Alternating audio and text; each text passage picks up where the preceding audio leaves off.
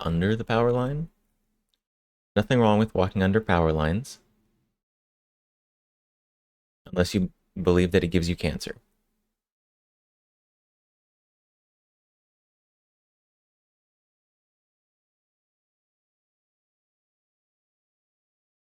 .20 gauge. No 20 gauge here. Everything... Do I? I do own one 20 gauge, but it's not here. Side by side. Better than over under? It depends. I'm a fan of a good sporter over under. You gotta look like you know what you're doing if you're gonna go shoot clays or something. Answer? Walking under power line? That is, I guess, old conspiracy theory. Whenever like huge power lines are getting built, people are like, oh no, you can't build the huge power lines, they're gonna give everyone cancer. Obscure conspiracy references. You're talking aesthetics? I do like the aesthetic of a side by side. It has to be a side by side with the external hammers though. If you're not going to have external hammers, you may as well get an over under. But if you're going to fully commit and get the side by side with exposed hammers, then yes.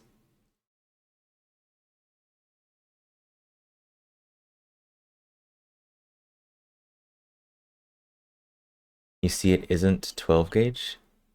Under and over, under? This right here is a 12 gauge. I know because I shot 12 gauge through it yesterday. 28 gauge? Clearly these barrels are small enough that they are 28 gauge. Basically 410.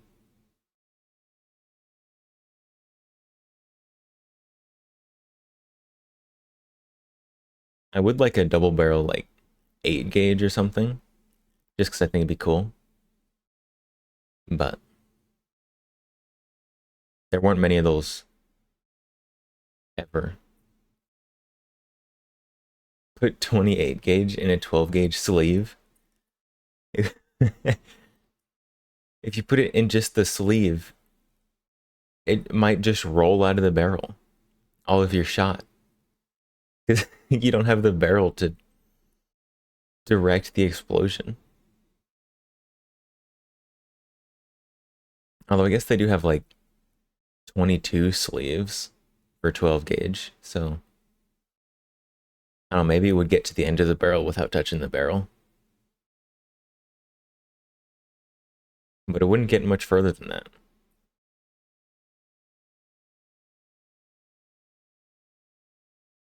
Matilda, hello, welcome.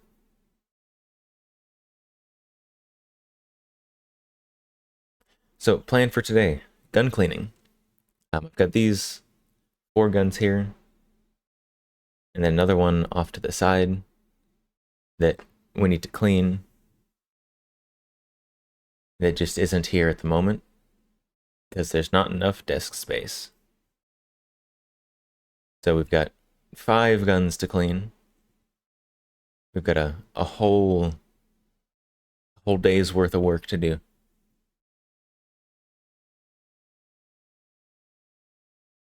So which one to start with?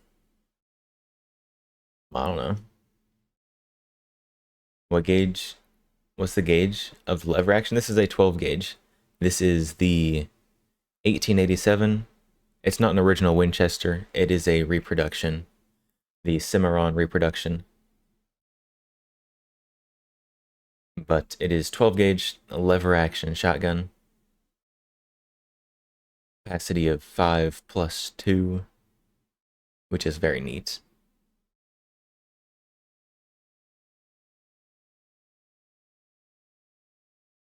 We've also got my over-under, which is a budget over-under that I got new, although clearly it was not new when I got it, but it was sold to me as new, so interesting. The Keltec CP33, and over here behind my head, the HK VP70.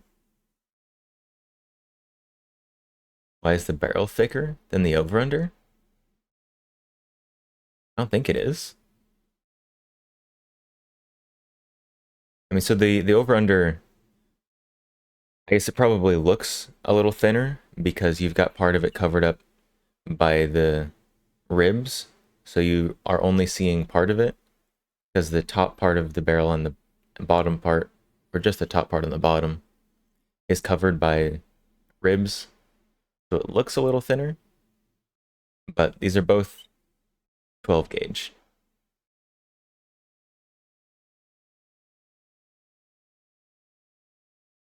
You know the answer. You know the answer, do you? All right, but so I think we're gonna start cleaning with the lever action. So let me move stuff so that we've got adequate room for that. Move this off for a second.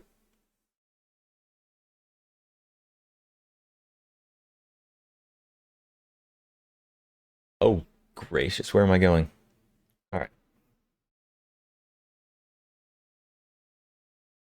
You know the answer? I hope so. I just told you the answer.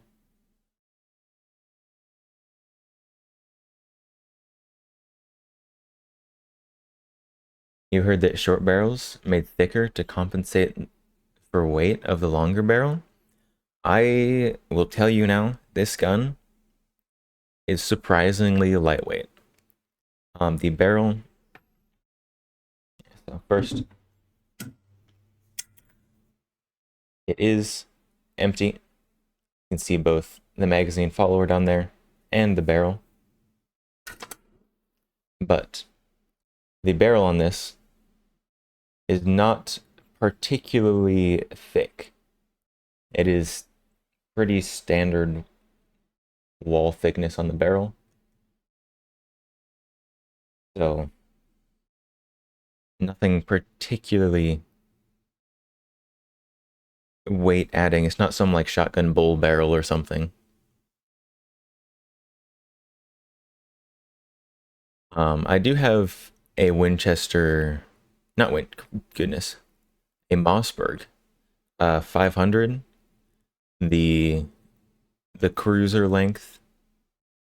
That one does have the thick, basically bull barrel for a shotgun, but that's because it's a breacher, not necessarily because it's small. It's a breacher barrel, so it's thick. All right, so cleaning this shotgun. Uh, this shotgun is absolutely miserable to clean because I don't want to take apart this lever mechanism.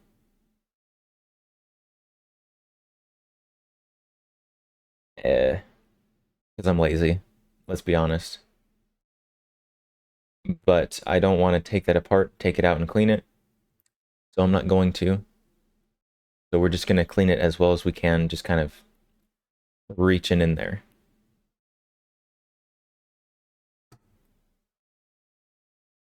Make smaller barrel rising when you're shooting. That's why short barrels are thicker than longer. I mean, I'm sure some are,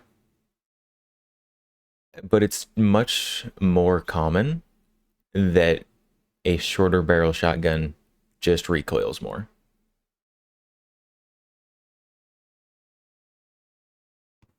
But the barrel rise for like a pump or a lever action is not really something you consider because you have the manual action. So when your barrel rises, you just correct it as you're manually doing the action.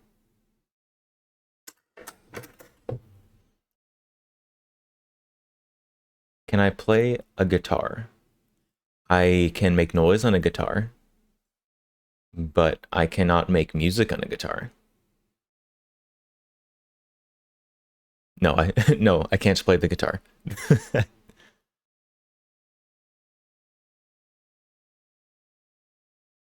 All right, so where did I put? There it is.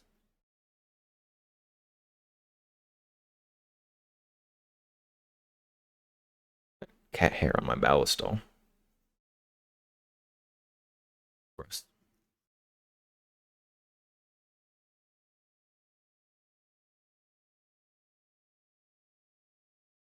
All right, so can you spoil a guitar? What does spoil a guitar mean? They don't have a guitar doesn't have an expiration date. What do you mean spoil a guitar?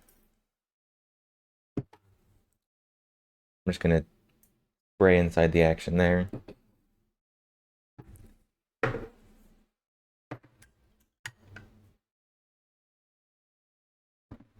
And we're also going to spray in the top up here.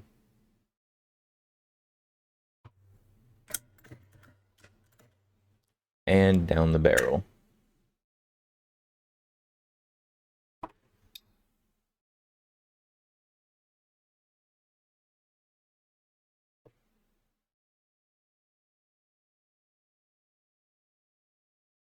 Right. And let that run down just a little bit.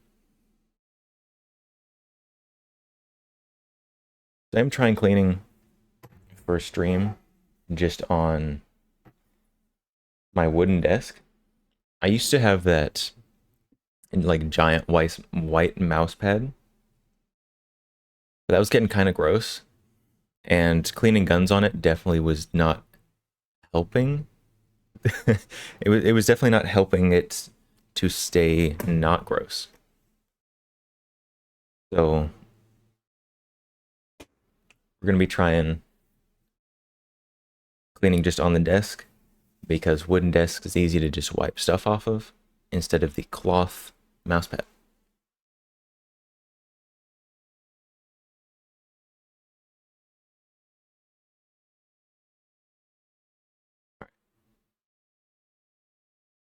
I'm getting here, kind of scrub this down.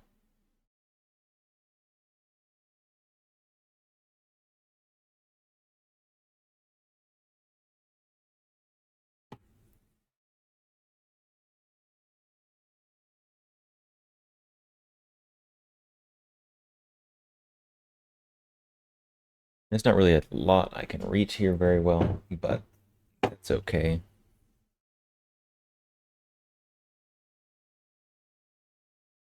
It is a closed action when it fires, so there shouldn't be a whole lot of gunk and grime getting back in here.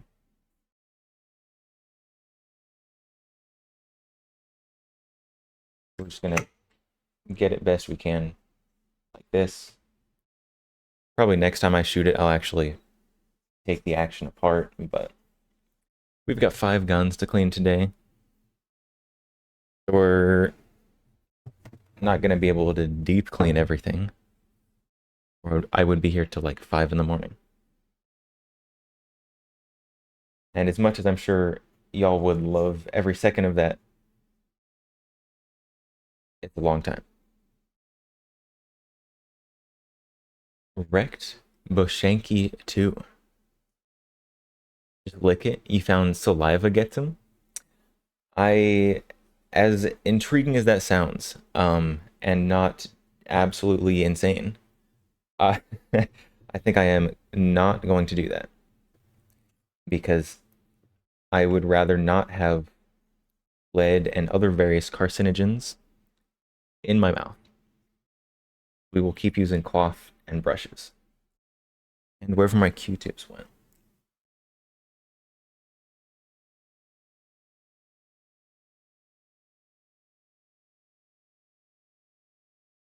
Don't worry.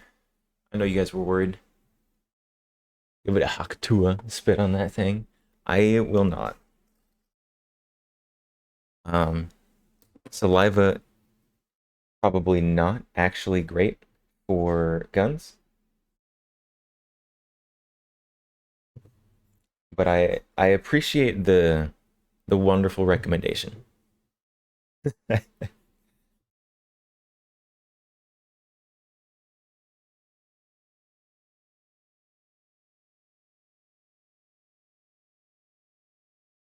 Uh, what's hold on? We can do the streamer thing. 50 gift subs, and I will lick the gun. There you go. Is that that's the streamer thing to do. Say you'll do something stupid behind a giant paywall. There you go. 50 gift subs. I'll lick the gun.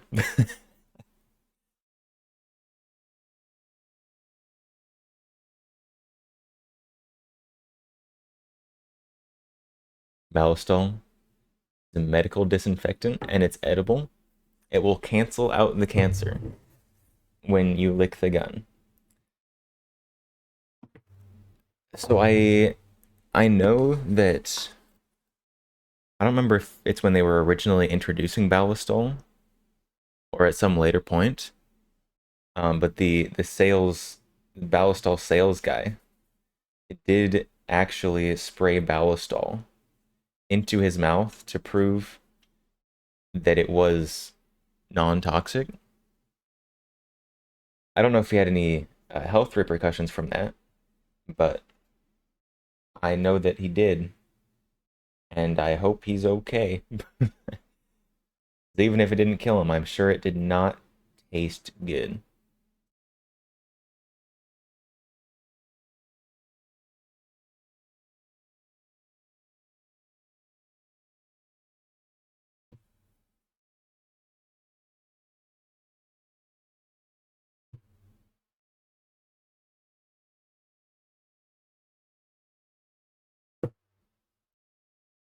All right, now let's kind of reach in the top here.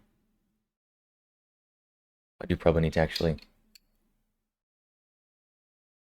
scrub on that a little bit.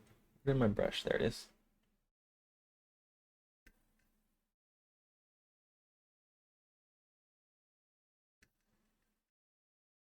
In all seriousness, you actually own quite a few guns. Your current favorite is Winchester 94 3030.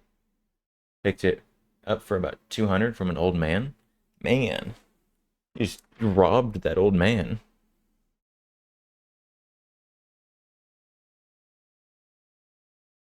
I wish I could get one of those for $200 from some clueless old man.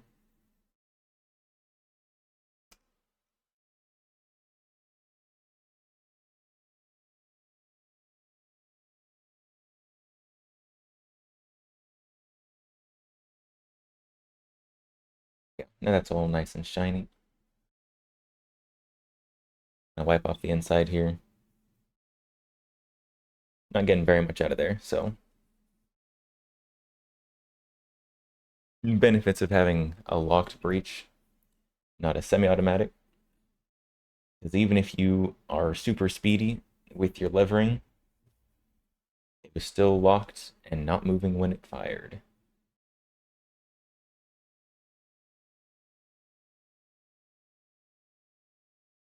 Haven't haven't I cleaned it? When we cleaned this, I'm cleaning it like literally right now. But we're not doing a full takedown because pulling screws and pins and all that is the work for a not lazy person.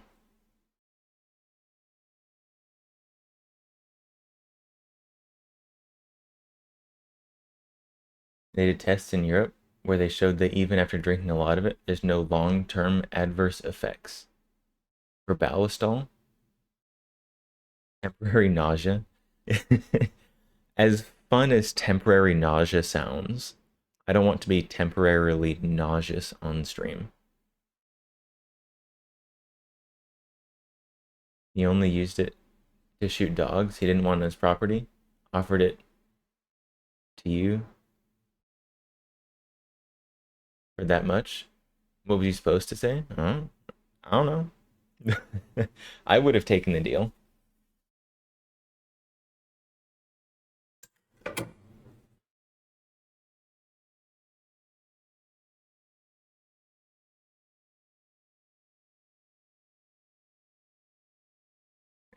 But for guns that are a pain to take down, like this, where you have to take out screws,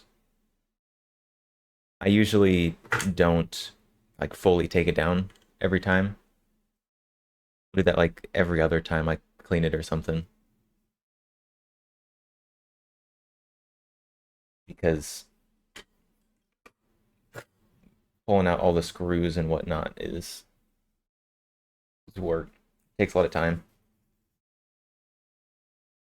And we're streaming. We got a lot of guns to get to. So can't just be sitting here pulling screws out all day. You gotta get to the other guns. What that does mean, however, is that it's gonna be very hard to get the brush down from from this side. But there's a way to do it anyways.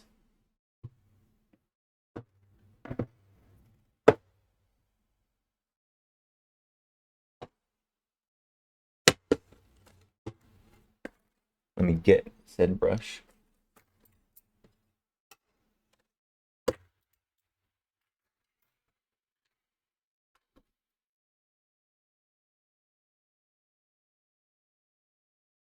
What's better? It's a lever action. It's a nice rifle for sure. Lever actions generally are pretty nice. Obviously there are exceptions to everything, but Winchesters, hard to go wrong.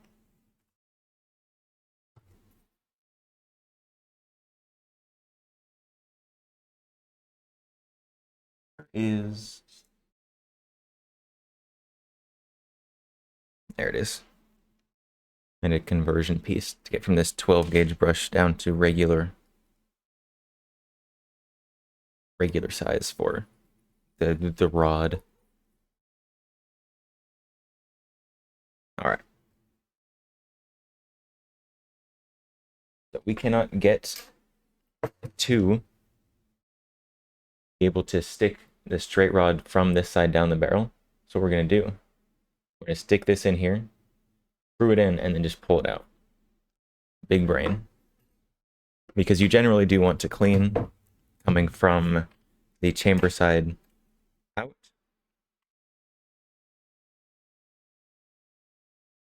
So that's what we're going to do. We're just going to pull it through.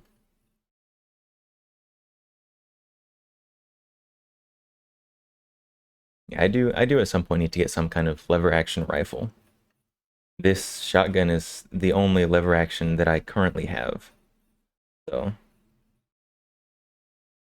there we go. Just gonna pull this through.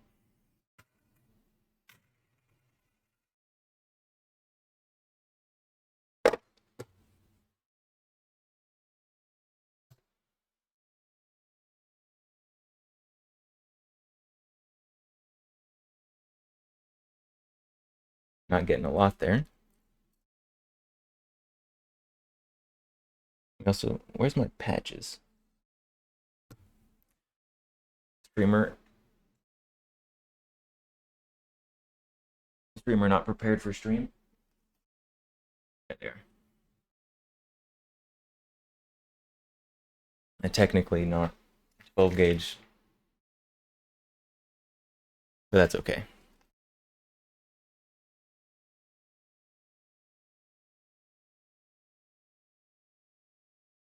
Because you know what we're gonna do? We're gonna take a couple of these and just stick them on either side of this brush.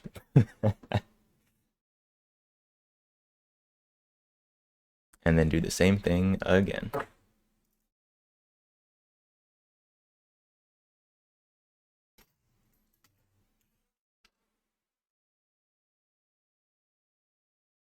You're considering going out and getting a single shot 243 for hunting. Your dad has one that's actually a very nice gun. Loads kind of like a shotgun, but you don't know how the scope, you don't like how the scope falls down with the barrel when you go load another bullet. I mean, you're gonna have a pretty hard time avoiding that particular function with a break action rifle. But a single shot rifle, just for like a budget hunting rifle, it's no problem with that. I know people who have some pretty nice single shot rifles that they do work with. So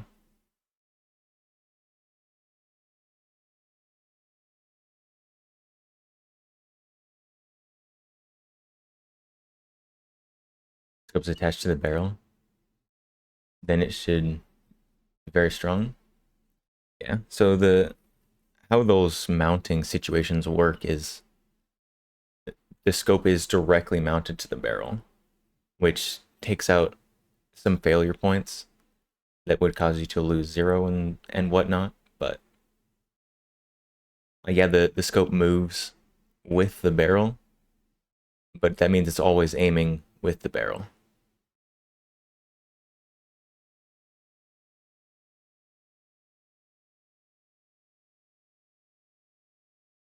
Why? You'd wear a 5 gauge pistol and carry it in your pants. I have never heard of a 5 gauge, although I'm sure that it exists somewhere.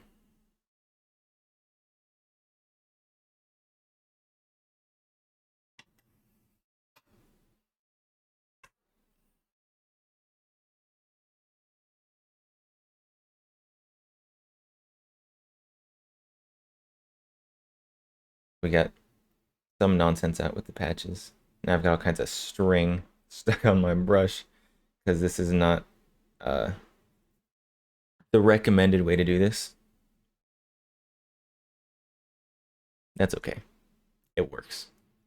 And that's what matters. 4 gauge if it's more popular. I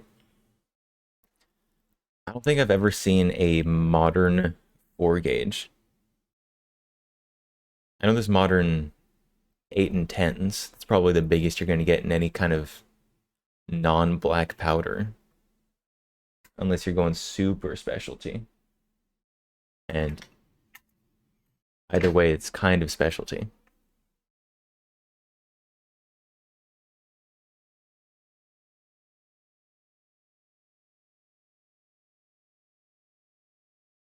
You have a baby 25 auto. Do you have a Saturday night special 25 auto?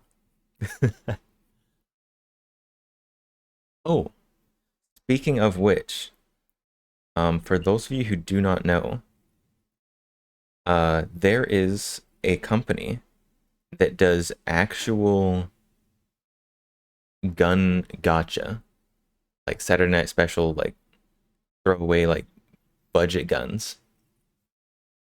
Hold on. I'm here talking about it. I have to pull it up.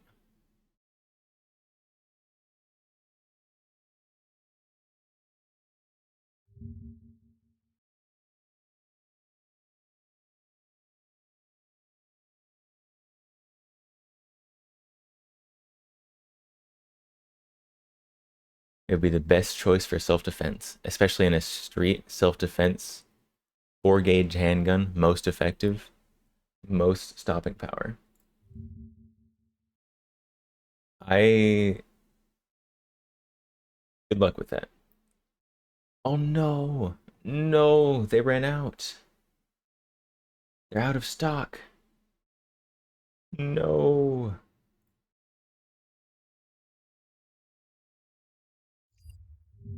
Sad day. But here is here's where it would be. There's this business, where are they? Madison Guns.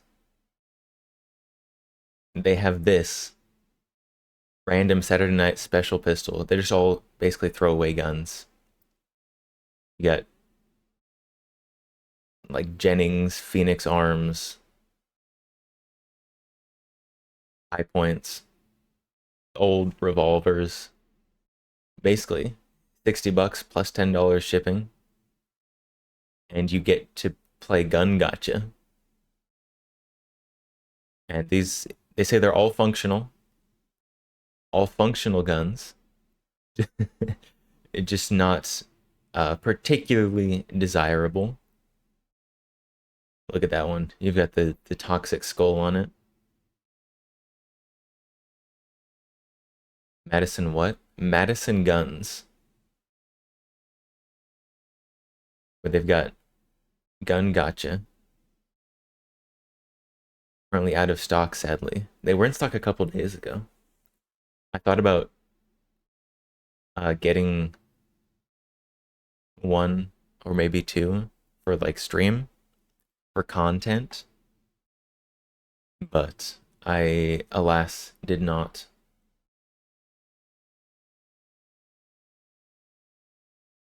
So if you want to see me do a gun gotcha on stream, uh, that is, let me know, because that would be interesting. I think that would be interesting. But that is there.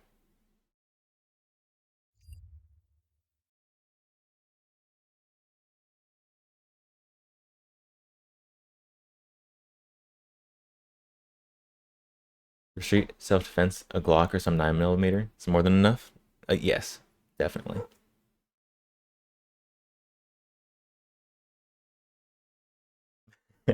Joey. Yeah, I have been wondering that. You know, where there's a will and where there's money, there's a way. So 4 gauge handgun, if it doesn't exist now, there's no reason it couldn't exist at some point in the future.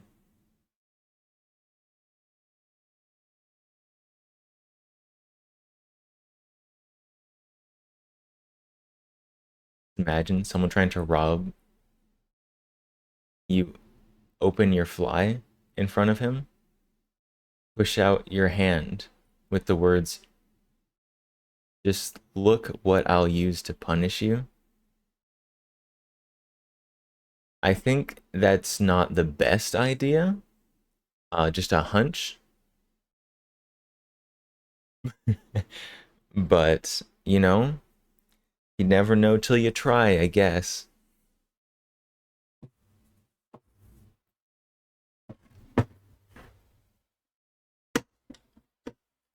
If you had deep pockets, you'd make it. If I had that kind of deep pockets to just have a custom gun full of nonsense built, that's not the first thing I would have. But I would definitely start getting strange things.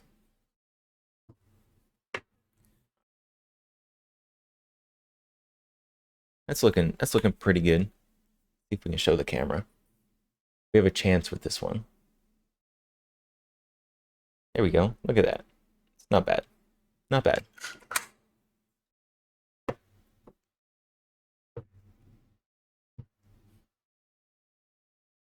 What an effect would be made on him?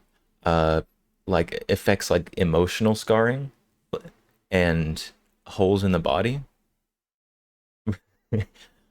It's pretty standard from a self-defense situation, except with added sexual tension for some reason.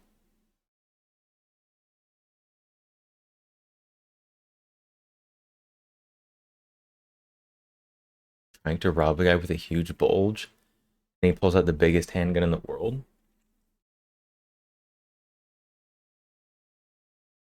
If you have a 4 gauge gun bulge, I don't think people are going to try to rob you. Not because they think you're some kind of super alpha, but why?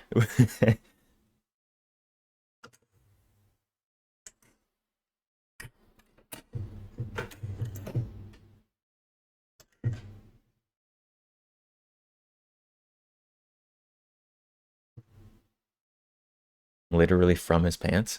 If you can somehow figure out a quick draw that literally sticks out the zipper of your pants, that can be done in a reasonable amount of time, and also it doesn't do damage to you. Because there's certain things behind the zipper of pants that I don't want tanking the recoil from a 4 gauge. Just a hunch.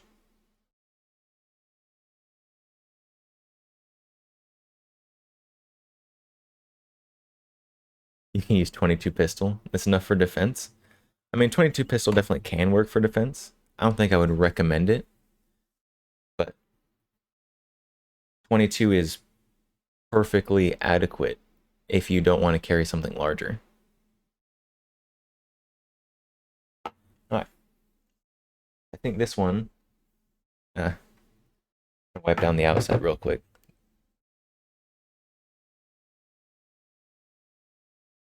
If we wipe down the outside, I think this one's going to be pretty much done.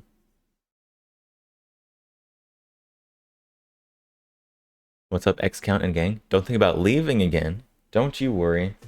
I'm going to be here for a while, whether you like it or not. Hopefully you do like it, because that makes it easier for both of us.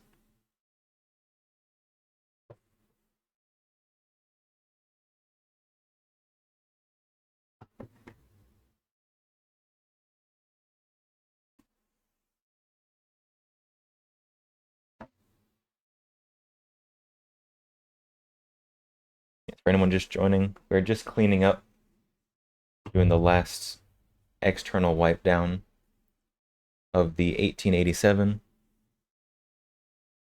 and then we will be moving to the next gun.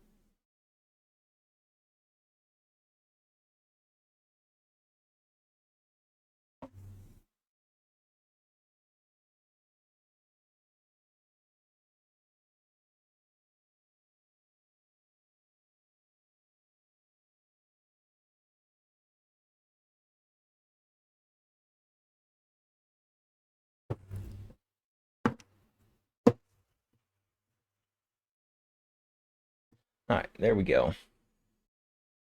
Nice, clean. Not good as new because I didn't actually take the action out because I'm being lazy. But still nice and clean anyways. Got the bore cleaned, which is probably the most important part.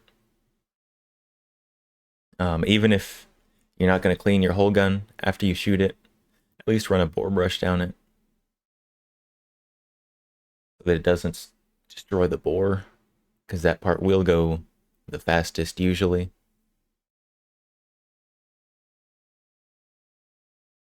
Four gauge is too huge. 4 gauge is too huge. You'd carry a 22 pistol before considering a high point? I don't know. It depends on which 22 pistol and which high point. Is that the same shotgun Terminator used in Terminator 2? It is the same kind of base gun. The Terminator one is a sawed-off, like, mare's leg. So, like, if you cut it off right there and there, then you have the Terminator shotgun. But this is the Cimarron reproduction. If you want the actual, like, Terminator one, Chiappa does make an 1887 mare's leg, but I wanted the actual full shotgun because I think it's cooler and less unpleasant to shoot.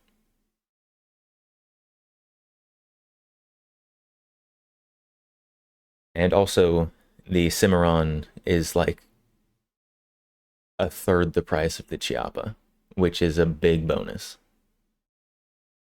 Even though the Chiappa 1887s are very pretty.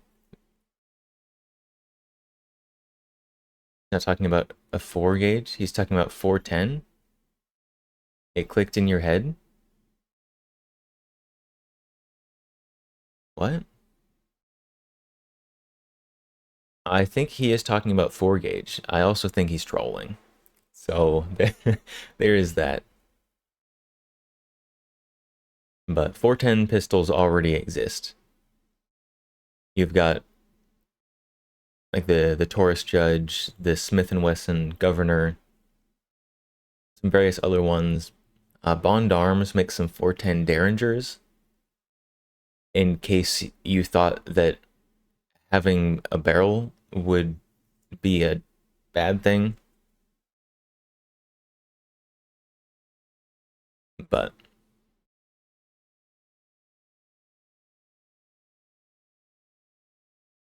there's a lot of 410 handguns out there. Oh, Pedersoli makes a side by side double barrel 410 pistol. I forgot what it's called. Super strange looking thing. Kind of cool though. It's literally a 410 side by side pistol.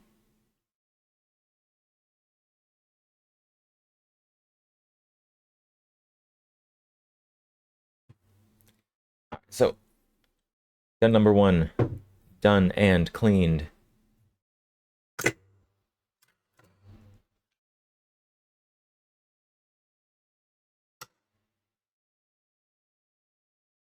Or at least as cleaned as it's going to be right now.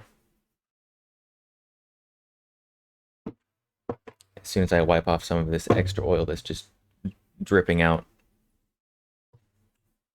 I'll have to go back and do this again later anyways, so I don't know why I'm bothering, but there we go.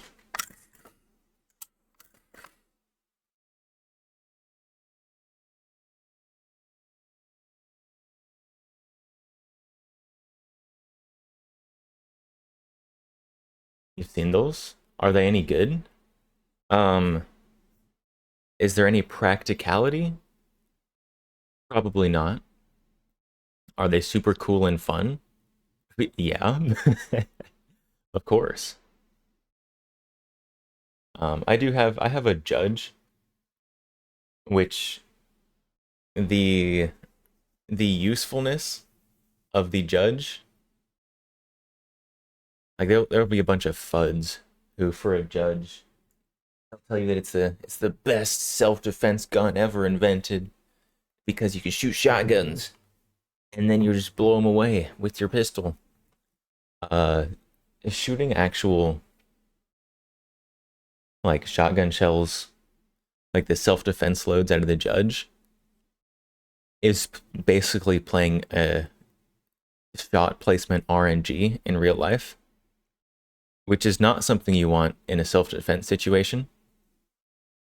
The only practical reason for a 410 handgun is like for a snake gun. Like if you're out hunting or out, I don't know, patrolling your ranch, then a nice 410 revolver snake gun is nice. And that's what I have used mine for practically. Now, just going out and shooting some 410 out of a revolver, it's fun. It's fun. But and there's nothing wrong with having a gun for fun. I have a lot of those. But the practical uses of a 410 handgun are very limited.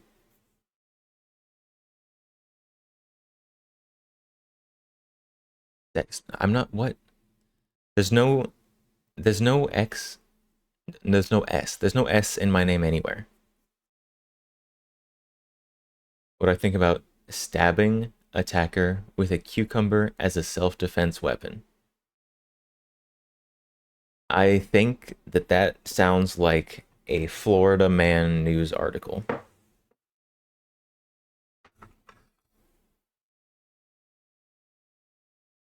That's what I think.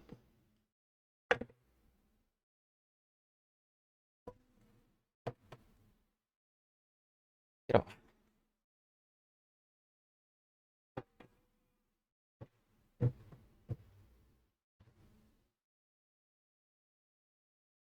All right, this gun is very dirty. So let's first start by moving this out of the way a little bit.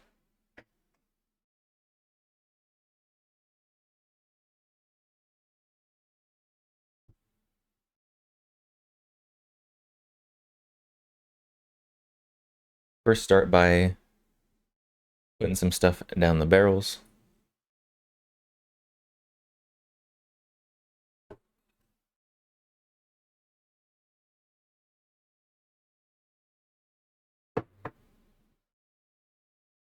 Let that run down a little bit.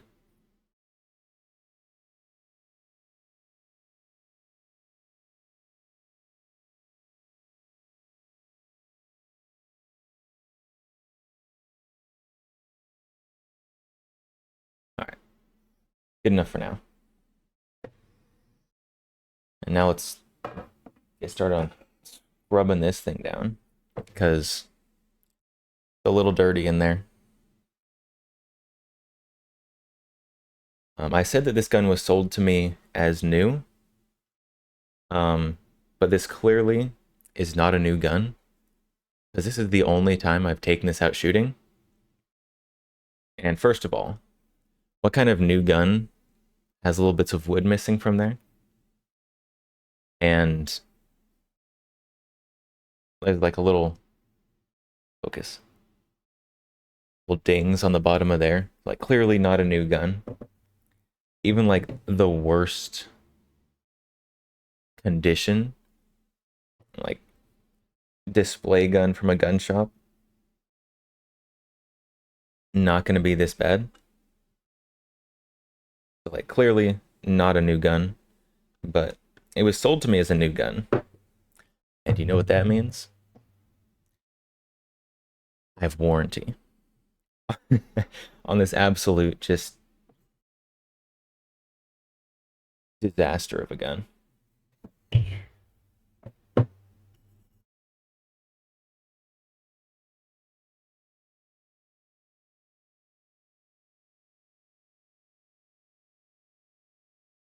I'm just scrubbing down the inside of this. Going straight for the brass brush because it needs it.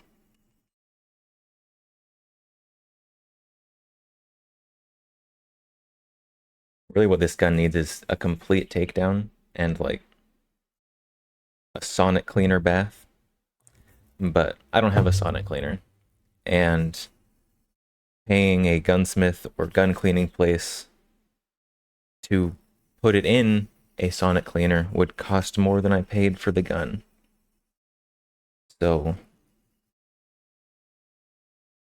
I'm not good. I'm not doing that.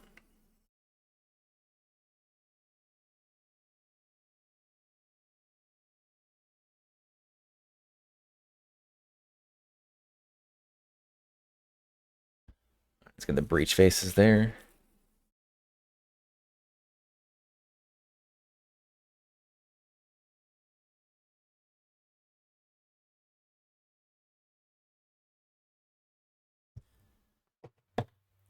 There's so many weird corners in the action of an over-under.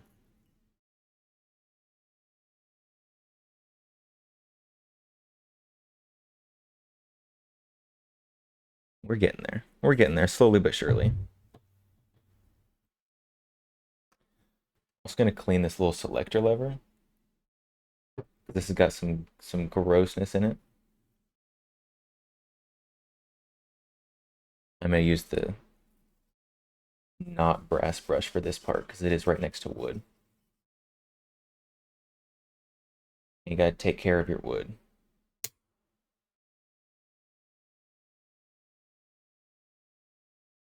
Even though this wood is in pretty rough condition already. I don't want to make it worse.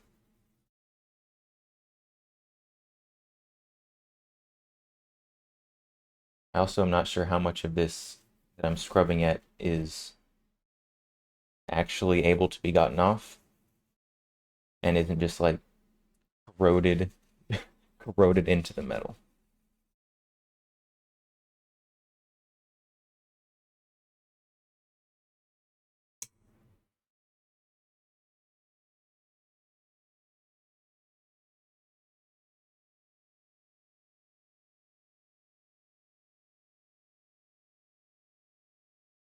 The knives. Gotta keep your wood clean.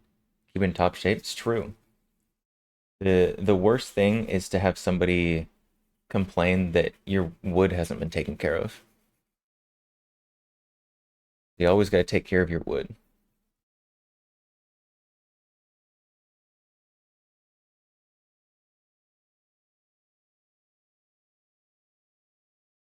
We're getting there. We're getting there.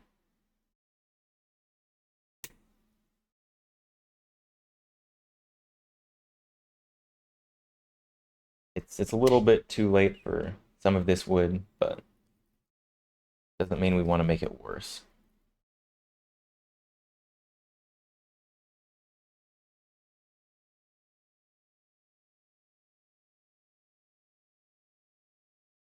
There we go. That's looking way better.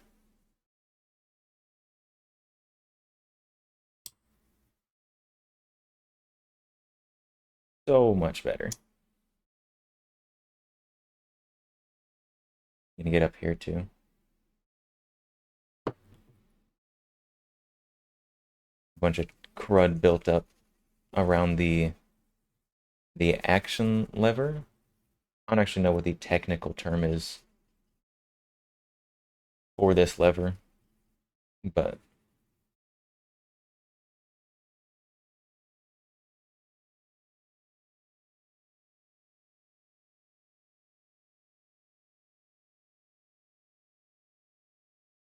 a lot of grossness up here.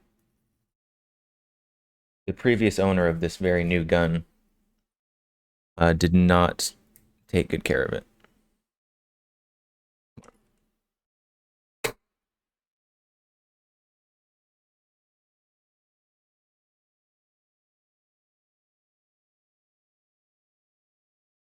Yeah, so this gun that I keep sarcastically calling a new gun. It was sold to me as a new gun. Thank you, Cabela's. Um, even though it's clearly been very much used and abused by some previous owner. I don't know why it was sold to me as new, but I'm also not going to complain because I got a fantastic blemish discount on it.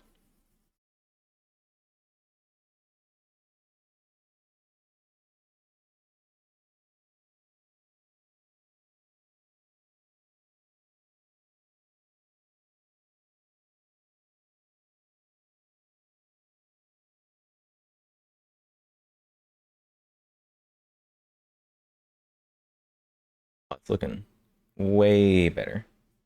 There's actually some shine coming back. Incredible.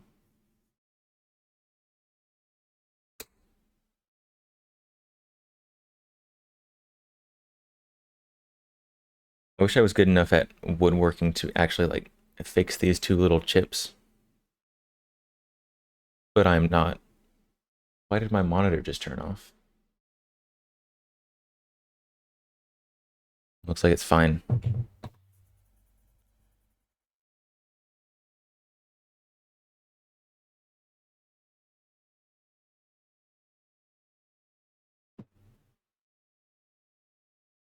right, now let's get the inside of this face.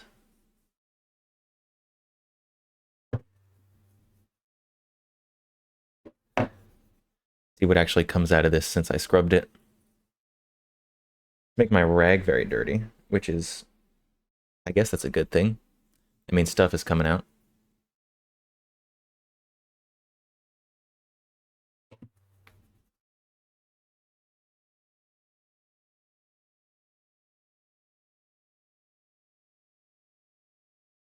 When I got this gun, all I did was basically just quickly wipe down the outside and run a brush down the bore, which is not great. I mean, it's better than nothing for sure, but definitely needed more. And it still needs more, which is why we're doing this now.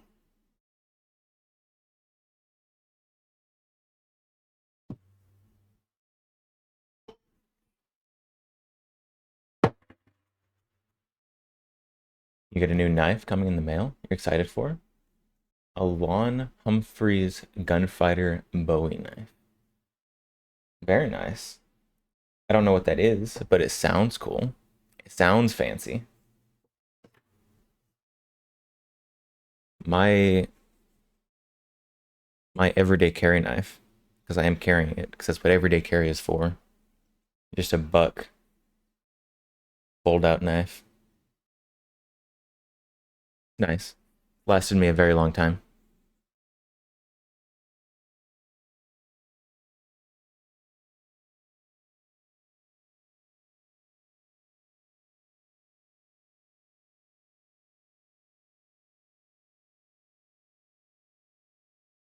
All right, we're gonna need some Q-tips for some of those corners in there.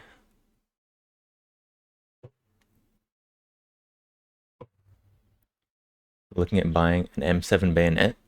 Did you get an unissued Ontario or Waffentechnik? Pronunciation good.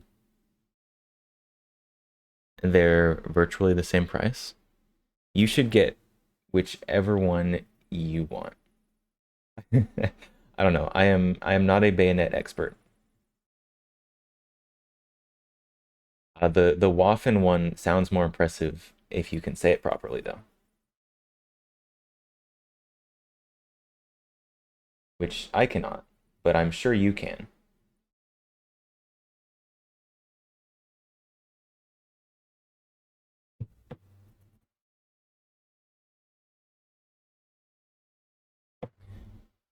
You need a good knife solely for self-defense, in addition to pocket knife.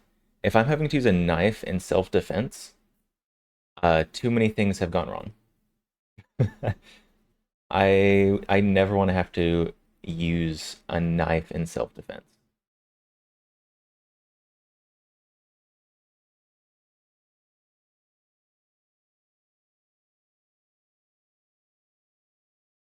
Oh, there's so many like little crevices in this thing. Who designed over-under shotguns to have so many little crevices? I would like a word.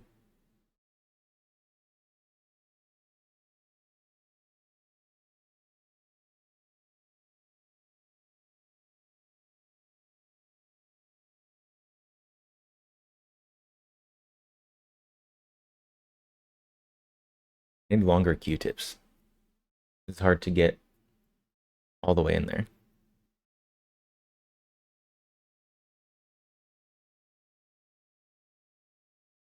That's what she said.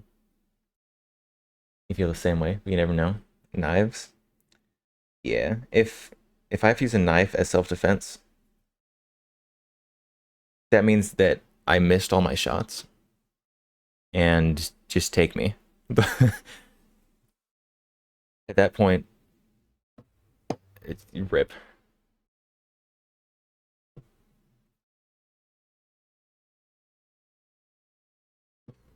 All right.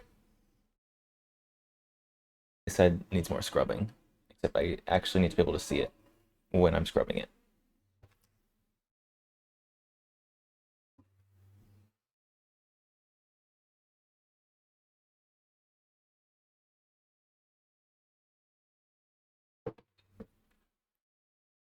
Ontario are out of business and generally regarded as making very good quality knives. Never heard of the other brand?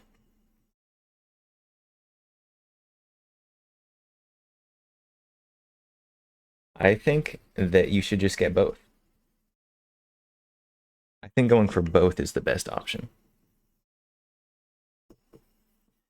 When in doubt, buy both.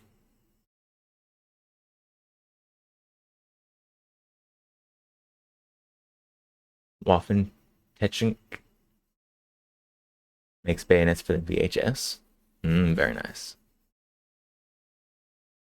You know what bayonets look very good on the VHS?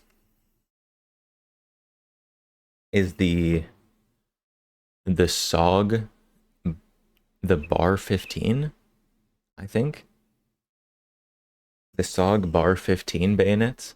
They're like a angular, almost like a Tanto style blade. They look very cool. specifically on the VHS.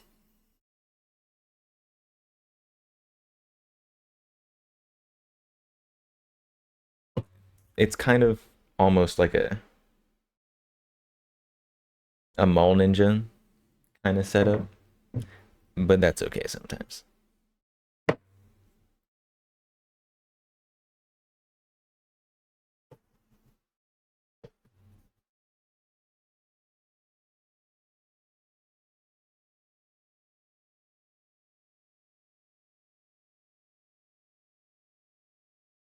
Oh, there's so much just crud in this action.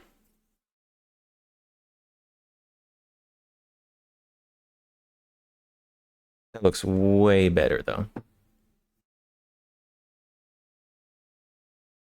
Definitely still far from perfect, but we are making progress.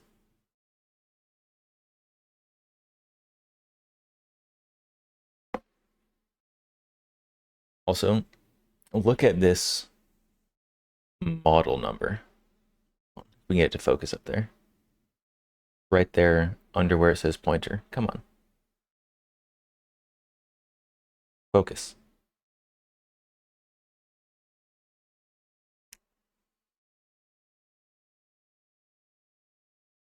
Focus. There it is. Look at that model number. That's not a serial number. The serial number is elsewhere. That's the model number. It's ridiculous. Not a serial number. That's the model number.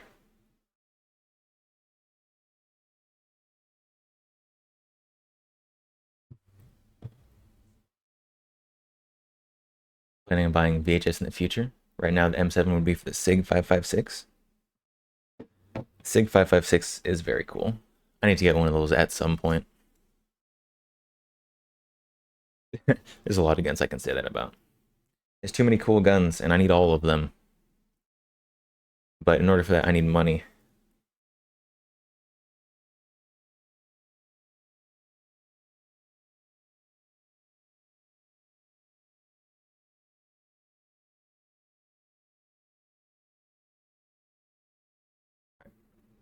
I had identified somewhere that needed some scrubbing. Back there. Cleaning this thing is awful. I understand why it wasn't cleaned by the previous people. But also, you're gonna have a gun clean it.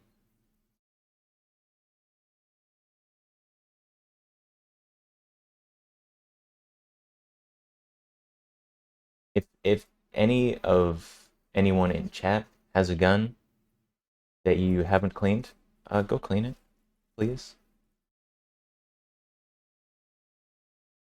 Take care of all of your guns. The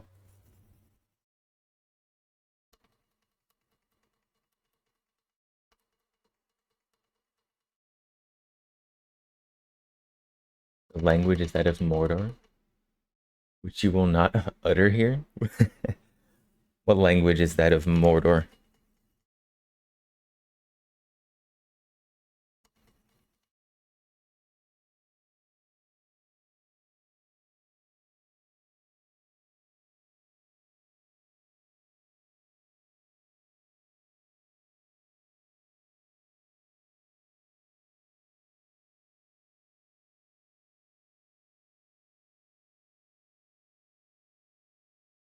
All right. The model number on the gun. Yeah, it's ridiculous. It is a Turkish gun, so that explains why, kind of. Oh, there's other Turkish guns that don't have stupid model numbers like that. They just have super cringe names. But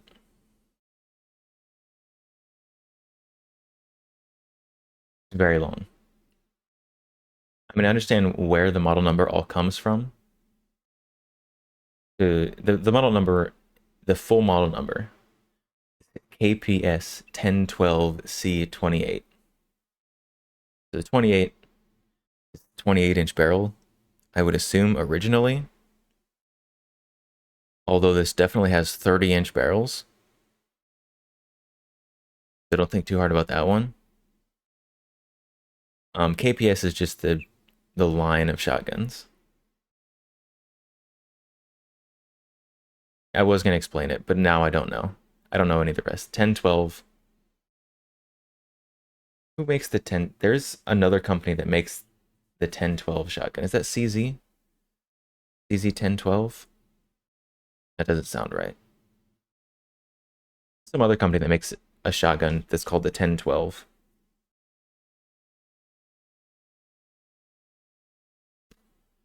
I unfortunately don't know a whole lot about fancy over-under shotguns,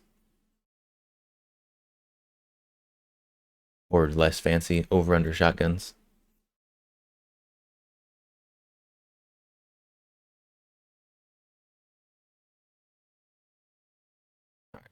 Need more Q-tips.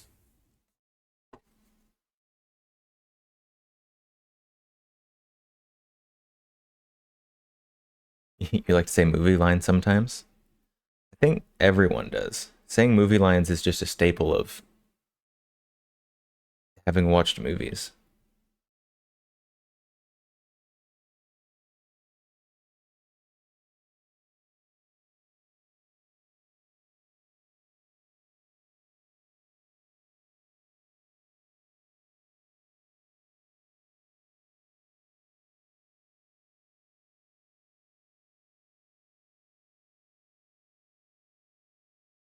All right. I think we're going to call that good enough for that. Hmm. Wipe down the top edge of that trigger. Got a little gunk on it. Came off easy though, so that's good. How's my roommate doing? My roommate. Gotcha is not my roommate. First of all,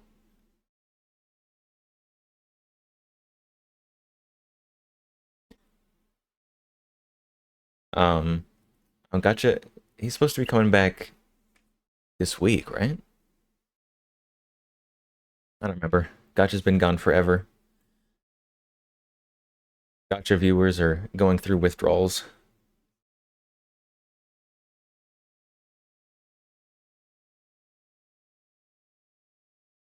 Do I put in effort to clean the forend? Yes. Yes, yes I do. We're here anyways.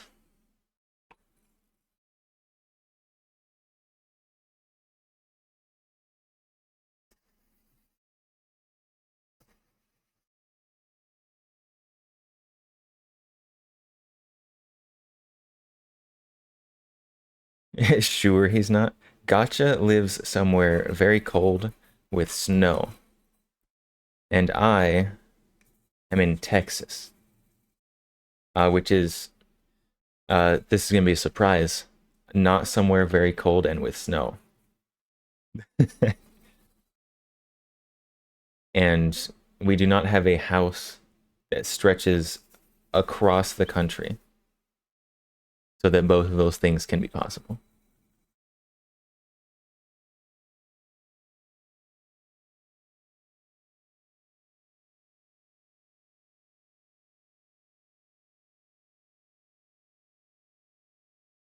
Man, this little brass brush has been going through it all frayed and awful. All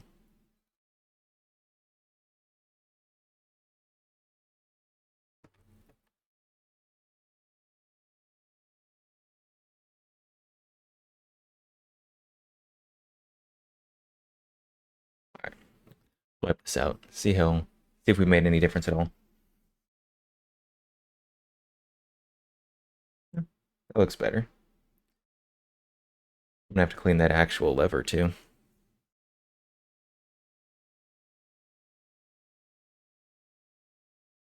Unless one of us is deceiving you. I'm pretty sure we have both showed like range footage, faceless, uh, that showed very different environments.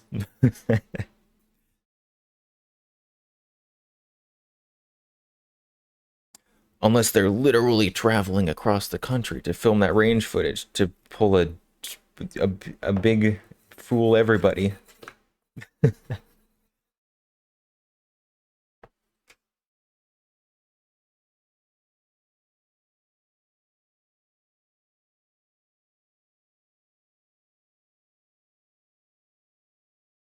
There's too many similarities in our setups. Gotcha's setup is way less janky than mine. Ads, not the ads.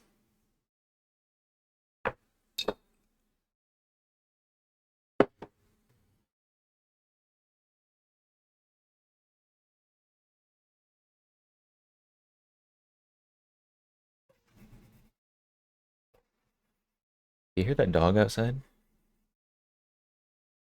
Someone's got that dog outside. Well, that one looked like it picked up. Unless that was a noise made by me scrubbing on this thing.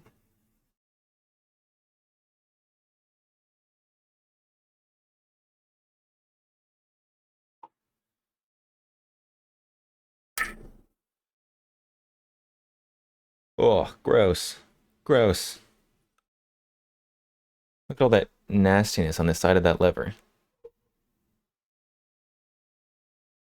How do I hold this lever open so I can scrub on that? Wait, big brain. Big brain idea. There we go.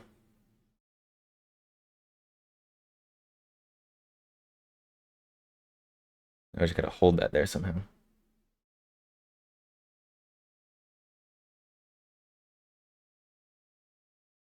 Look at that. Q-tips coming in clutch.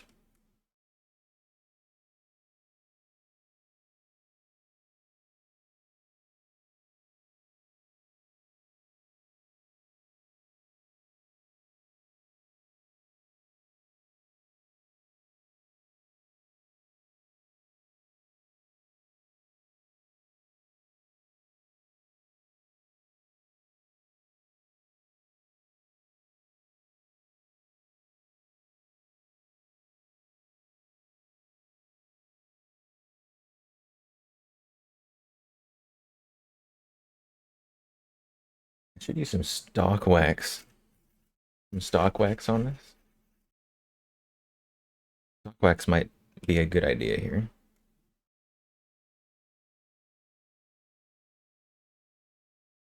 What is on this? It's like dried cosmoline or something.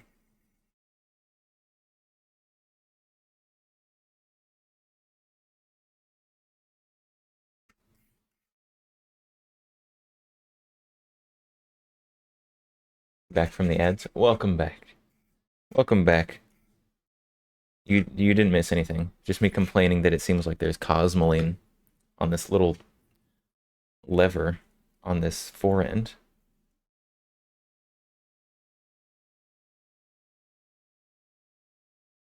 Okay, we got it though.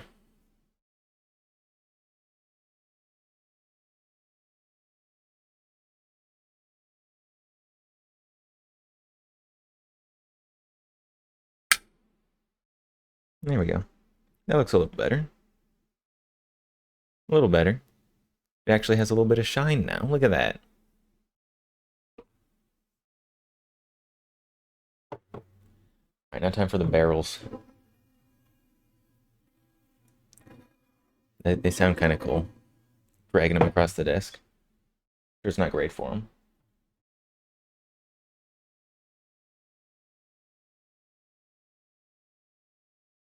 All right.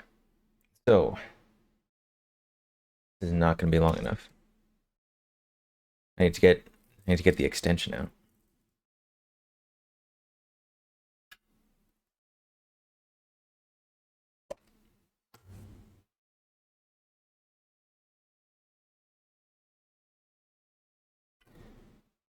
It's going to be so awkward to do on stream.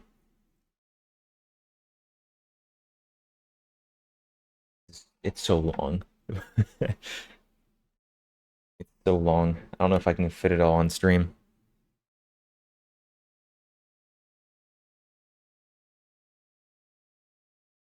We're gonna try.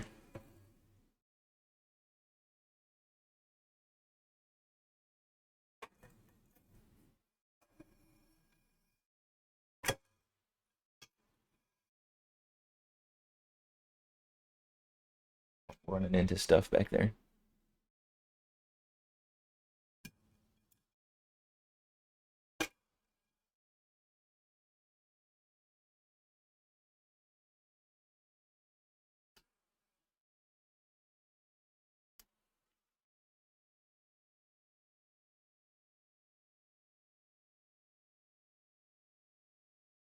All right.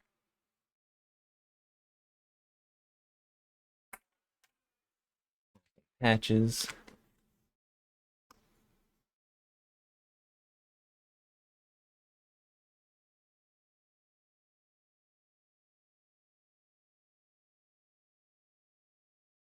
We're gonna do this the same janky way we did the last one.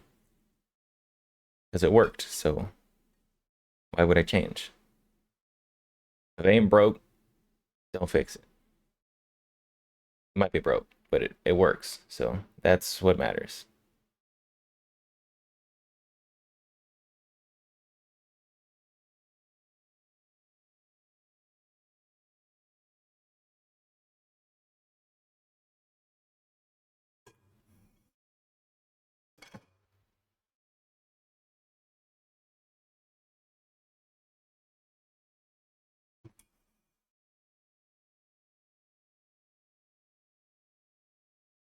Oh, we lost one of the patches in the barrel. I'm just kidding.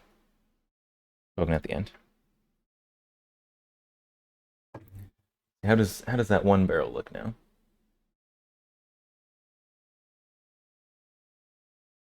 Looks like it's not clean enough. That's what it looks like.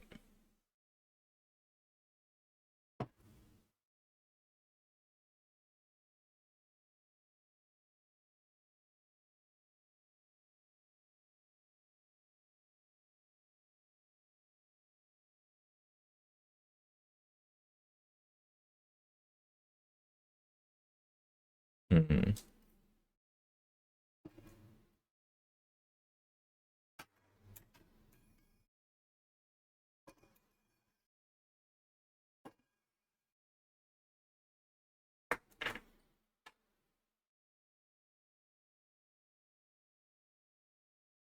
This is, you have no idea how awkward this is to do on stream.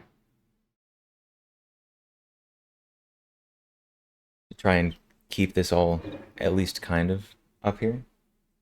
Very strange. I'm getting tangled in my wired headset. Because I'm poor.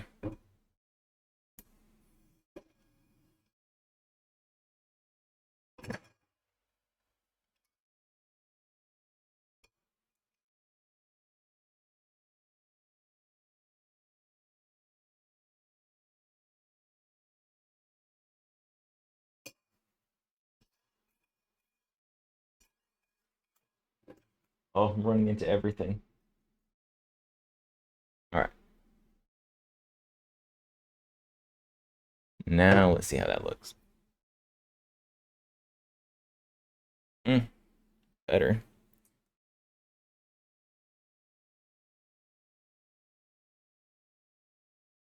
Well, when I stick my finger down the barrel, my finger doesn't come out dirty. So I guess that is good enough. Because clearly I have a 30-inch finger that I can get all the way down the barrel. Be wild. Like SCP territory. Length of fingers.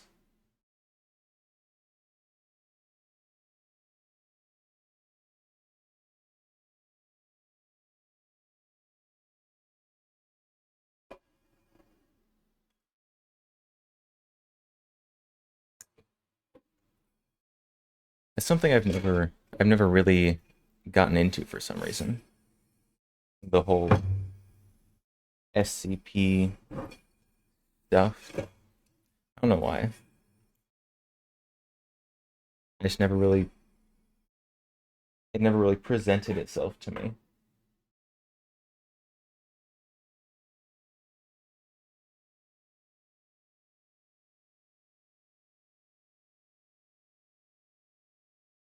What is that SCP game that people have been playing? I guess not horribly recently. There's some kind of multiplayer SCP like backrooms survival something. It looks kind of fun.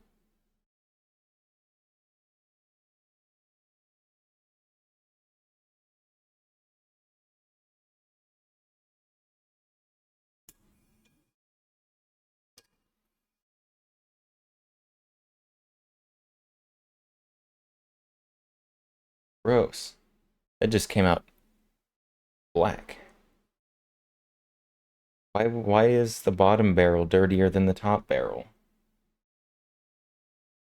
They're shot at the same time, usually. Who out here is just only firing the bottom barrel of the shotgun?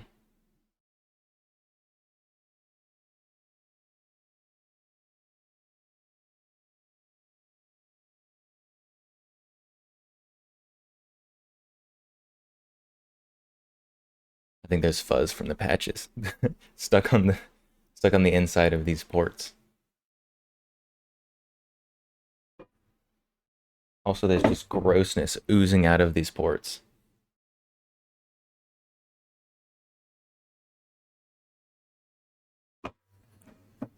How do you clean shotgun ports? I need some kind of like little itty bitty pick.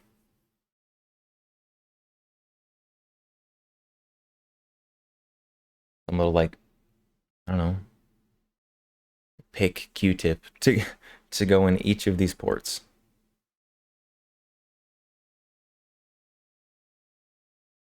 All right. Now I'm gonna clean all the way down both sides of this rib. There's a little bit of gunk just kind of in the rib. A little corner. There's a little corner there where it's all built up.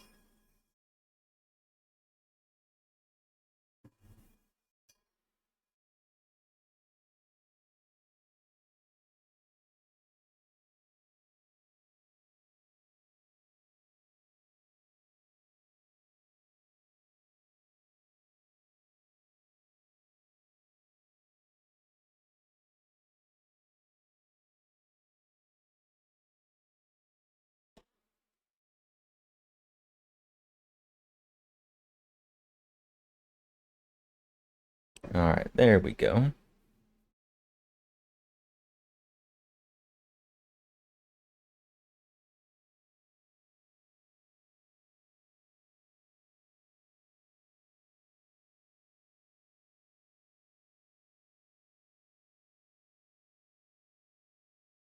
We got a little bit of the shine back in the blue.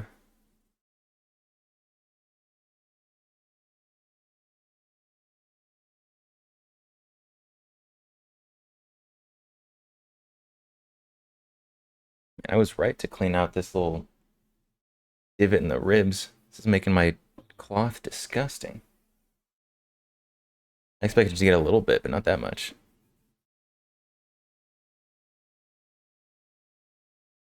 Oh, now we gotta do the other side. That side came out so productively.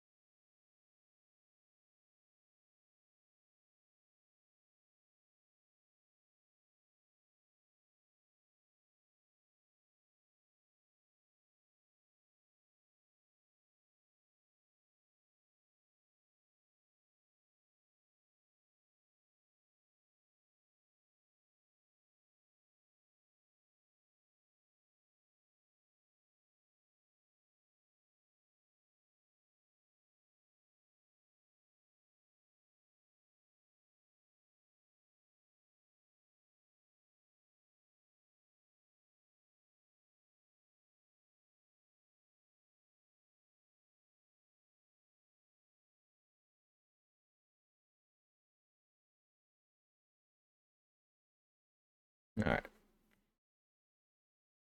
Ready for this? So we've got a new piece of the kind of clean piece of the cloth right there. That's where we're gonna rub down the ridge of this rib of this barrel. Look at that. Look at that. Gross. That's the outside.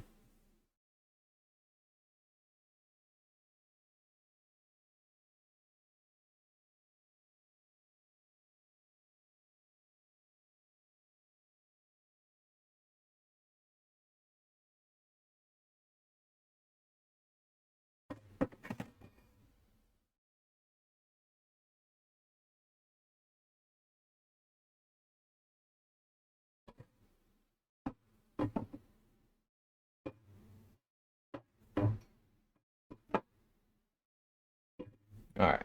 So I think that's. Oh, do we need to? Should we take out the chokes and clean them? Disgusting. It is disgusting.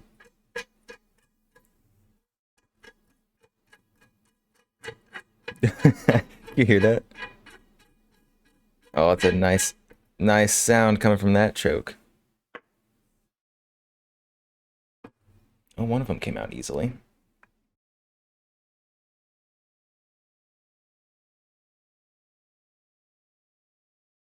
Use the backside of a knife. Try and get this one out.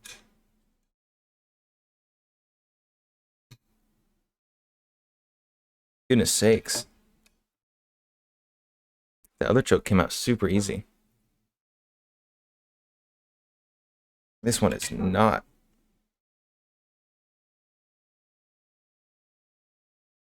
Oh, there we go. We got it moving. Oh my goodness.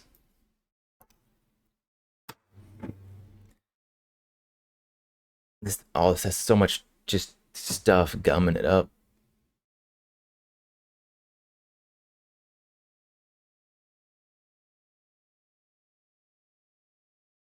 Gross.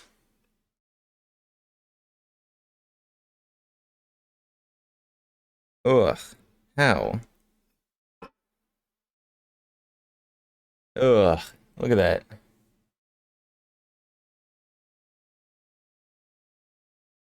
Ew. It's got crust on it.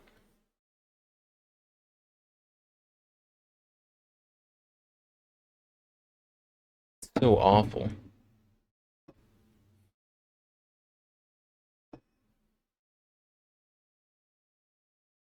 I guess we clean a choke. Same way we clean everything else. Piece of metal.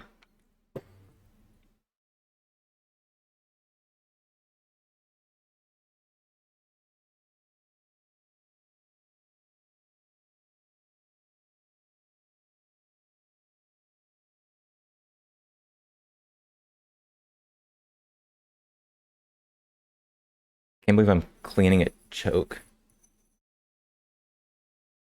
I don't have very many shotguns that have chokes. I don't actually know if this is something you're supposed to do regularly. Do I have any shotguns that have chokes? This might be the only one.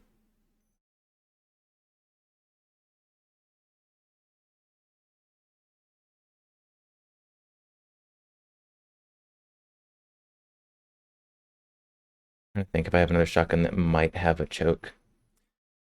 The UTS-15 might have a choke.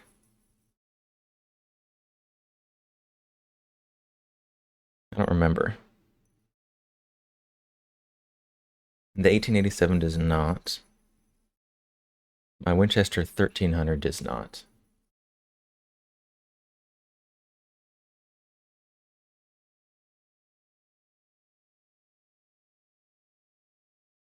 There's like chunks of debris flying out from these threads.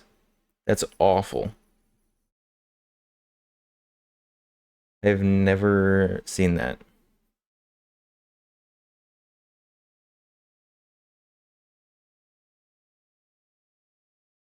Okay, lesson. If you have a shotgun with chokes, clean them every now and then. I didn't know it was something that needed to be done, but I have learned from whoever owned this that they didn't.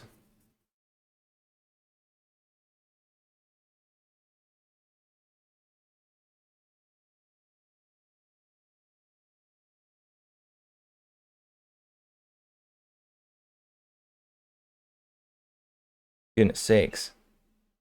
Look at how nice and shiny that is now. At least they're easy to clean, relatively. Probably the hardest part is the actual threaded part of the choke, but it's not bad.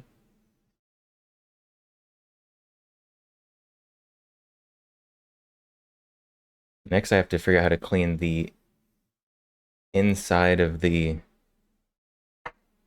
front of the barrel where the choke sits. And I'll probably just use the bore brush for that, I guess. I don't know.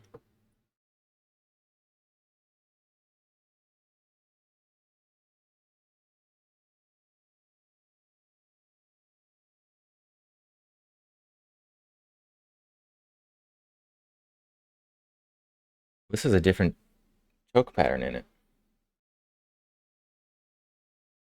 I don't know what the designation on these means. This is a 1-star choke, and this other one is a 3. I don't know if one of them is like modified and the other one's improved or whatever.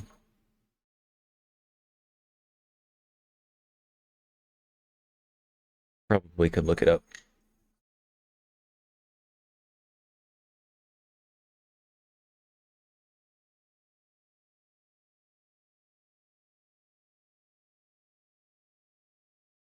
Again, there's like chunks of debris coming out from these threads. If you're cleaning the threads of something and there's chunks of gunk coming out from between the threads, you should have cleaned it sooner.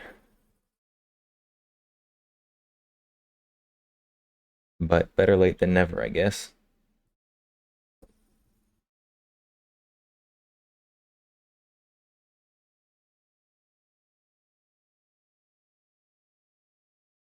Now, the inside of this choke should have been cleaned by the bore brush when we were just cleaning out the barrels.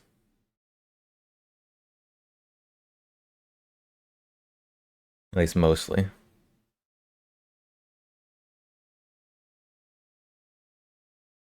Look at that, nice and shiny again.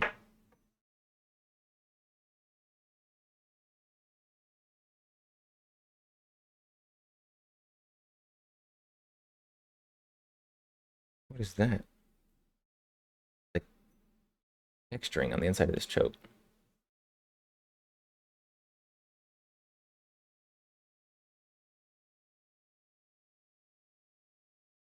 That's supposed to be there? Does it come off?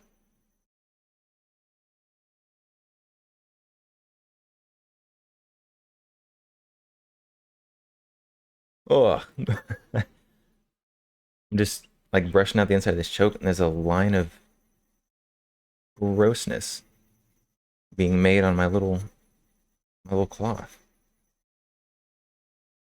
Probably some of that's just from this brush, but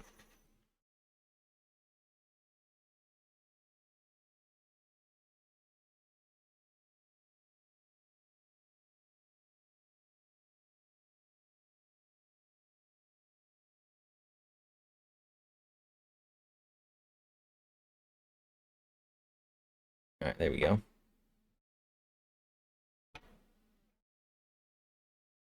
Now, how do we clean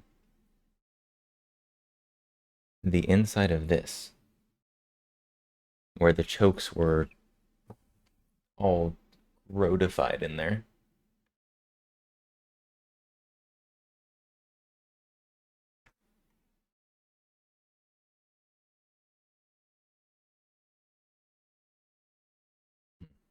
Let's not send that in dry. Use a little oil first.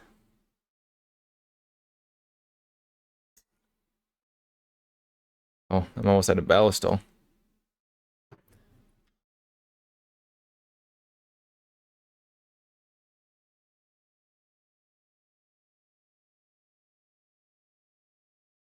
I'm also trying to get the threads here.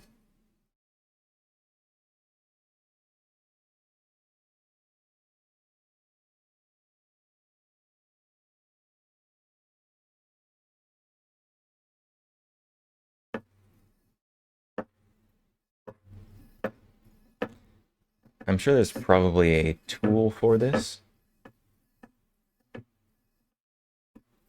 but if there is, I don't have it.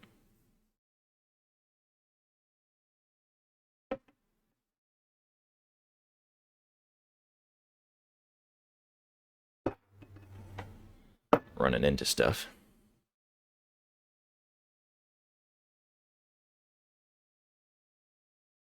Gross. I guess good thing I'm doing this, because it's nasty in here.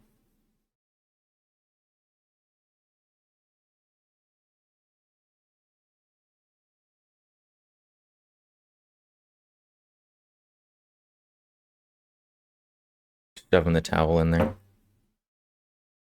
My fingers don't quite fit in there.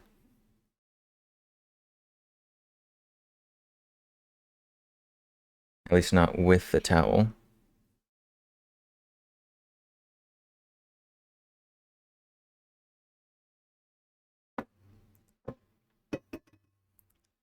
Alright, let's do the other one. Hopefully most of the grossness actually came out with the chokes. I don't think there's any reason to think that it would just magically only be on the chokes. But that's kind of what I'm hoping here.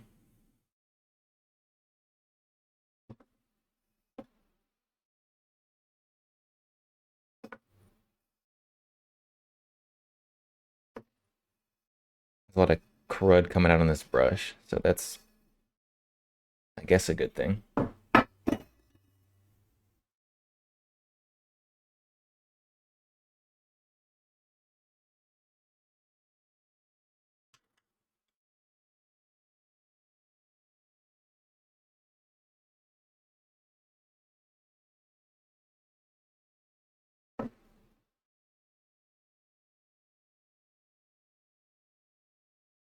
Oh, there's so much awfulness in there.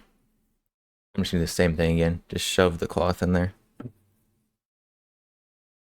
Just stuff it in.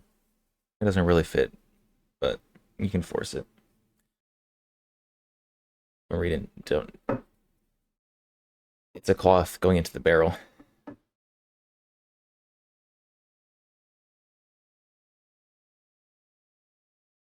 I'm trying to spin it so that hopefully it follows the threads a little bit.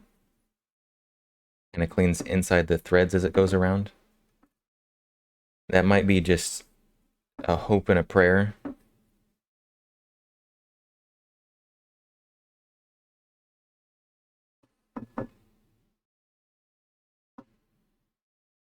Well, you know what I have not done? Let's see if this barrel rings.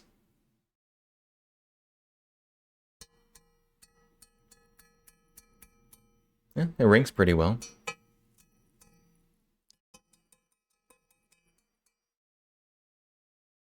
I guess that means it's not dented or something, which is good.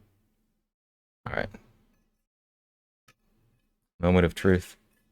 Oh, the shotgun chokes are actually going in nicely. It doesn't feel like you're trying to pull them out of hot glue. Beautiful.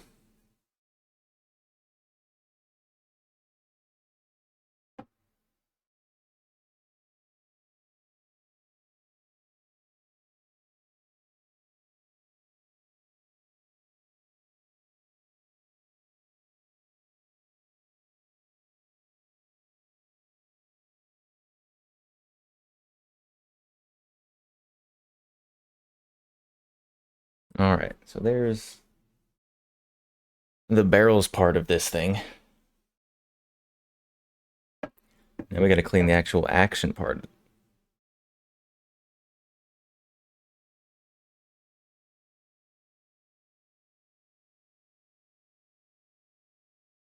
Almost 2 hours in. Almost done with the second gun. One gun an hour. This is going to be a 5-hour stream. No, it's not. This one's definitely the longest one, both in literal length of the gun and how long it's going to take to clean it.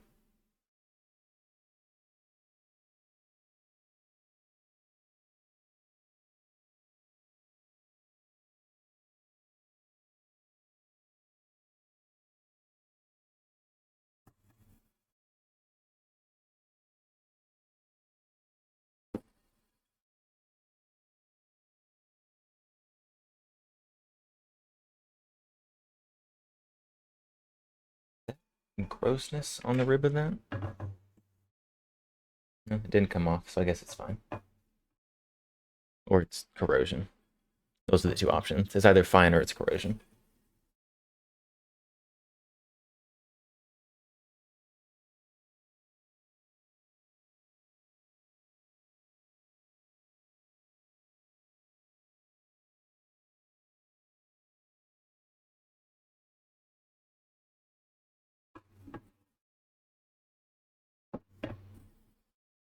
Okay.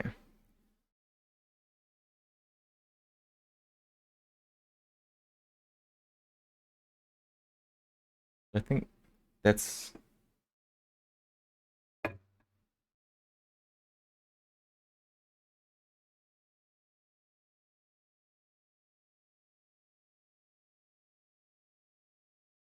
need to clean underneath that. I need a third hand. I need a third arm. So I can hold that and also scrub it.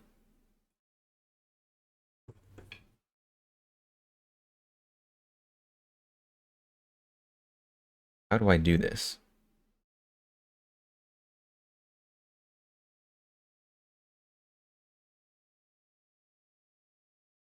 If I just... Oh, my hand's not strong enough.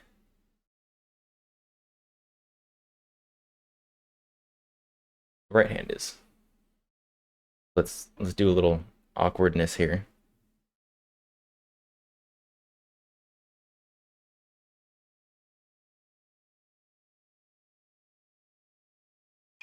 Oh my goodness, this is so awful.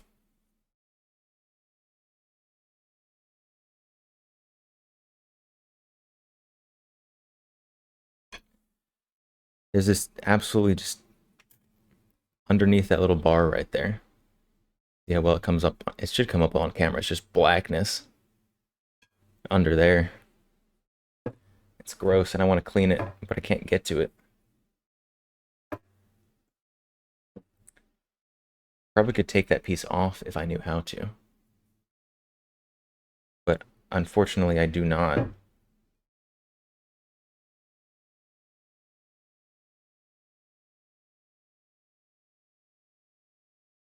Just gonna drown it in ballistol a little bit.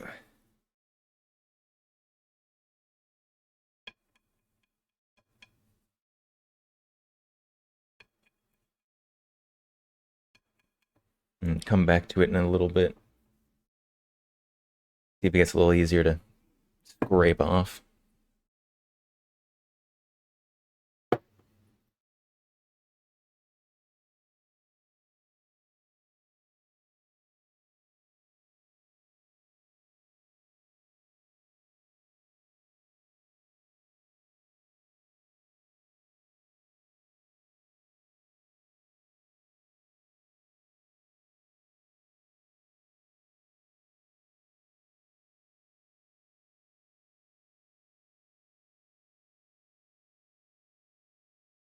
Made in Turkey by Artemis Khan.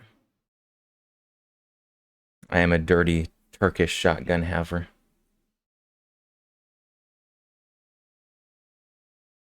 It's okay. It's one of the nicer Turkish shotguns, I think.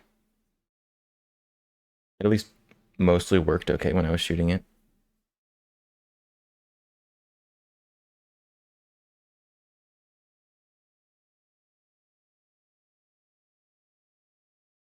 I say mostly worked okay because it was not perfect. When I first started Shame on me. Shame on me for having a dirty Turkish shotgun. So the first few times, not the first few times I shot it, the first few shots out of it, the top barrel, I believe, just wasn't firing. Like it was just light striking. Um, so I set it aside and shot lever action for a while. And then when I came back to this one to verify that it was in fact not working, it worked perfectly fine.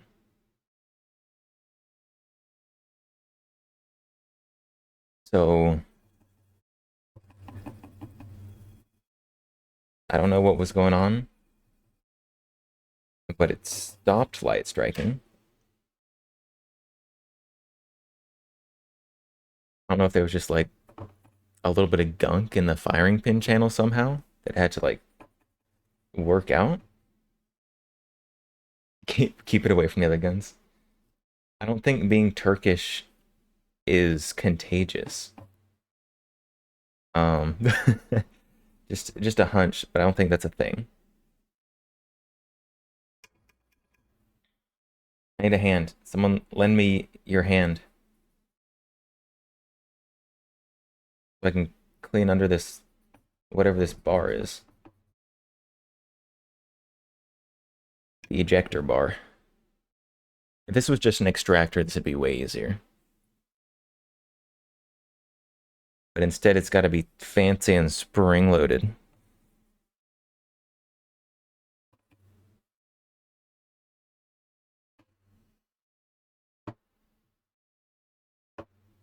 Come on.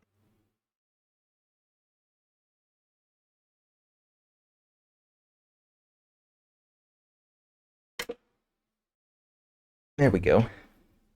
All right. Ow. Well, at least it scrubbed off easily. Let's try to get the other side now. Well, this side's going to be more awkward. On the other side, I was able to... Hold on, we can just flip it over. Flip it over and recreate that. Create leverage against this bar.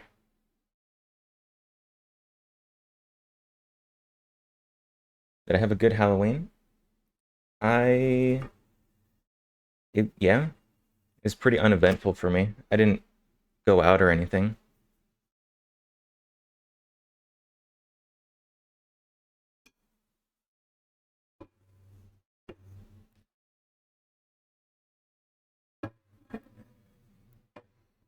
I went to the grocery store the day after Halloween just to do like regular grocery shopping. And while I was there, I looked to see if there was any discount on the Halloween candy, and there wasn't. They had 0 discount on the Halloween candy. Wait, why?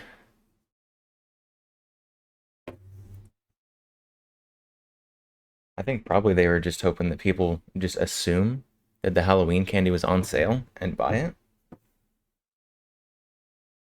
without actually looking at the prices. But the Halloween candy wasn't on sale.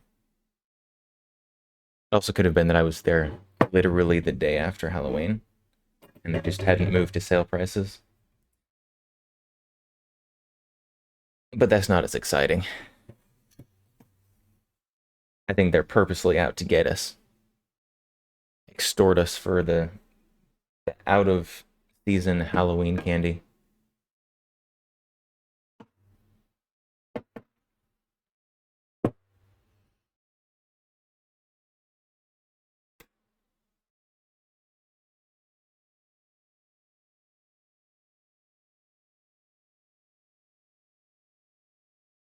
No, need a brush on that first.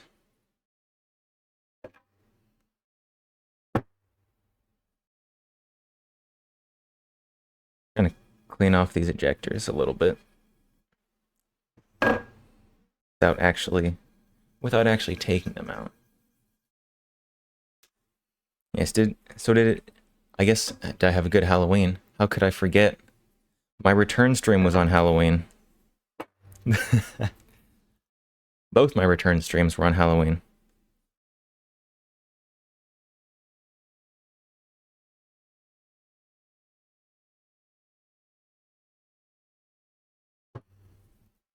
I think Halloween was pretty good, actually. You went to the grocery store on Friday too, and down the aisle, all the Halloween candy was gone. It closed the shelves for Christmas candy. Christmas? Christmas? It's unacceptable. You're not allowed to start Christmas until after Thanksgiving.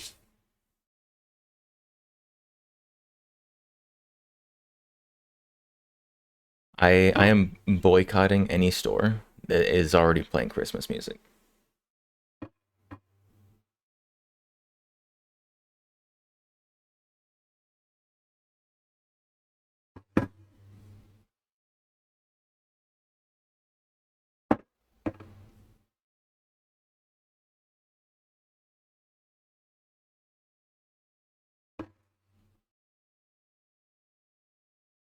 Christmas is supposed to be like a special, like month-long season that starts right after Thanksgiving.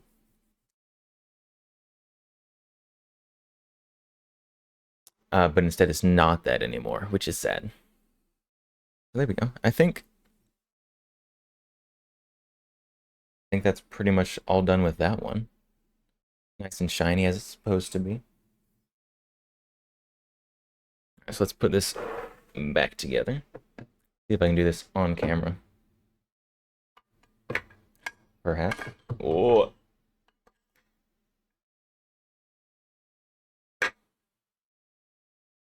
This is so awkward to do on camera. Oh my goodness. October is for Halloween. November is for Thanksgiving. December is for Christmas. Exactly. Exactly. I'm trying to do this on camera, but I may not be able to. No, I don't think I can. This is too long and awkward to handle on camera.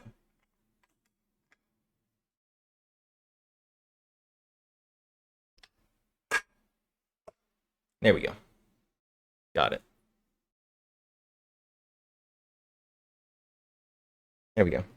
I put this piece on camera.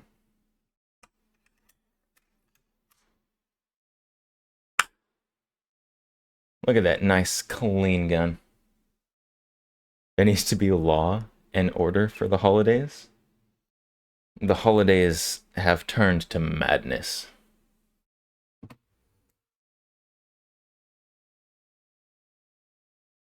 Here we go. Let's just use a bit of oil to just wipe down the wood.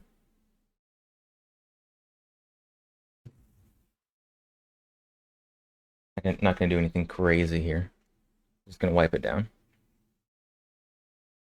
Give it just a little shine.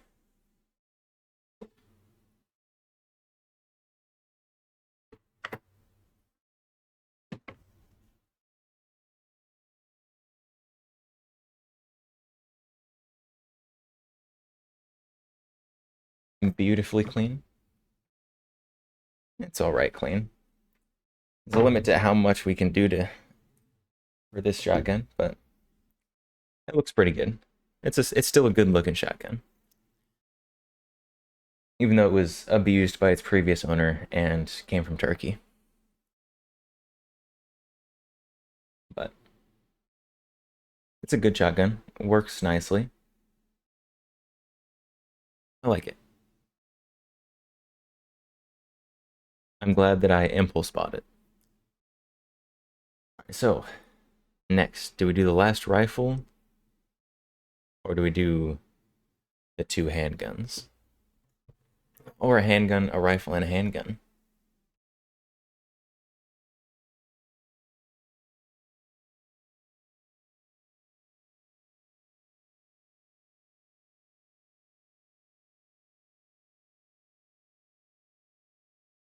Put away the 12 gauge. The 12 gauge brush. We don't have any more of those. Do the Keltec next. The CP33 is empty.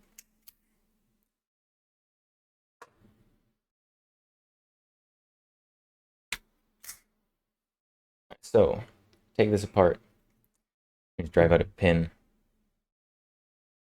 I'm not strong enough to do that with my thumb.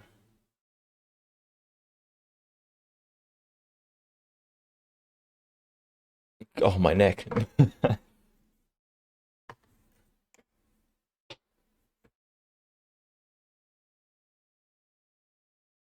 little punch. And something to put this on.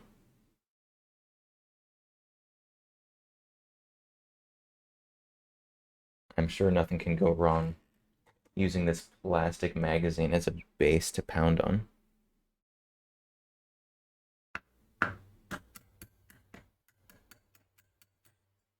Turned out okay.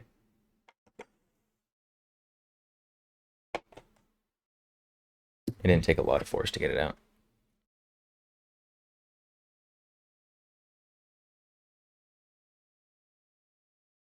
And now, those just come apart. Pull the AR style charging handle and bolt out.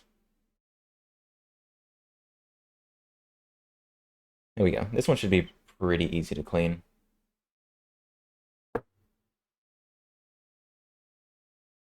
Only shot like 200 rounds through it. 22 is a little dirty, but shouldn't be bad.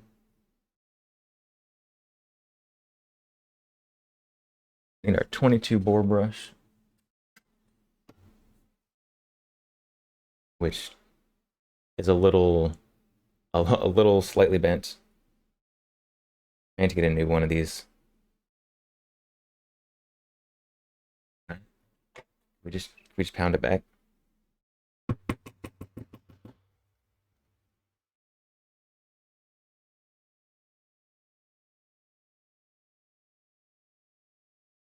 It didn't work as well as I wanted it to.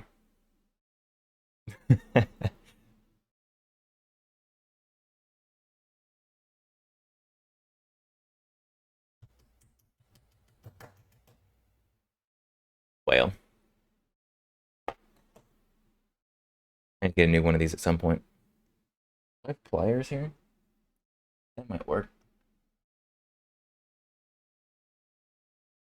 See what I can do with my fingers.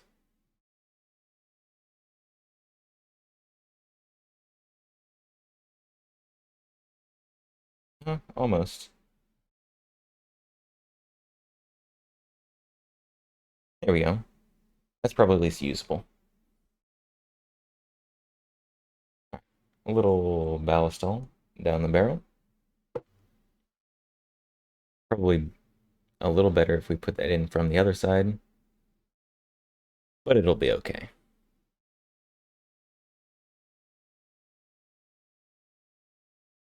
Let that sit while we scrub on some of these other pieces.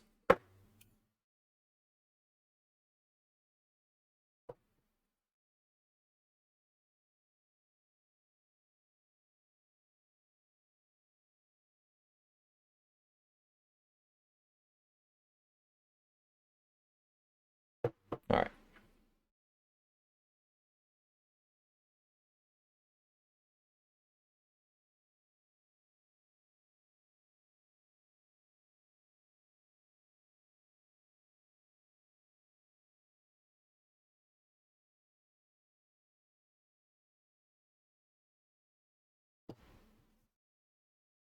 Man, this is dry. Did I not oil this thing?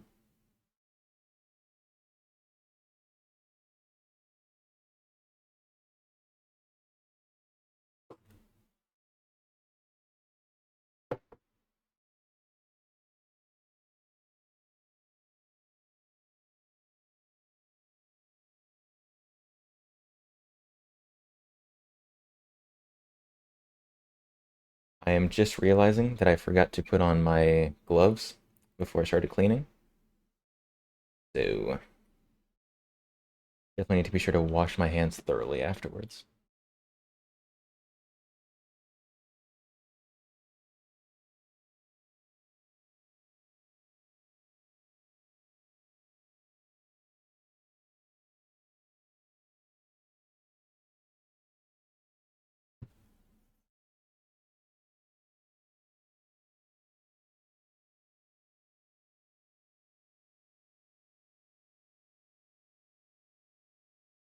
Yummy lead. My favorite. I actually keep a little bit of powdered lead with my salt and pepper just because it's so tasty.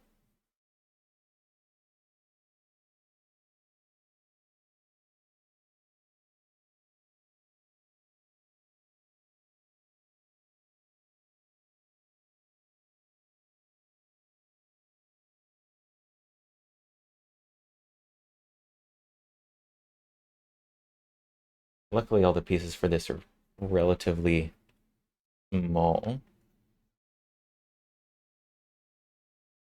and easy to clean.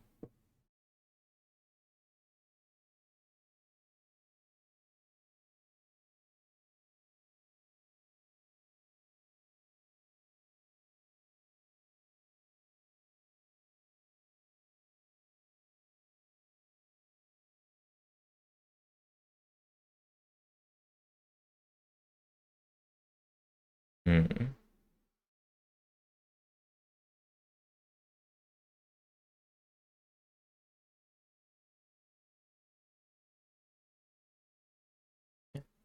That part's easy to clean. It's just a flat piece of skinny sheet metal. In here, let's clean off the part of the feed ramp that's on the gun. I do say that because if you didn't know, the CP33, part of the feed ramp is actually on the magazine.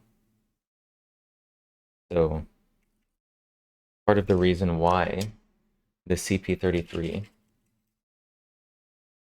has a reputation of very poor performance is because it literally is pushing every round up two feed ramps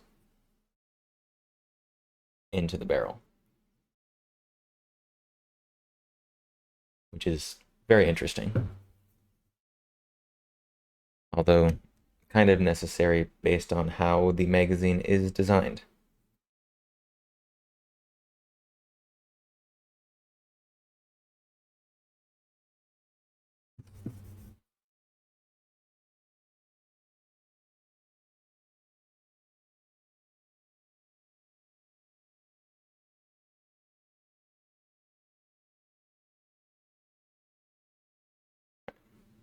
This gun is pretty quick and easy to clean.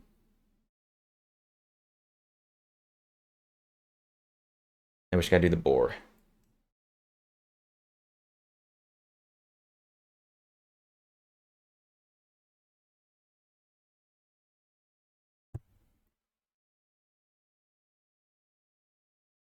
And this should work much better than the 12 gauge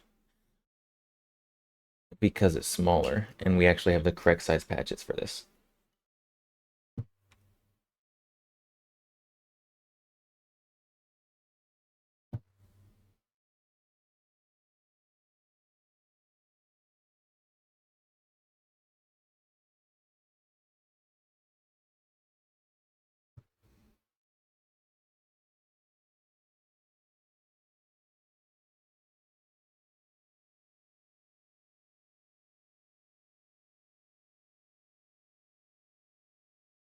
Put that through again just to be sure everything is nice and scrubbed on.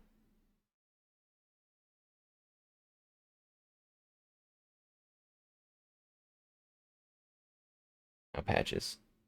Still gonna do this the same way we did the last one with the 12 gauge, except we can just put this on the end of the brush.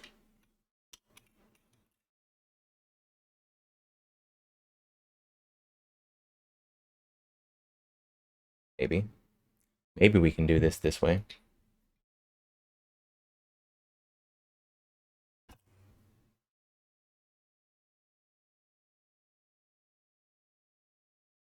Also possible that that isn't going to work.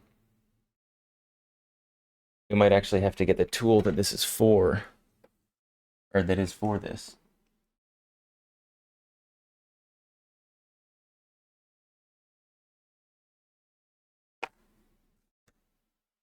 Which I may have lost. Oh no, there it is. Found it. It's okay, we didn't lose it.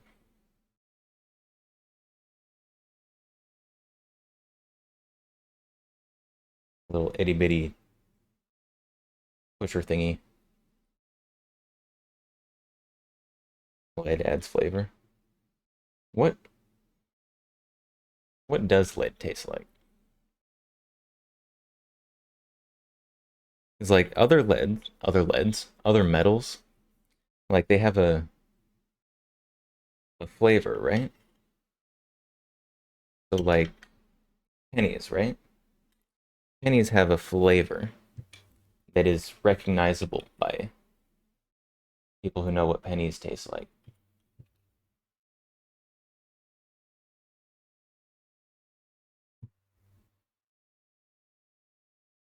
I wonder if lead just has like generic metal taste.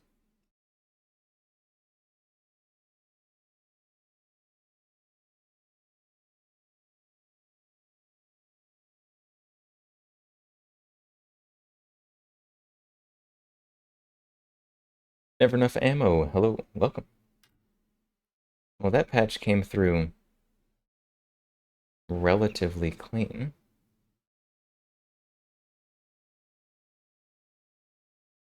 I was shooting fairly expensive 22 through this, so probably is not quite as dirty as other stuff. I was shooting the CCI high velocity stuff because this gun works better with spicier ammo.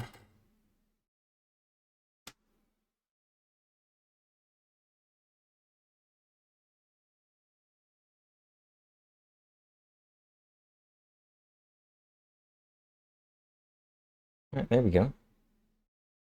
Pretty good. Let's just wipe down this little piece in here. Kidding, my fingers aren't going to fit in that. We need a Q-tip.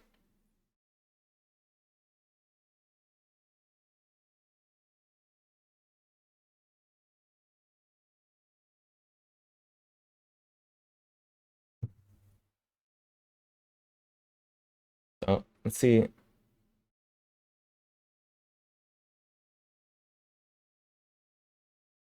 See if we can show down this. So at the top, yeah, you can see that very well.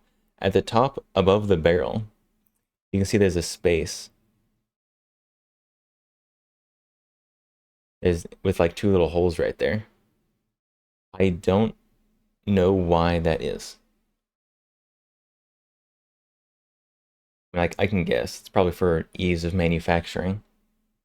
But you can see the two holes right there on both sides at the top.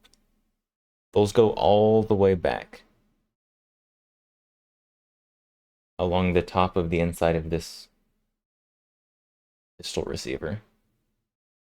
Very interesting.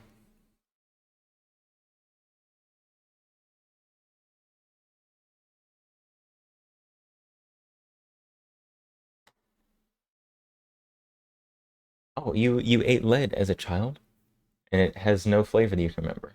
Good to know. Now I won't have to try it. Our grandparents and great grandparents might know what lead tastes like. Did you just call Never Enough Ammo a great grandparent? You get a letter from the water company. The pipe connecting your house to the main line is lead. Like the incoming pipe is lead.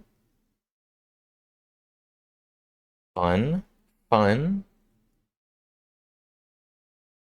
Lead poisoning isn't even real.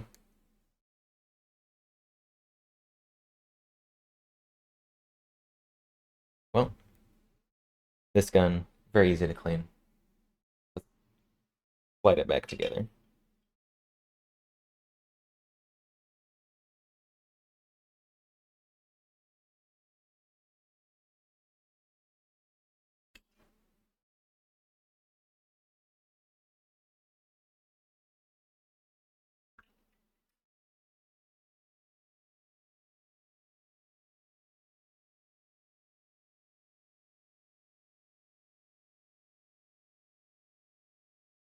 Come on, go together. You can do it. You're making me look stupid in front of chat. Go together.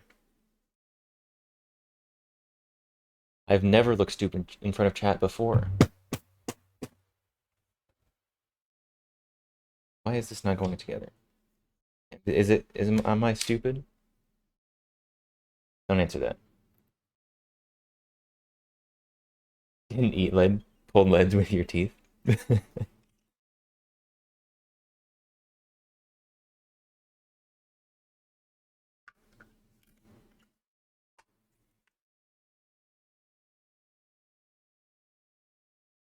What are we running into here? Came apart so easily.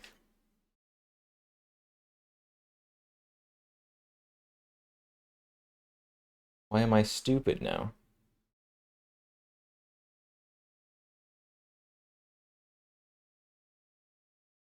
So confused. Supposed to just slide back on.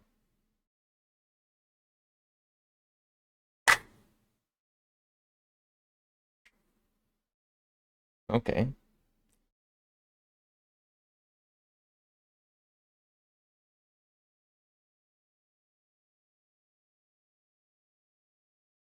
Well, now it just goes on fine.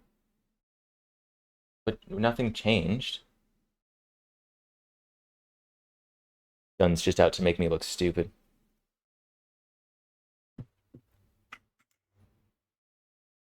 Alright, there we go.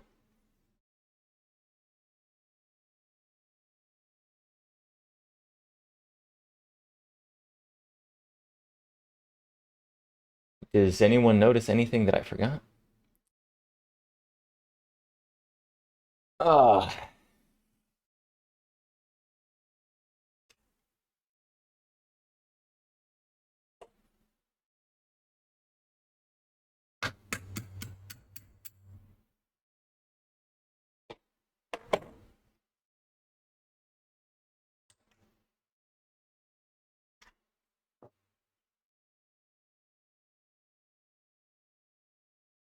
Turns out the charging handle is actually an important piece, guys.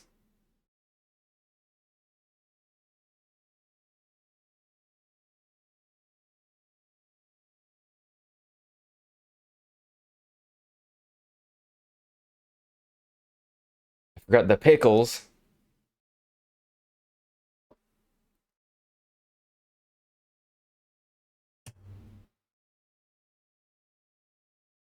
I was putting it together, I'm like, this doesn't quite look right. And then I went to actually try to... Oh, I'm just gonna do this wrong in every single possible way. No charging handle. Try to put the charging handle in upside down.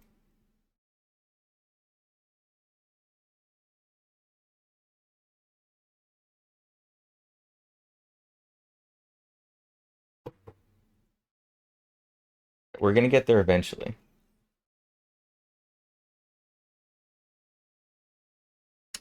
We're struggling, but we're getting there.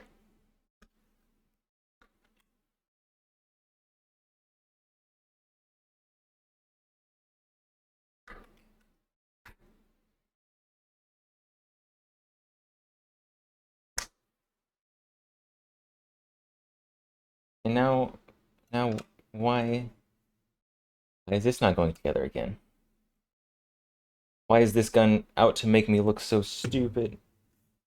It's doing it all by itself. None of the stupid could be me, possibly. That's impossible.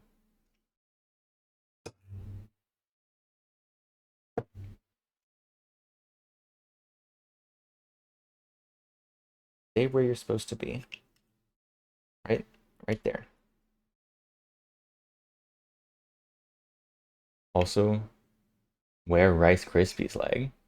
Goes with this mint chocolate towel. Well, it started out as just a mint towel, and then we added the chocolate. It's lead flavored chocolate.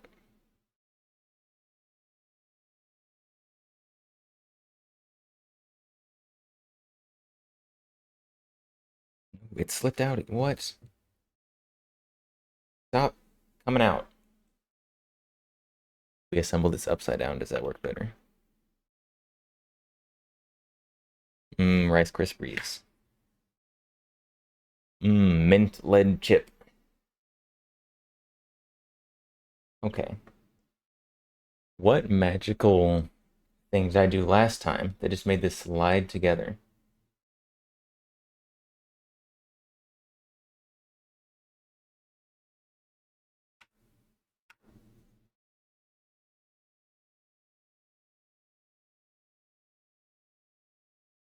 I don't know what I did differently. That it worked. No one remembers the Rice Krispies towel? I do not remember a Rice Krispies towel. Was it just like a particularly bumpy towel?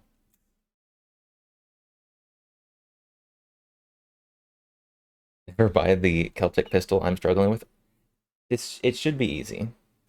Also do buy this pistol. It's a super fun pistol that has an unfair reputation of being awful and unreliable, although I've never had a problem with it, except for when using just horribly, just dirt cheap, awful ammo.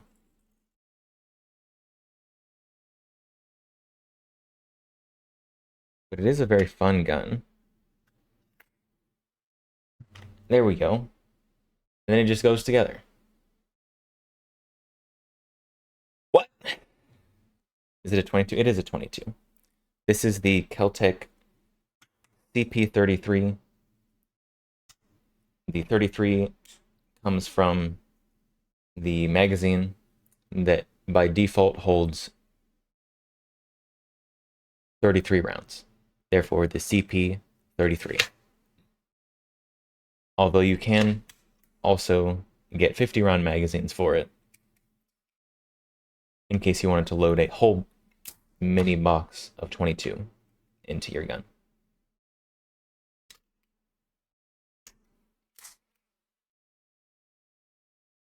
This is like 2 years ago. You want me to remember something from 2 years ago? I don't even remember what I had for breakfast yesterday. That's a lie. Yes, I do. I don't remember what happened last week.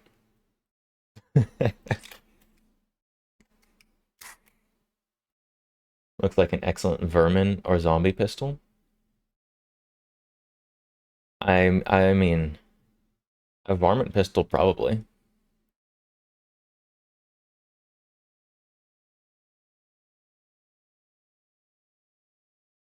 Oh, I left the optic on. Dang it! Now I gotta get a new battery that day. But we do have the Trigicon MRO on the Keltec CP33. Your sight should always cost the same amount as the gun. But this is the yellow dot, which if I hadn't left it on and let the batteries die, it would be yellow. Funny way to say Ruger Mark IV. I have a Ruger Mark I, but I don't have a Mark IV. But very good gun. Uh, it's a very good suppressor host, partly because it performs better with a little more back pressure, and also because it just looks good with a suppressor on it. Hold on. I have... This is definitely not an ideal suppressor for this, but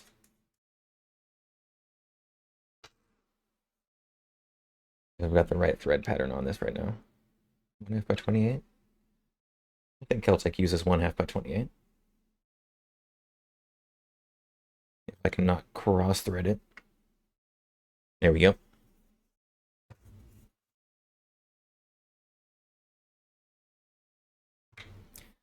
Look at that. That is a good looking suppressed gun right there. All it needs is a little stock. You get a nice little package. Kind of a big package, but I would like to SBR this at some point so I can actually put a stock on it. Because you can get a stock adapter to put on the back of this. Why is my voice scratchy all of a sudden? You can get a stock adapter for the back, which is very neat. So at some point, I need to SBR this. But some point is not right now. Until then, it's pretty cool just like that.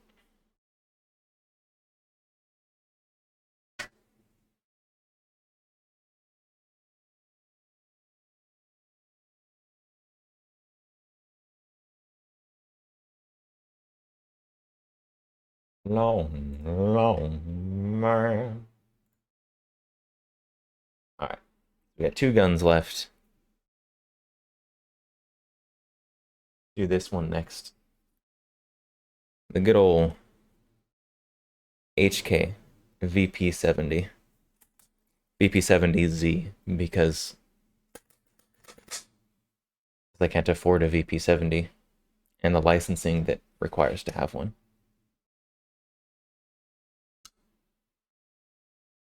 The takedown on these, super easy, is direct blowback. Your little locking lever there. And you just pull it back, pull it up, and there you go. And now it's taken apart. And you probably could take apart this piece, but don't. And this top piece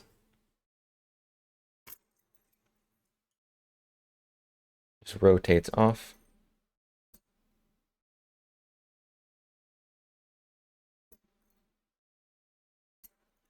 If I can get it lined up correctly. There it is. And out pops your firing pin and everything.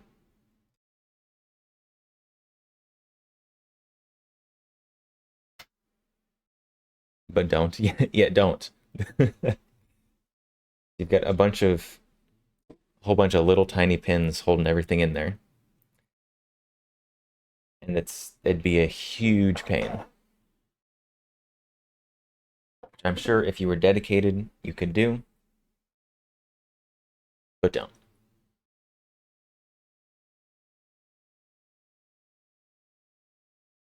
Another fun thing about this gun, for those who don't know. Yeah, well, I don't know how well you can see that. The gun's apart. We're pointing the rifling in this barrel is incredibly deep. The rifling in this barrel is in fact so deep that gases vent around the bullet as it's going out. So if you're shooting standard 9mm, it is going slower because gas is escaping around the bullet. Polygonal. Well, it's got standard flat rifling. It's just incredibly deep.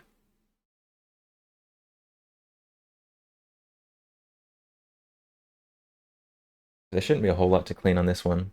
I didn't shoot a ton of rounds through it.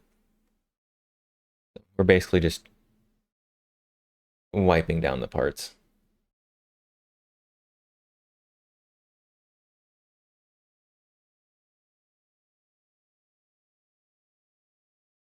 Let's see if this part even needs to be cleaned at all. No? This is just leaving clean spots on the rag.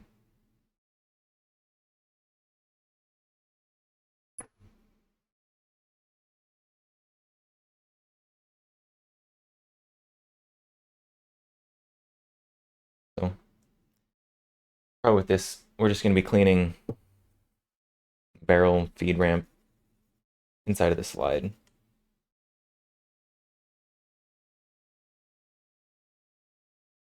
Didn't have a lot of rounds through it, but we're still taking care of our guns because it's the responsible thing to do. Also, this is an old kind of collectible gun. So I'm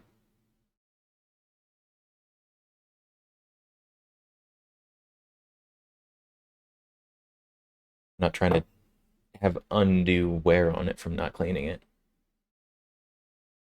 It's not a gun cleaning stream without Ballistol. It is not.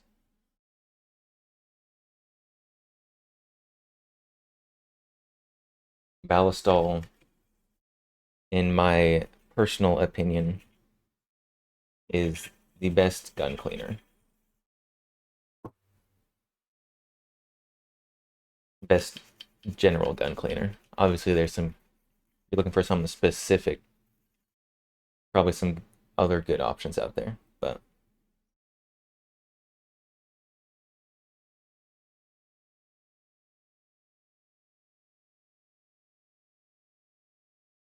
it runs ejection port. The inside of this slide does get pretty gross because it is just direct blowback. This is basically the original High Point, except with a trigger that's not quite as nice.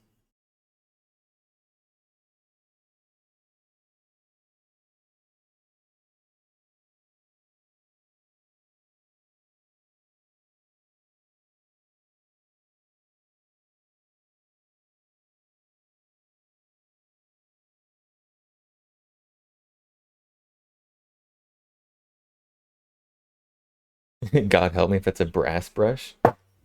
With this one? What's wrong with my brass brush? You don't like my brass brush?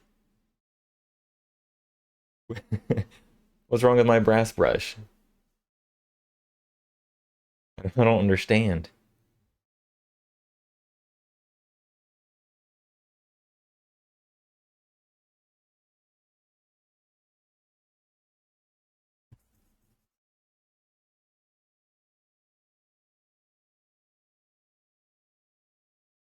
Brass brush on the gun finish.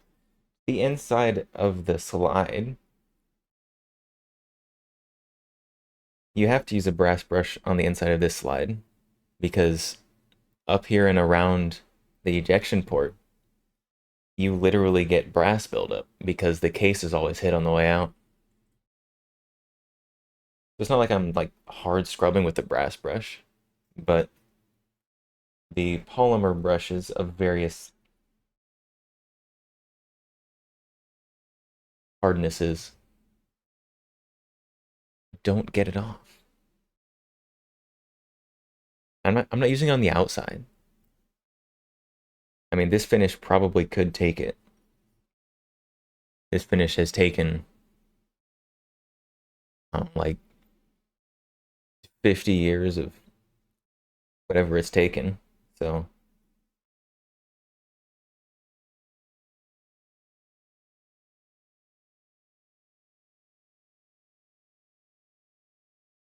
an abuse. So much phrasing. What's the phrasing this time?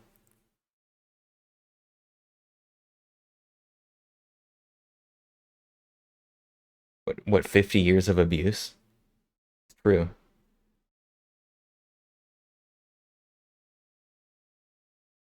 I think I did do some research on the serial number on this, and I think this one was a 73. So 51-ish years. 51-ish years of abuse.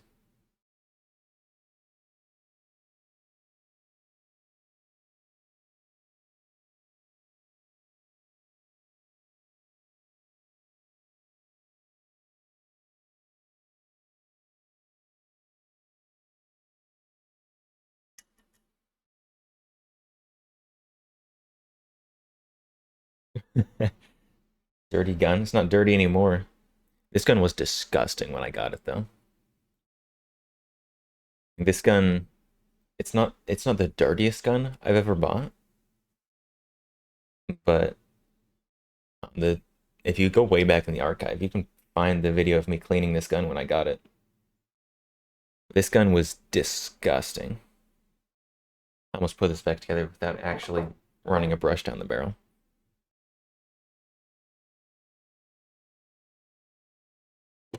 All right, where's my nine brush?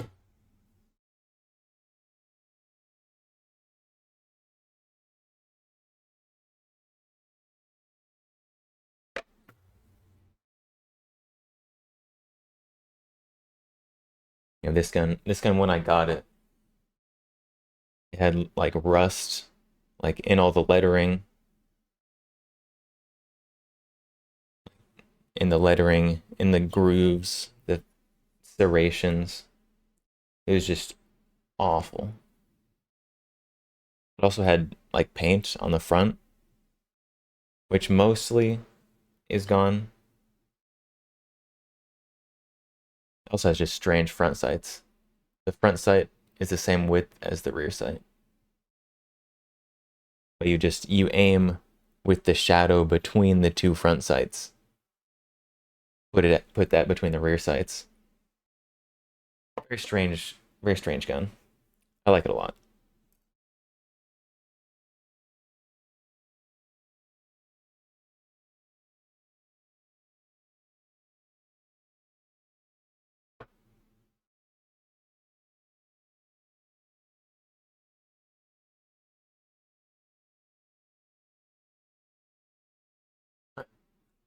Patches.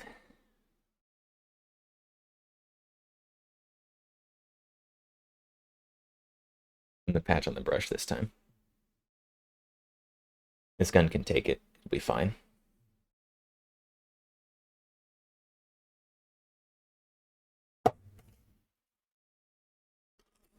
It needs some modern night sights. You can buy your own VP70 and modernize it.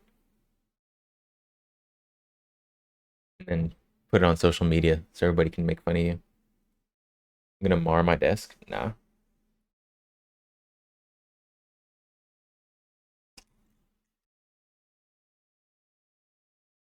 What the cloth is for. Protects everything.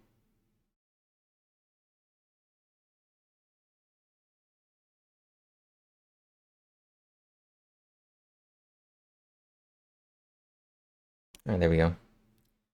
Nice, clean, very deep rifling.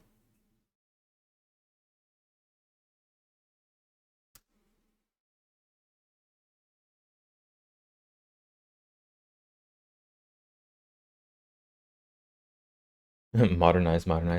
We need to Americanize it. I hate that so much. The Americanization of guns.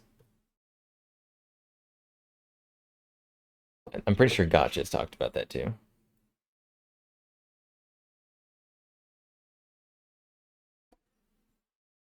Put a flashlight on it. Put a flashlight on it. You need a Picatinny rail first. Or some kind of rail.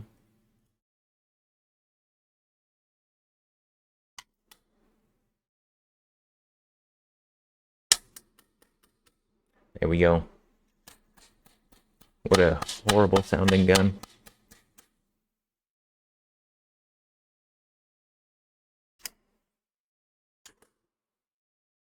Perfect.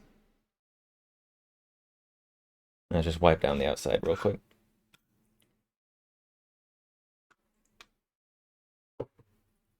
And a kind of clean part of the rag.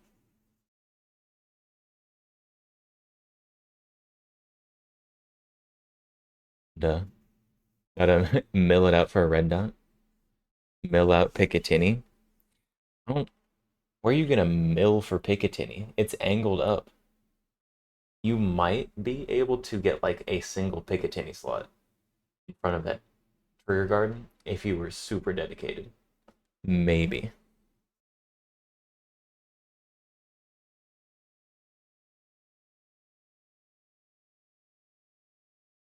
On the side, I mean, it's just a chunk of a gun. You can bolt a Picatinny rail to the side of the slide.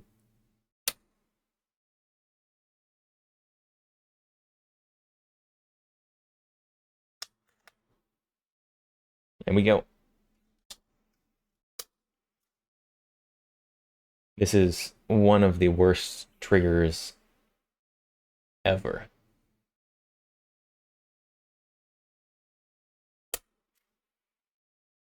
Very long, very heavy.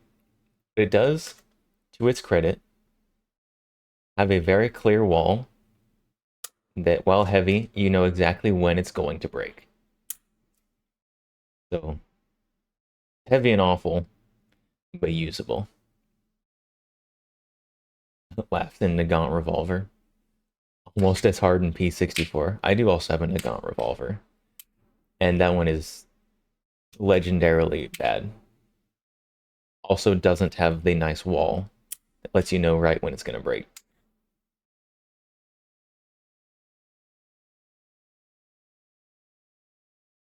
But these are super cool guns. The original High Point right here.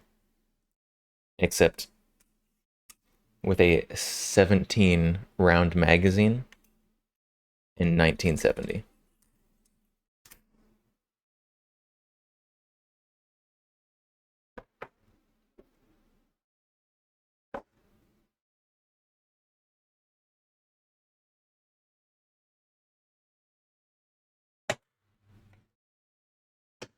We don't need this anymore.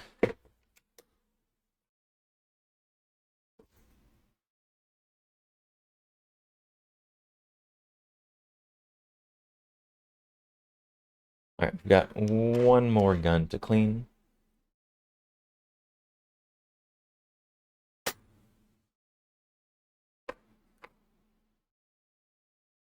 Oh, wait. It actually uses the same size brush. What am I doing putting this one away? Right, we've got one more gun to clean. Don't make fun of me for this. I still haven't done form. Still need to do the NFA form.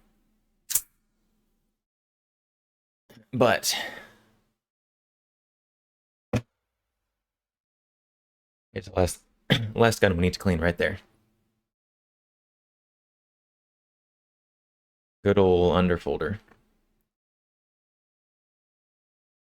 With the horrible pin and weld barrel extension. It's sexy. This is almost sexy. When I actually finish the ATF, the NFA stuff, and we can remove this, then it'll be sexy. Until then, it's just still pretty good. I like it. We've got our underfolder with a amalgamation of various furnitures. And eventually, SBR. Underfolder always, yes. So the underfolder on this, once the SBR is done, this is going to be such a nice little itty bitty package. Like the whole gun, that big. The whole gun's going to be about the same size as this suppressed CP33. Yeah, rifle is fine. This rifle is not fine. This rifle will be fine after this horror is taken off at the end. Until then, it's just cool. But before we do that, I do need a drink. I forgot to grab one before stream, and my voice is currently dying. So, I will be right back. Well, please entertain yourselves in the meantime.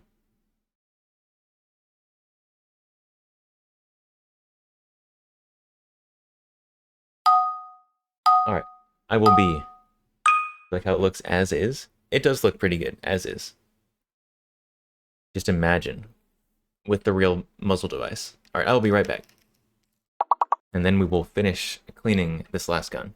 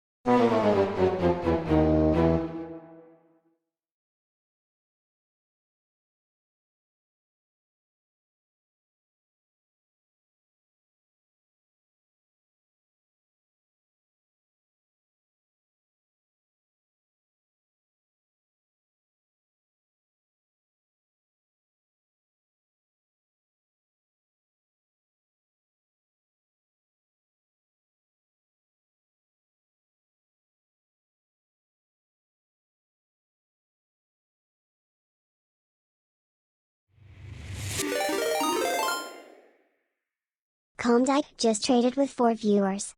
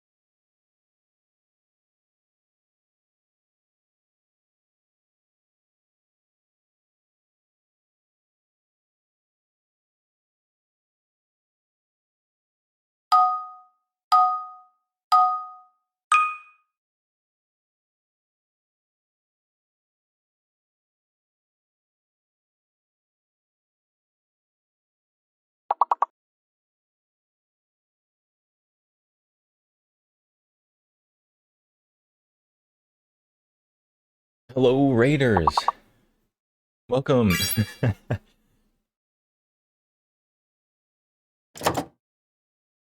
Homie Dick, hello. Sorry I was gone.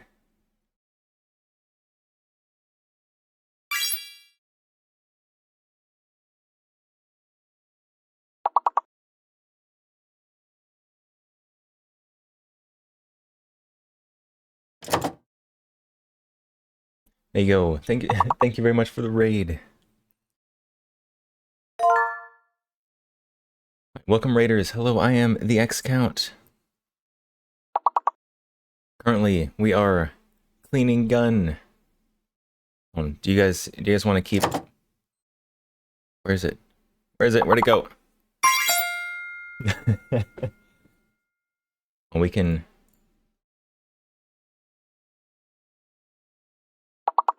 do a thing here.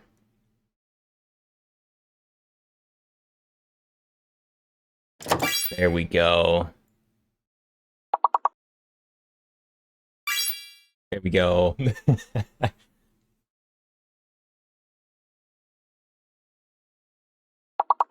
Hello, Raiders. Welcome. I am the X Count. Vampire VTuber. Welcome. Today we are cleaning some guns. So far, we have cleaned the 2 handguns. Got the HK VP70, the Keltec CP33, and 2 shotguns that are currently not on screen. But we can grab them because they're close.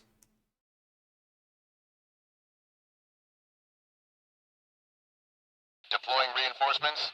War_low DR just followed. Oh no, you can't see the follow notification. There we go.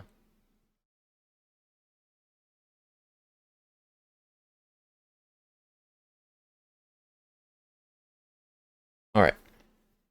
So we also cleaned the 1887 today. Good old lever action shotgun. You like the wood on that AK? Thank you. I like your wood too.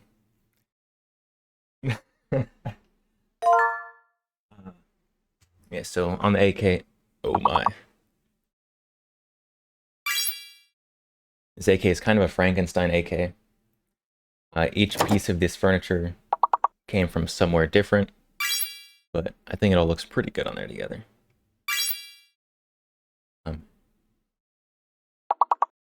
This eventually will be an SBR. This little end piece is a pin and weld barrel extension, basically. But eventually it will be about this long. Basically like backpack gun size, except a really cool AK.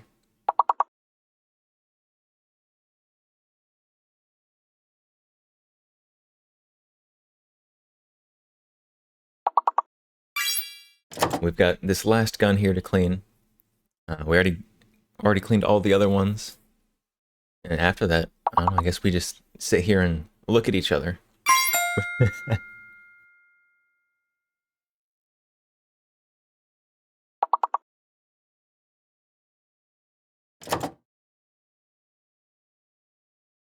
So, AK. AKs are a little awkward to disassemble on stream. That's okay.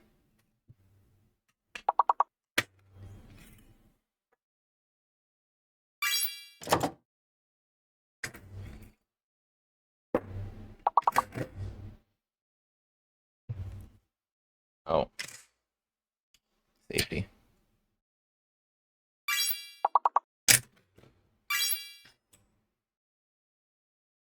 There we go.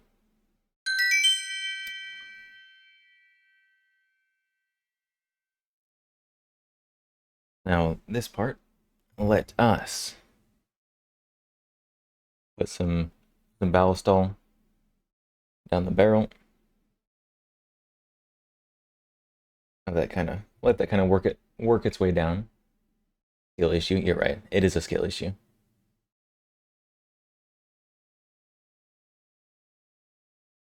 Ain't gonna talk about that dong. So this is not just any dong. This is a reverse dong. Because a regular dong leans the other way, and so the underfolder can't get around it. But this one leans backwards. So it fits better. It fits through the underfolder,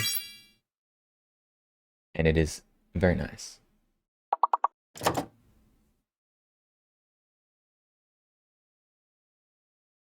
Set that aside there.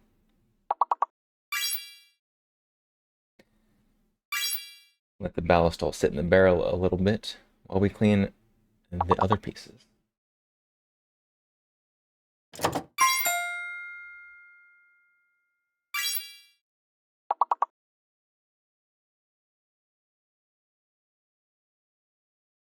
All right.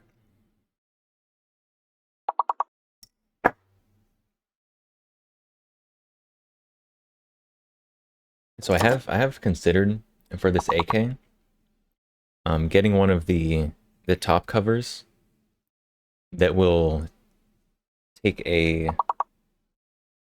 an optic on, like one of the Picatinny top covers, because there's no other way to mount an optic on a underfolder, because the underfold actually gets in the way of where a side mount rail would be. So HK is cool. Thank you. This is the HK VP70. Very neat. Basically the original High Point, except it's actually cool. The VP70, for those who don't know its history, was invented by Germany during the Cold War as a gun that could work in any situation with little to no maintenance and could be produced quickly and in huge quantities. And the reason it was designed was because they were concerned about invasion. So they wanted something that they were able to, should the need arise, make in large quantities and hand out to just literally anybody who could fight an invasion force. So something easy, reliable, fast to produce, and cheap. And that's why the VP70 exists. And because of that, now we have High Points.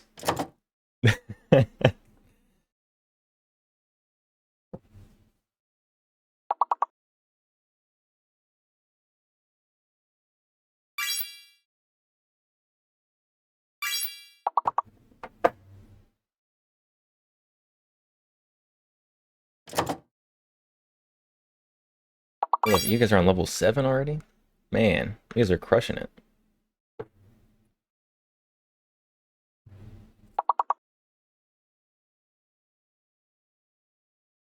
This AK that I'm currently working on is a Polish AK. At least a Polish receiver and everything. It has been Frankensteined a little bit with all of the various furniture. But it is a Polish AK, so it's a decent AK.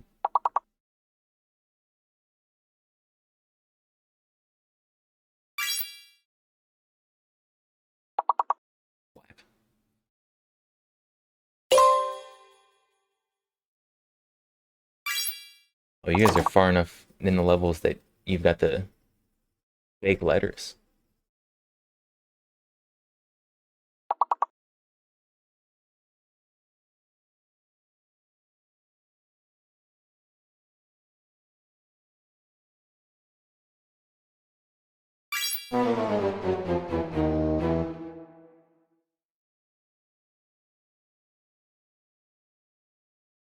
Alright,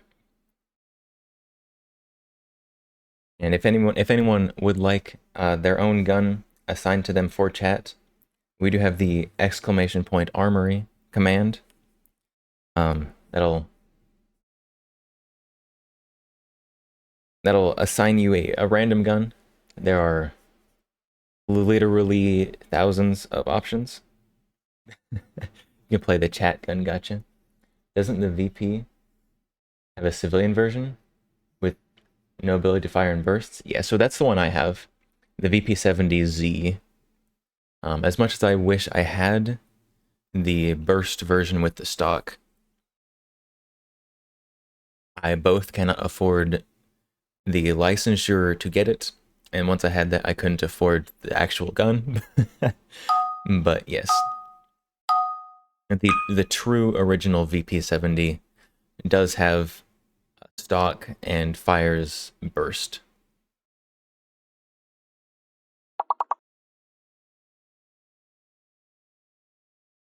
If I still have 2 kidneys, I can. I think even if I had no kidneys and all the money from them, I couldn't. Because they are very expensive.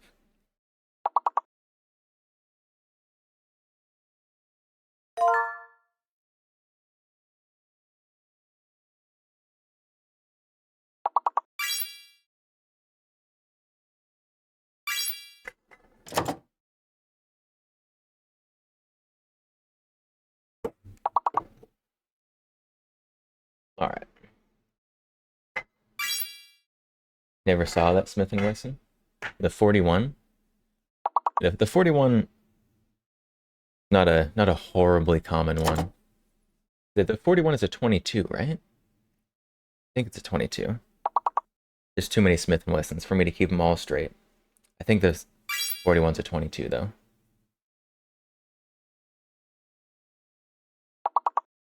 Yes, there are, for that command, hold on. I did actually figure out how many possible replies there were to that command, but I can't remember what the number is.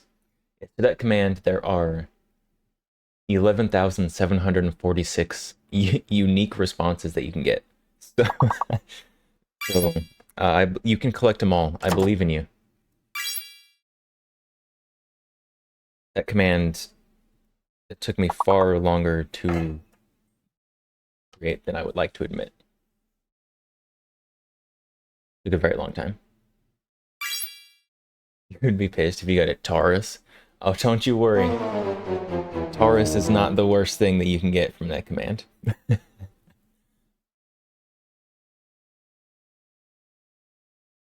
There's some horribleness in that command.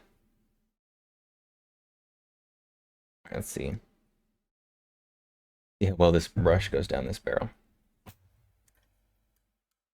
Well, I almost drop it on the floor. You said the brand in itself. What? You don't like Taurus? I don't have any Taurus here to put on stream to trigger you. Taurus has made some cool things. Practical and useful, debatable, but they've made some cool things.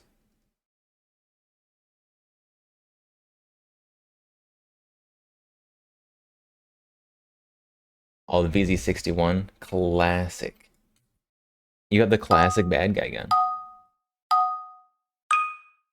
One of them. This has to be the worst way to push a brush through. There we go.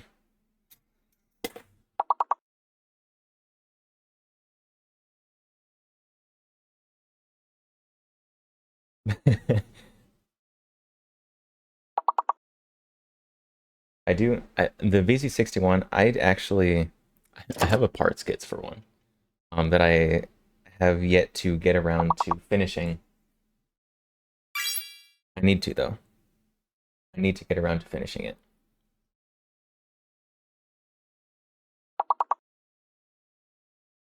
I still haven't decided. I keep going back and forth. The reason that I haven't finished it is I keep going back and forth between getting my VZ61 receiver rewelded and just buying a new receiver.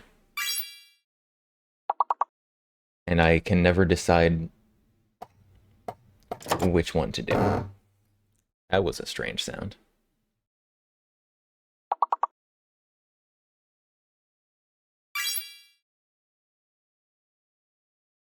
I have gotten this bar nice and stuck.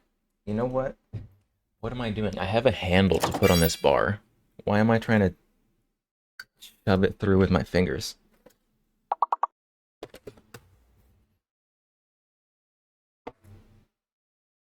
Have a nice stream.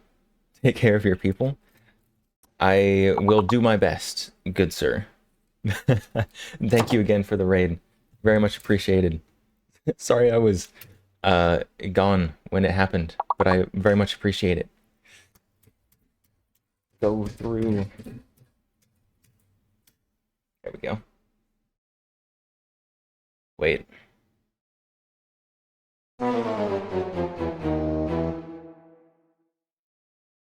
Do y'all want to keep playing the words game?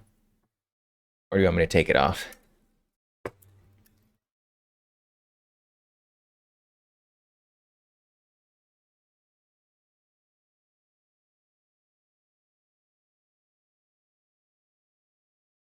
No worries. It's a pleasure to follow a fellow gun enthusiast. Well, thank you very much for the raid.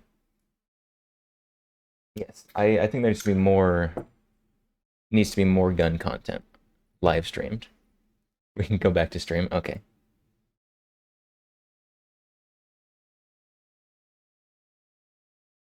There we go.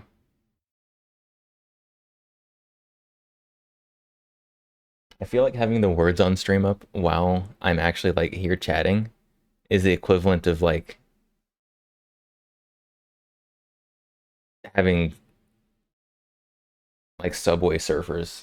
We're gonna put a little like Subway Surfers up over here so that we can appeal to Zoomers. Barrel's looking pretty good. I didn't shoot a ton of rounds through this. I think I just shot like 2 mags. So not way too dirty.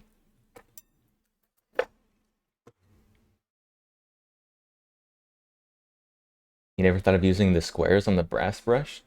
So I have found that using the squares on the brass brush works incredibly well. I originally did it the first time because I lost my 9mm or 30 caliber brush little plastic holder. But then it worked just way better than running the patch through by itself because the brush forces the patch out into all of the grooves. And it felt like a miracle had happened the first time I did it. I ran the patch through one time and I looked through and it was just perfectly clean barrel.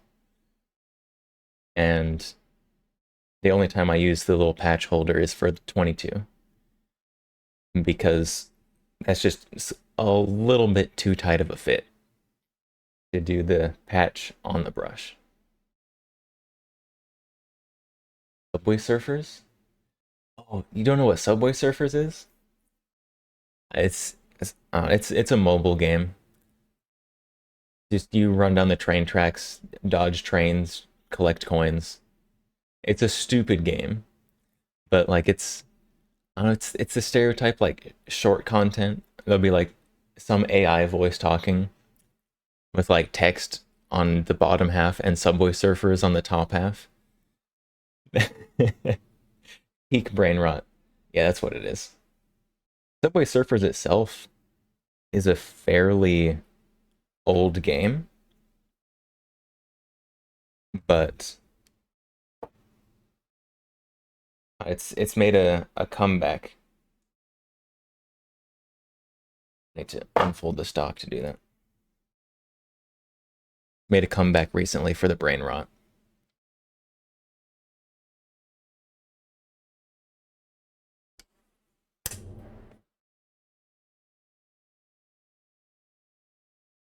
All right.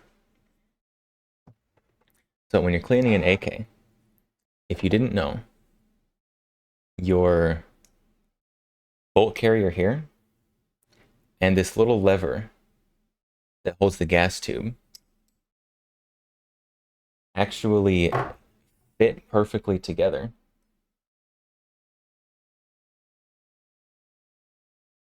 You can use your bolt carrier group on that lever. I can do it without scratching the wood. But you can use that to move your lever up. And then you don't have to pull out a hammer or something, beat up your lever, because you've got quite a bit of leverage with the torque from the bolt carrier group. There we go.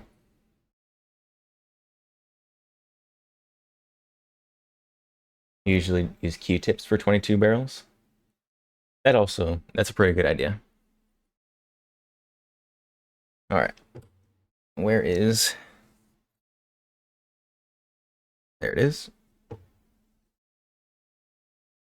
Well, just get that stuck in there real quick.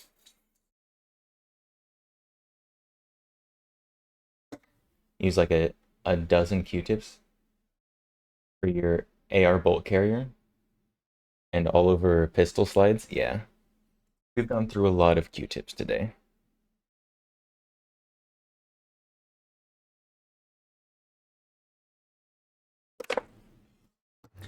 All right.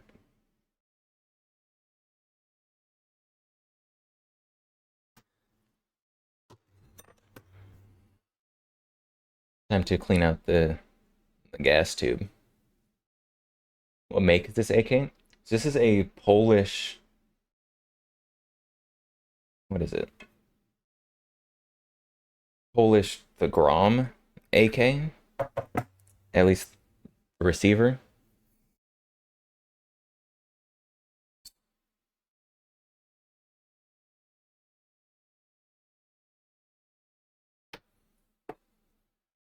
You wonder if your 22 air rifle needs cleaning? I don't know. I don't know how often you're supposed to clean air rifles. I never actually got much into air rifles. I would think you need to clean them sometimes, although it's just air. I'm not sure.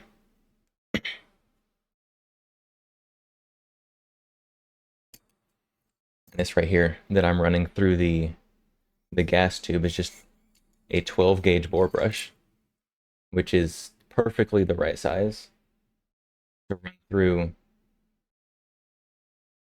the gas tube of an AK. In case you did not know, works incredibly well. If you ever have to do that, it's brake barrel. It'd be funny to fire a Q-tip through it.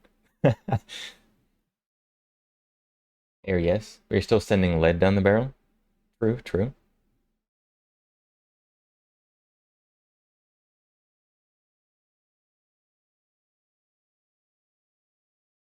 I need to go buy bigger patches. I only have the small patches left. I use all the big ones.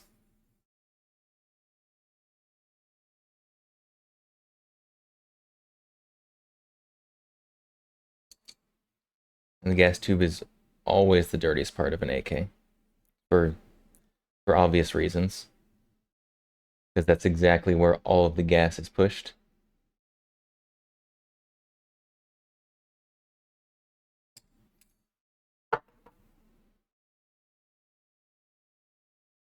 There we go. There we go. Nice and shiny inside again.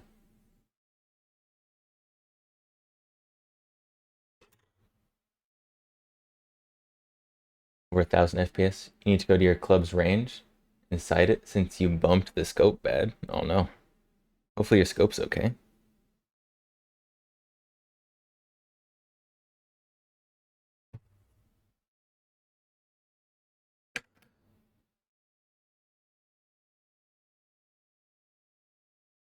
Alright. See if I have the manpower to just push this lever where it needs to be. No, I do not.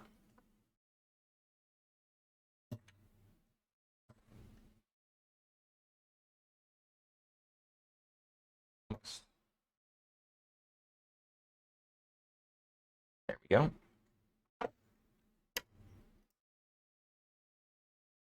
Oh no, I went too far. Too much leverage.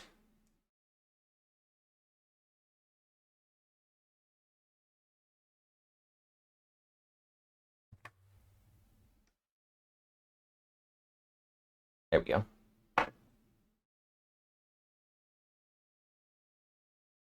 Perfect. All right, now you can all make fun of me while I struggle to put this AK together at an awkward angle with my left hand.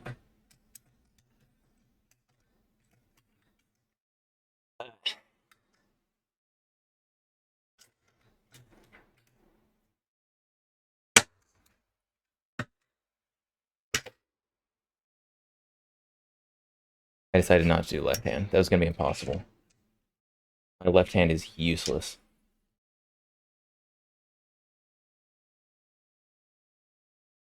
It downs rodents in one hit easily. Even dropped a rabbit instantly in one hit.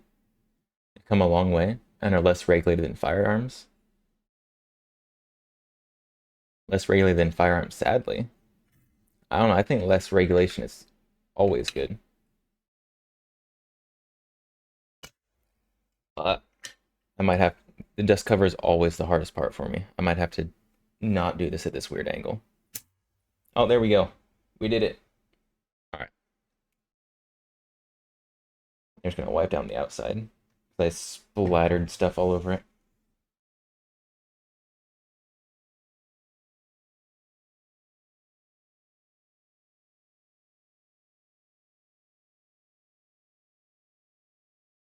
I prefer beef, but it wasn't bad.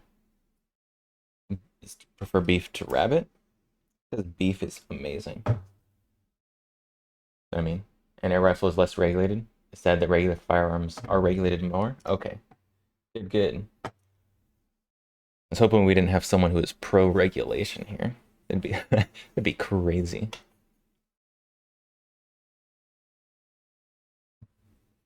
All right, there we go. 1 AK.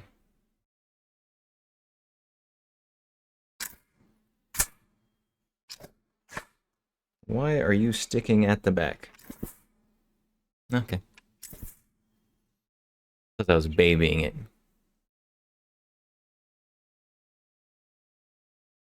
Grab a mag for it.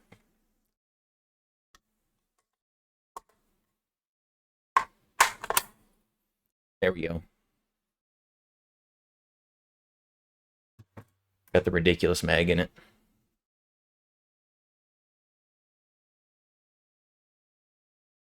Any gun law is an infringement? Very good. Very good. I see you have been trained well. Bene. Yes.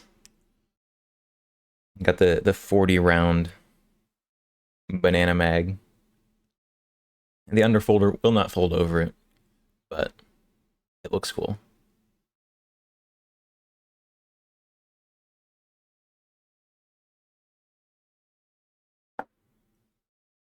Who is it who makes those stupid, like,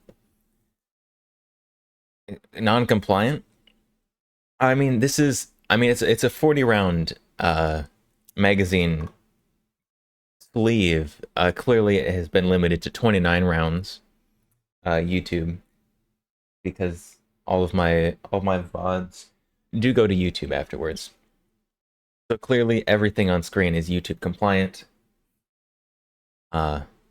Obviously you've been able to see that because we cleaned everything and check everything apart. So you can do ! archive for all of my past streams, except for a couple that actually wouldn't be YouTube compliant. Building guns and such.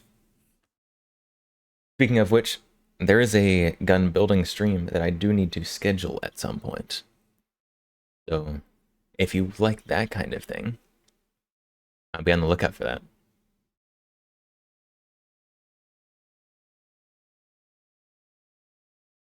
Why is chat way over there? There we go. YouTube regulations. Yeah. They're pretty bad. For all of Twitch's Twitch's Deploying issues, reinforcements. of Blard which Coster there are just many. followed.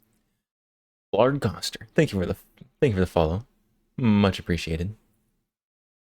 For all of Twitch's issues, what they got right, and why this is still my main platform, is firearm stuff.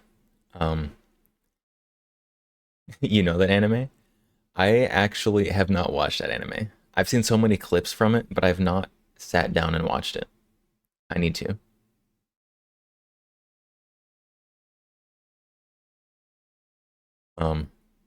Yeah, so for all of Twitch's issues, which there are many, I think they do firearms correctly. Which basically their firearms stuff is, as long as you're not breaking the law, you're okay. As long as you're not breaking the law or one of our other rules, you're good. So, as long as you're not like drinking and shooting guns, like building illegal machine guns, all gun laws are infringement, by the way. As long as you're not doing any of that, then you're fine. Like even legal machine guns are allowed on Twitch. And you can put magazines as large as you want in them. But clearly I would never do that because this is going to be on YouTube later.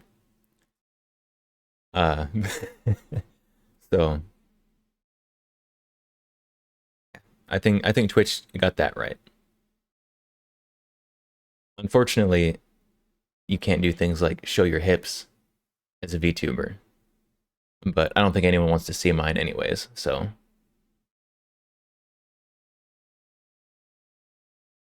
Arifurita?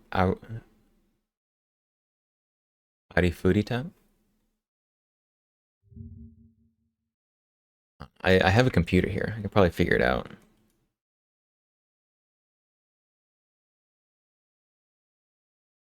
That looks right. I think.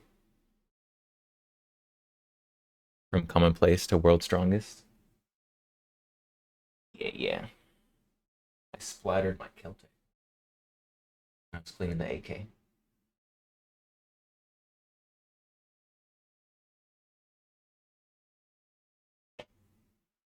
we go.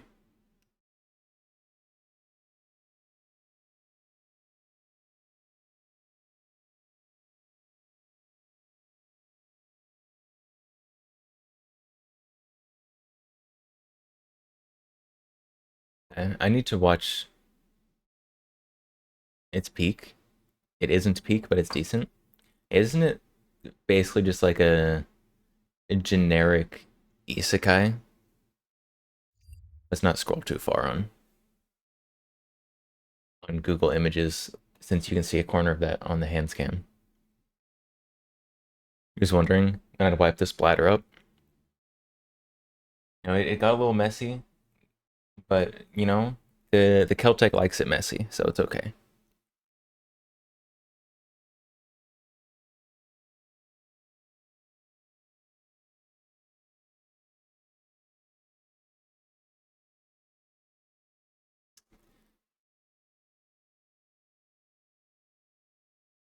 Wait, hold on. What are we holding on for? I'm holding on.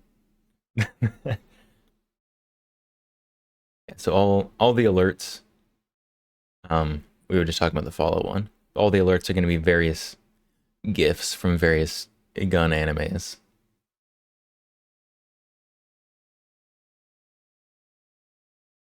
Most of which I have watched, but like the follow one, I've not actually watched the anime.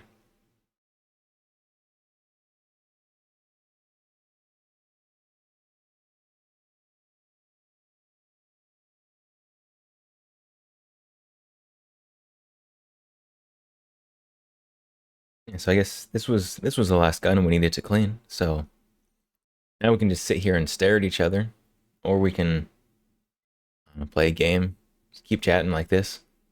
You're thinking of another anime?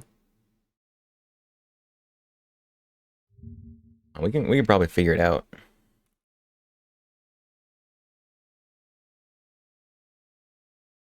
Let's see.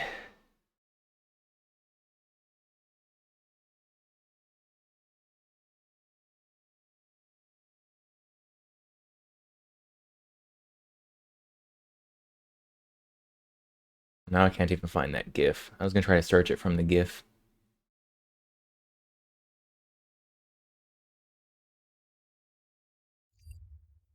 Oh well.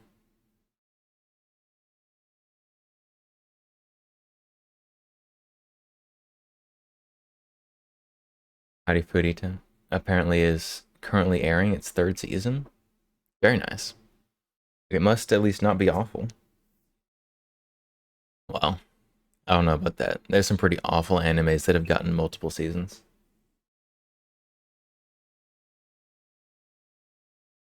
Which GIF? The follow GIF. The anime girl shooting the launcher and then giving the thumbs up.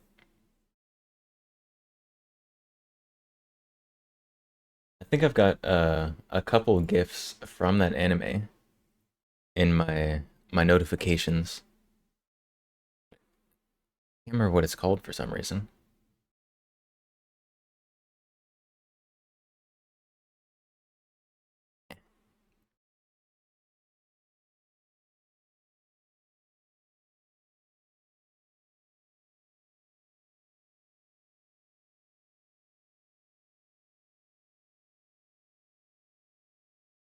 Is that the one made by the Konosuba author? Yes, I believe so. I believe it's the same person. Remember, it's like a dude in some future corp going to another planet with a cyborg? Maybe. Again, I've only seen clips from it. I've never actually watched it, so I only know the clips. I don't know any context about it. A redhead witch in a wheelchair? Yes.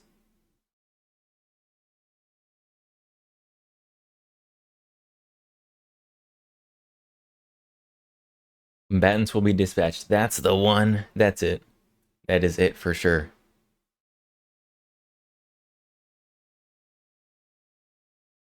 The other anime that I need to watch that I have a lot of notification gifts from is Gate. I tried to start it a bit ago, but I couldn't find anywhere to actually stream it legally. Because obviously I would rather watch it legally if I can. But I couldn't find anywhere to watch it easily, so I just started watching something else instead. And so now I'm on like season 7 of My Hero Academia. So it's basically the same thing as Gate, really. My Hero Academia and Gate, they're basically the same.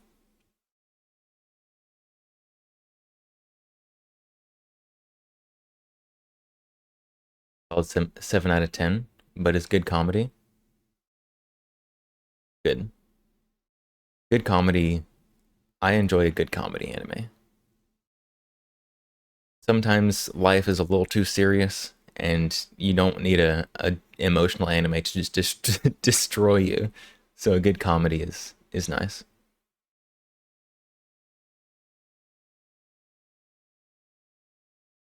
Sabagebu is one of your favorite comedies. Comedies. It's technically about airsoft, not actual firearms, but it's great. Recommend. Is that the one with like the crabs and the ducks with guns? Or is that something else? Yes, that is it. Good.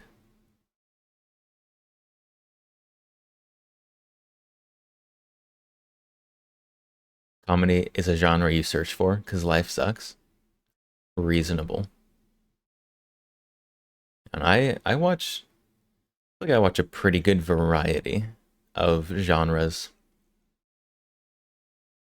I am unfortunately a sucker for like romance animes, which sucks. Because then I just end up sad. But they're so good. You've not heard of this, but it's now on your list.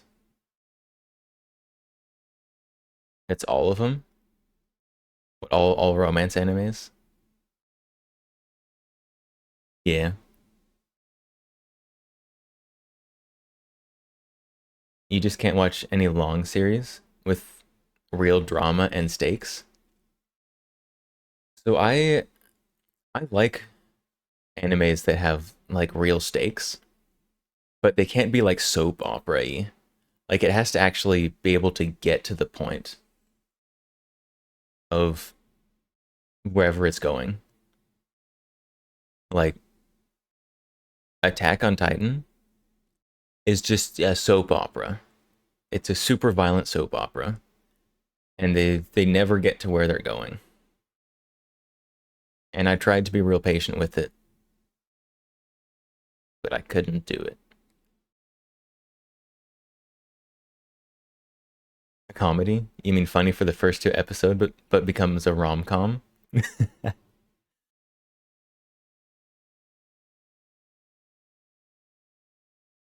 You don't want your comfort characters to be hurt? I understand. Yeah, sometimes it'd be like that. What was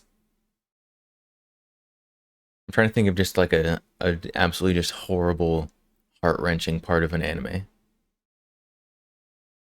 Obviously the anime movies, um, like A Silent Voice, incredible movie. Don't watch it if you're not feeling emotionally up to the task, but a incredible anime.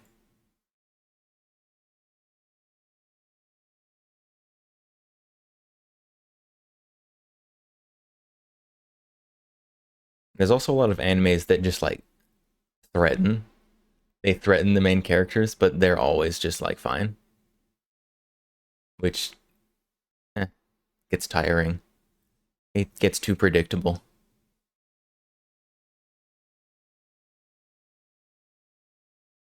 When Sunny gets decommissioned. I have not seen Elfen Lied, actually. I've not seen a lot of anime. It's sad. I got into anime too late. I've been on my back foot trying to catch up with everything. I just need like 6 months to just like every day sit down and just binge animes to catch up on everything I've missed. Like 12 hours a day for 6 months, just watch anime to catch up on everything. Sunny is One Piece. Boy, that's a spoiler. Okay. One Piece is one I'm not gonna watch. I tried to watch One Piece. I tried so hard because it's popular and people like it.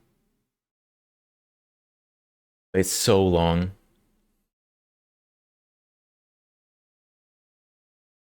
think I got like 60 or 80 episodes in and was like, it's too long. I can't do it. There's no end in sight. I'm 80 episodes in and I'm not even 10% of the way done. Sunny is their first ship. I think they had a ship when I was watching it. I don't remember that it had a name.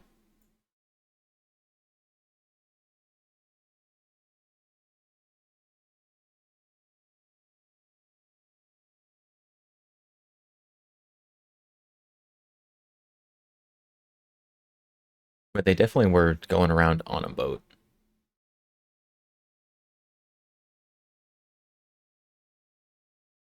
There is an end in sight. Just that it might be a few years from now.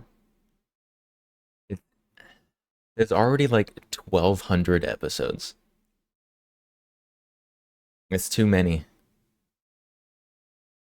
When they finally get around to the One Piece like compacted down edition, maybe I might think about it.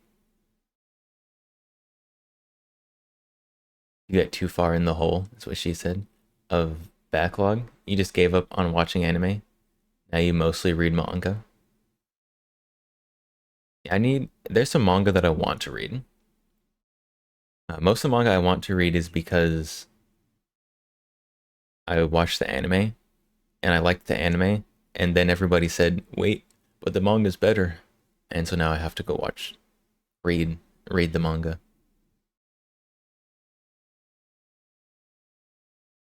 You met the Going Merry? You feel like an idiot? Oh, that kind of rings a bell. I think I kind of remember the Going Merry.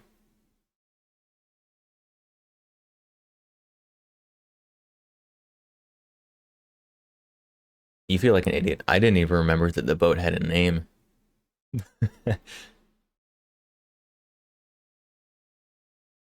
The sheep head on the front. The song is familiar. I hope so. This is Demon Slayer. This is the Demon Slayer. Which Demon Slayer is this? I think season one ending. Season one ending, I believe.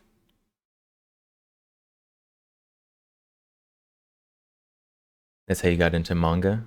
You think it was Grand Blue that first spurred you down the path? I've got one here.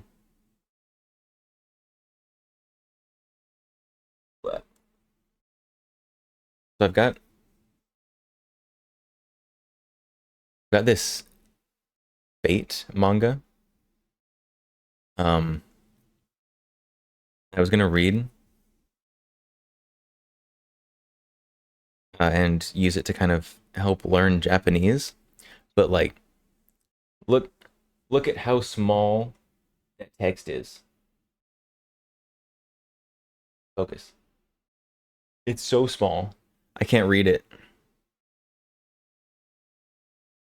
Like I'm trying to learn Japanese, but I definitely am heavily reliant on furigana. And the kanji is so small I can barely see it. And the furigana is even smaller. So I need like an old man magnifying glass just to read the book. So I've just had it sitting here unread.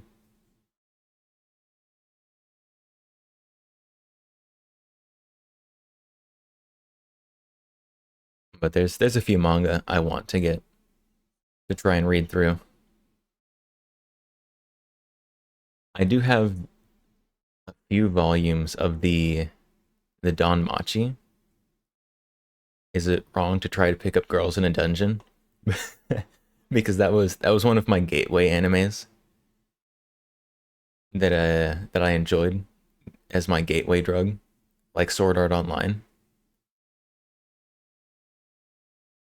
I think I think that anime is still releasing. I think they're still making it.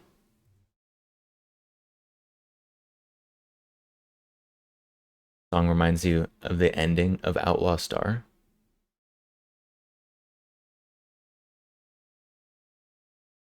I don't know that one. You bought a Japanese to English dictionary years ago, fully intending to learn Japanese. You don't think you've opened it more than twice? Bro, what are you broing me for? Bro. Yeah, learning Japanese is not a minor task to undertake. Partly because the grammar structures of everything is so wildly different than English that it is incredibly difficult. Outlaw Star is one of your favorite anime? That sounds like an old anime. Sounds like a 90s anime, just purely from the title. Looks like a 90s anime. The art style as well. Oh, 2001. Early 2000s. I don't think I've ever even heard of this one. 4.6 out of 5 on Crunchyroll. That's pretty good. Maybe I'll have to give it a look.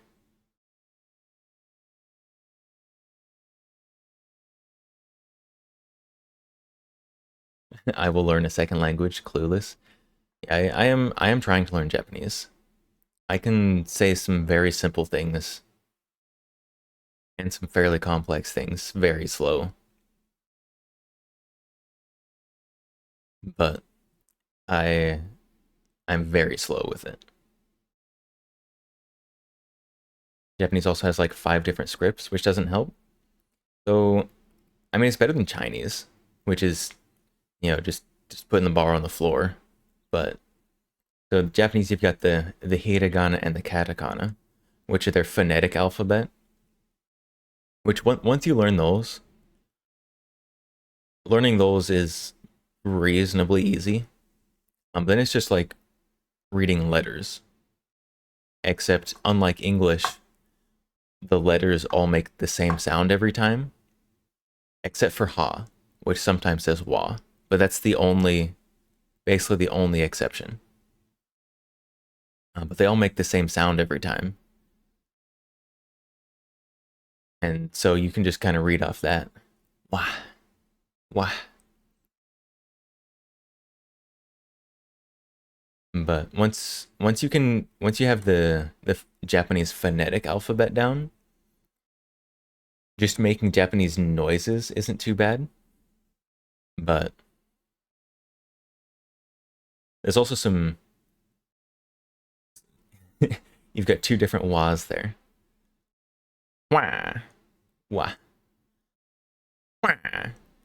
Um, you do have a few different noises in Japanese, which I'm not perfect at, but like the Japanese R/L sound, the r, like a single rolled R.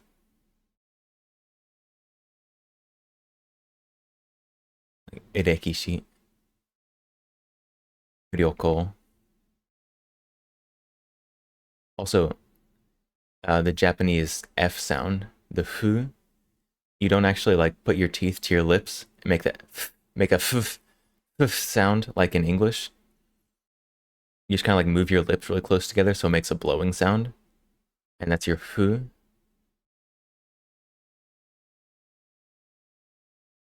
Japanese is so full of onomatopoeia, it's insane. It's true. Goro goro.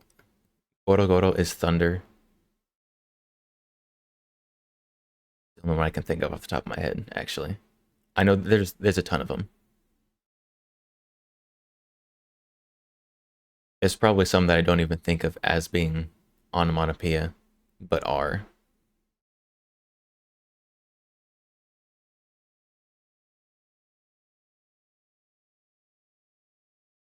Whatever like the babbling stream.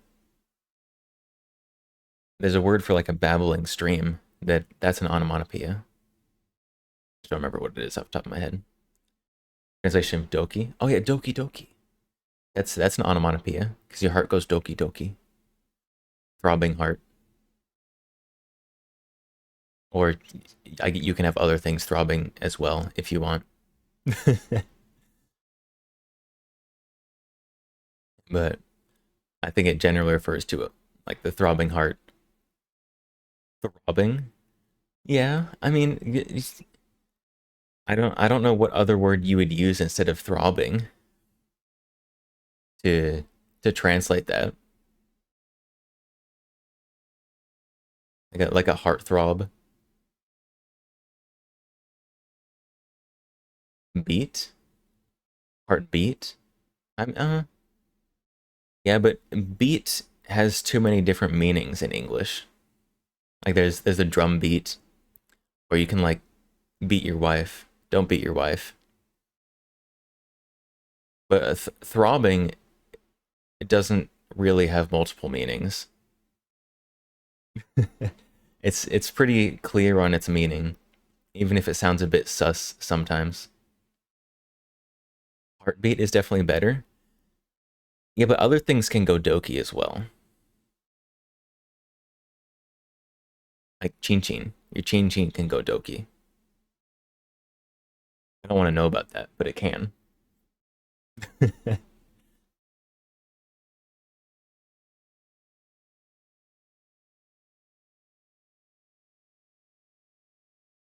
Yeah, doki doki is definitely most commonly um most commonly used for heart throb kind of situations. Excuse you? You're excused. Did you burp or something? You're excused.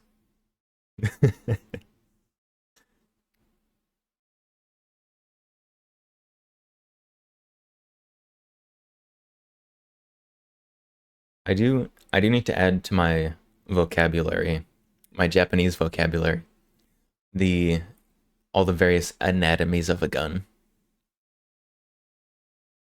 A lot of which I'm sure are just basically saying it in English, but with a thick katakana accent. But it's probably real Japanese words. I think Japanese for gun is just G, right? G?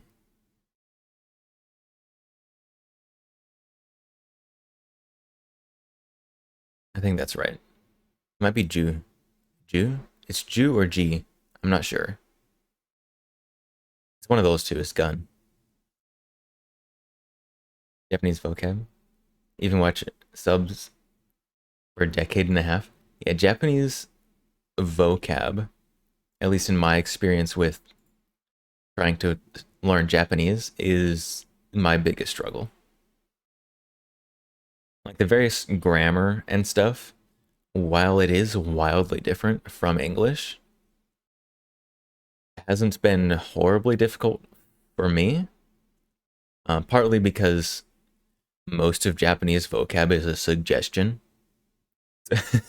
So if you say something in the wrong order, you can still get your point across. Um, but the vocabulary and being able to keep up with it is definitely, for me, the hardest part. Like I've been using Anki, which is like a memories like spaced repetition something or other, which has been helping a lot since I've started it. But oh my goodness. Hold on, how many words have I learned through Anki? Hold on, I can find it out. I can pull it up here. I've got it on my phone.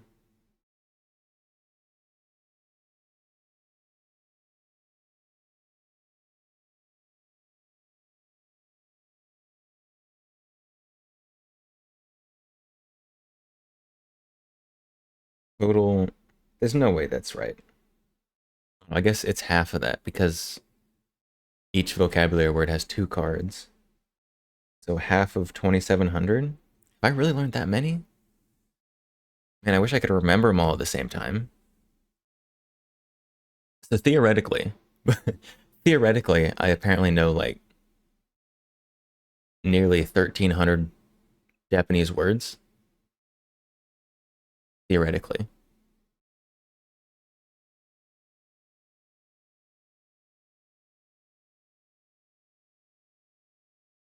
You do know a few things, largely thanks to One Piece. Yeah, mainly looking up something that's super important or used a lot. Yeah. Um, and in terms of just purely learning, like while listening to it with English subtitles, it definitely is better than nothing. Your brain is still mostly functioning in theoretically, Eroxon gel. Oh no, not not the Eroxon gel. I had to wipe off my keyboard. My keyboard got a little splattery when I was cleaning.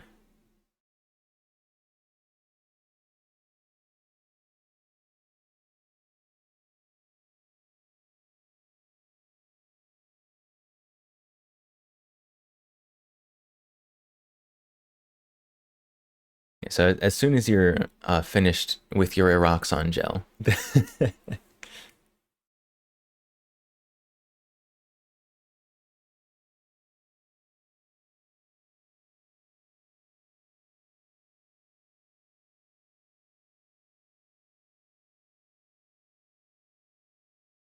learning Japanese or learning any language really, highly recommended. It will let you know exactly how little you understand of your language that you currently speak. And also, I have I have so much respect for people who speak more than one language now. Like especially two wildly different languages. Like all the Japanese people who have learned English. Good goodness sakes. Congratulations. Because going from English to Japanese is difficult. I can only imagine how difficult it is going from Japanese to English. Like in Japanese, at least all of the alphabet is pronounced the same way. Bilingual more is crazy. It is. Now, the bilingual between like Spanish and Portuguese or something like that, French and Italian, it's still impressive. Don't get me wrong. It's impressive. But it's not the same as knowing like Arabic and English or something. Just wildly different formatted languages.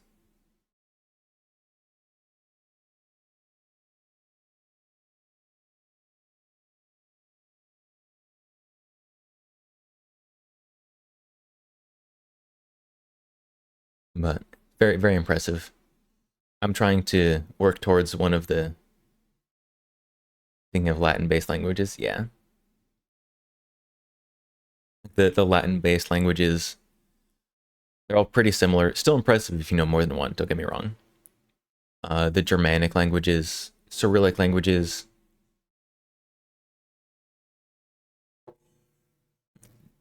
whatever the designation is for the different African languages. But languages that are all based in the same ancient language.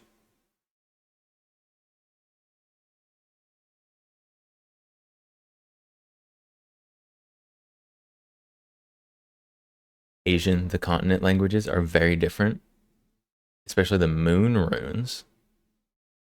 I don't know what moon runes means, but it sounds cool. It sounds like you have to collect them to get to the final boss. You got to collect all the moon runes so that you can save Zelda.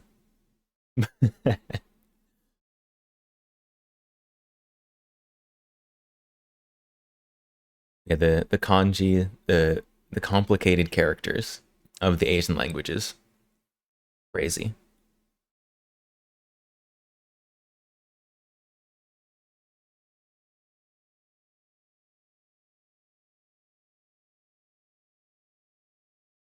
Especially languages like Thai, like Korean, Japanese, and Chinese even. Like there's like a significant difference. Like even if you don't know what it means, you can see the difference. But languages like Thai, you can write like 5 different words and they will all look exactly the same to me.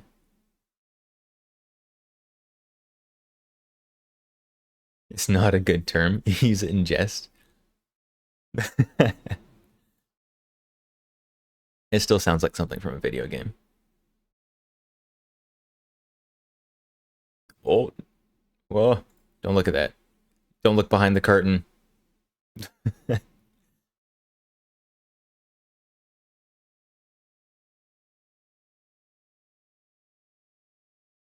Learning language is crazy.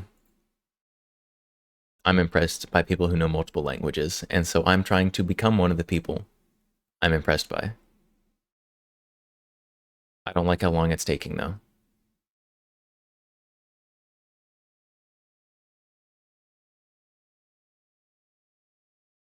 I'm trying to think of something that I can say. Like I have a couple redeems that make me speak in Japanese, but they're just like sentences that I've learned and can just like say. Your brain don't have the capacity? Of course it does. Everyone's brain has the capacity. It's definitely easier for some people than others. Don't, there's oh my goodness. There's this guy I know. Medieval Mongolian is pretty cool. I do know somebody who speaks Mongolian. It took him like 5 years just to become like conversational.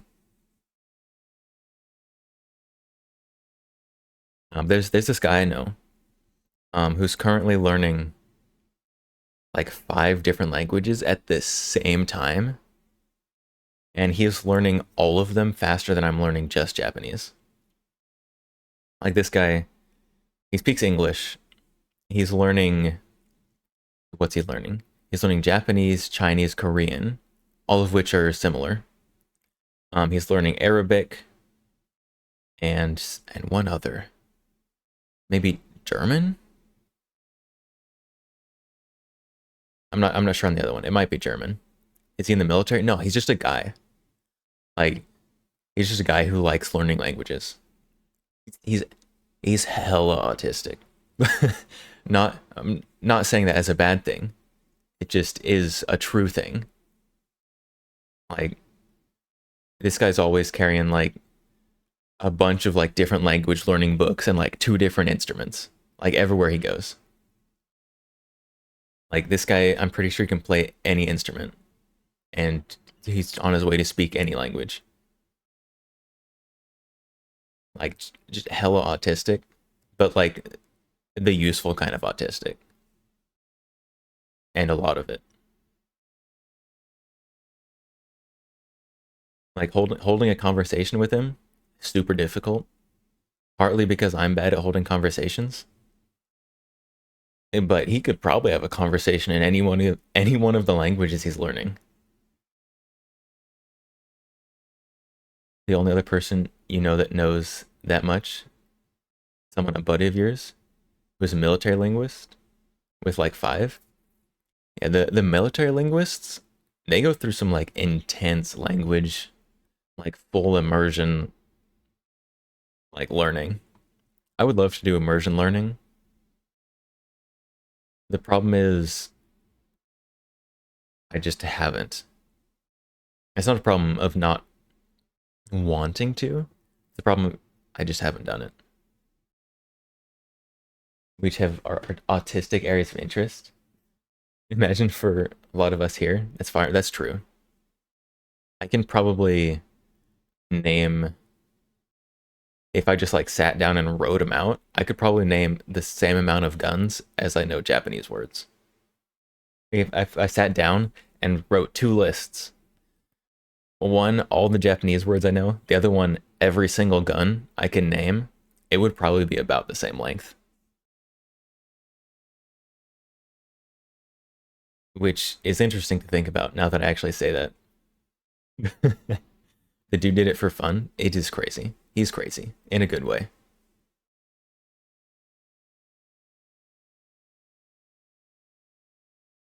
But this guy, I am currently like actually taking a Japanese class like at a college.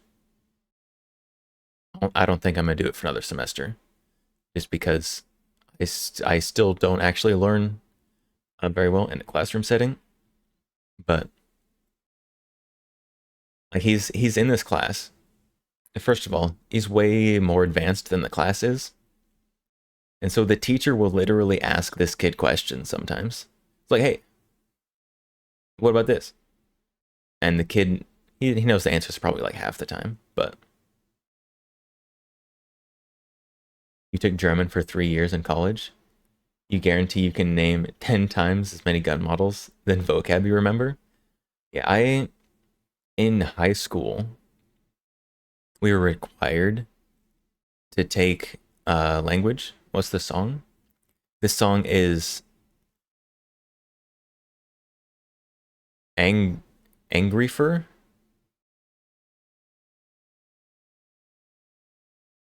Here, I can copy the link. Theoretically, why can't I copy the link?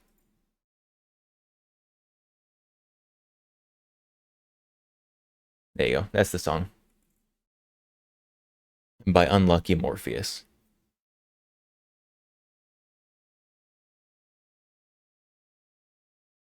When I was in high school, we were all forced to take language, and so I took in high school. I think I took 2 years of French, First of all, it was kind of a joke class because no one wanted to be there.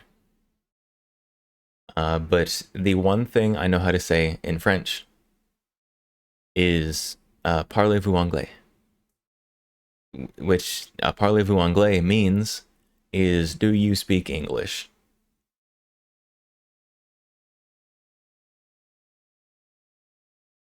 Which is literally the most useless thing you can know in a foreign language. Because if you just start speaking English, they'll tell you the answer.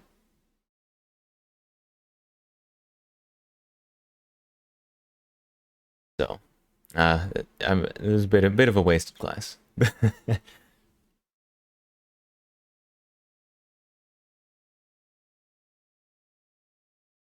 can say that in Japanese too. Eigo ga hanasemasu ka?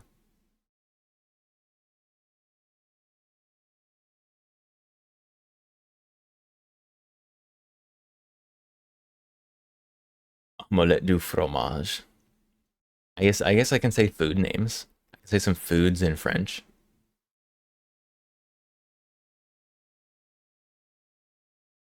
It's probably mostly cheeses and wines.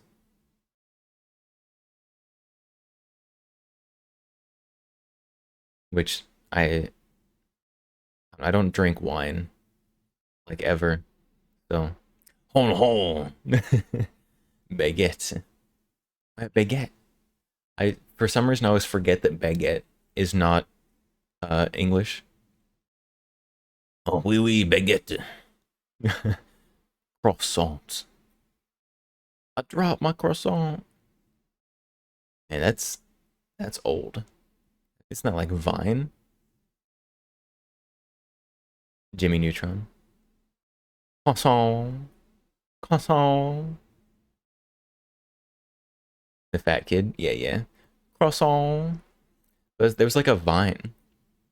It's like this guy. He's got like a plate of food. He gets scared and like jumps, drops the bread. He's like, "You made me drop my croissant." Is stupid. Stupid. Old meme. I'm an old man, apparently. Referencing way out of date memes.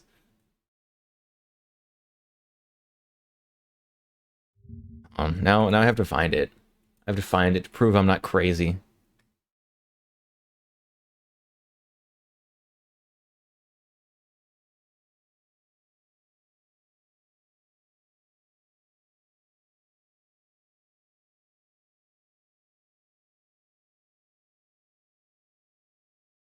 There it is. There it is.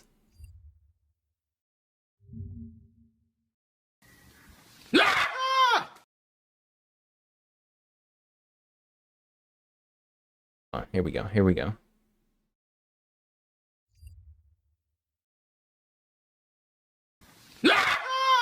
Stop! I could have dropped my croissant. I could have dropped my croissant. I got it wrong. I got it wrong. Stop! I could have dropped my croissant. I could have dropped my croissant. There you go. There's the thing I was trying to reference. Referencing really old memes. Perfect. Omelette du fromage is old school meme from Dexter's Lab. I never watched that. I actually never watched like almost any of the shows that people reference from childhood because I lived in a cave apparently. Fun fact about X Count's childhood growing up. I was not allowed to watch anime as a kid because it was going to be a bad influence on me. So the only time I could watch anime was at other people's houses, which is odd because as a kid I was allowed to have the I was allowed to play Yu-Gi-Oh. Like I still have all my childhood Yu-Gi-Oh cards, but I couldn't watch anime. That was gonna be a bad influence. So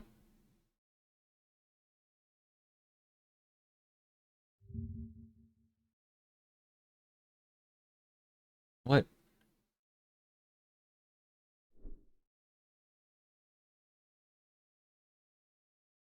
Any questions? I've never actually seen more of this than actually just the voice clip.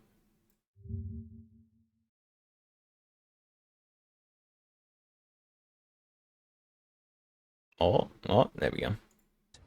Yes. Are you going to finish that croissant? Knock yourself out. Let me assure you that Oh, the animation for that Any show is questions? so cursed. It's oh, what was that? knock yourself out. I hate it so much. Croissant, Croissant? croissant. The animation for that show is so awful. It's so bad.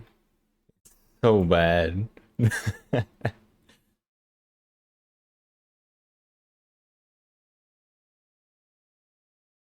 You got a deck of first edition and it's worth nothing.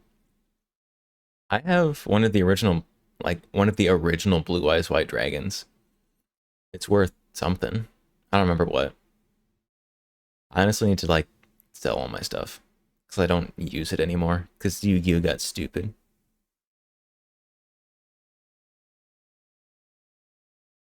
You didn't know that anime was a thing as a kid?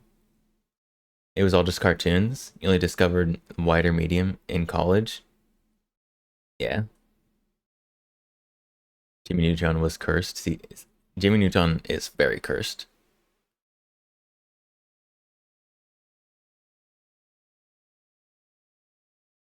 I think probably it's not real anime. It's not real anime. I'm being an anime snob. But the Avatar the Last Airbender, not the stupid blue people movies. That was first of all, I didn't watch that show until probably like 2016, 2017-ish.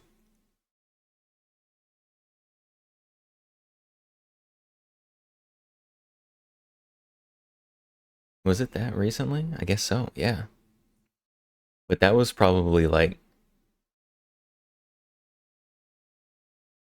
not, I don't know, like the intro drug to anime, probably. Because it's not anime, because I'm being a snob. But it's anime adjacent. You have some blue eyes in a special package that is sealed. Only thing worth. But you bent it. Oh no. Not MTG quality. Ruined. It's so sad. It's so sad. You sold all your Yu-Gi-Oh and Pokemon for 50 bucks. They're probably worth 10 times that. You could have been bothered to make effort selling. Yeah. Well, I've got all of them like right here.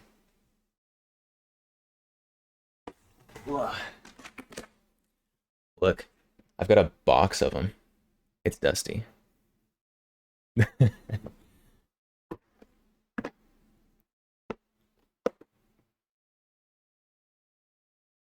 Song.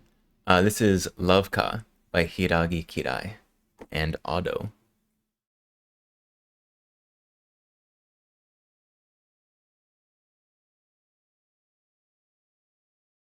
There you go. This song is an absolute banger. Avatar 2 was based of a man arming his family with ARs, fighting off tyrannical pet-killing government. I never watched it because the first one was stupid.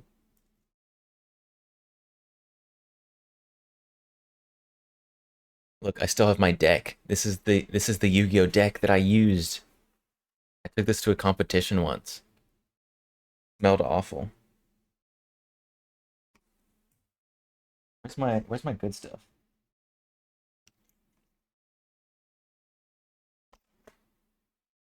Oh, there it is. There it is.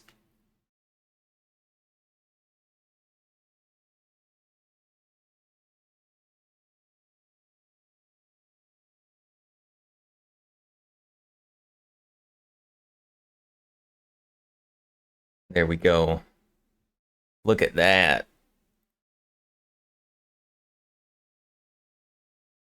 It's all shiny. Card number SKE-001. Like the original booster pack.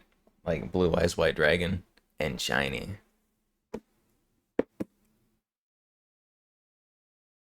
Hang in the rafters. Hang in the rafters.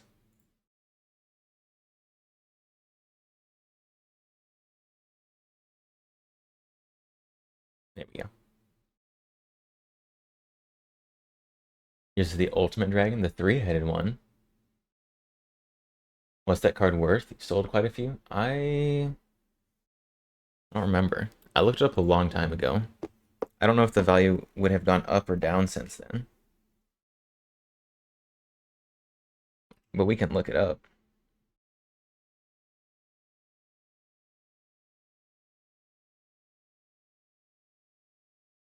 The Kaiba starter deck. Price. It depends on what condition it's in. If you still have a mint one, it looks like it's $650.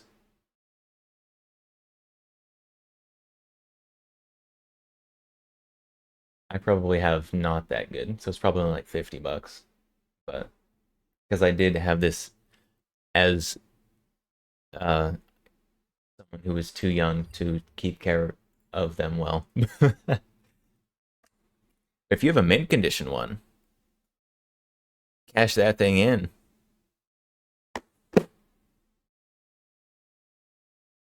$400. What you sold yours for? That seems pretty alright.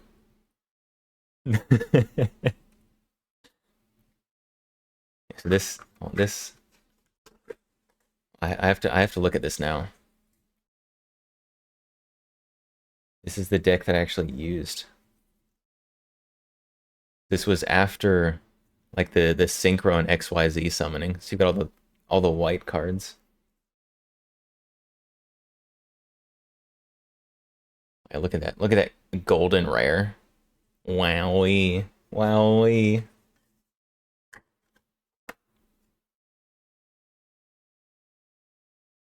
Oh yeah, Light Sworns. These things were an absolute menace.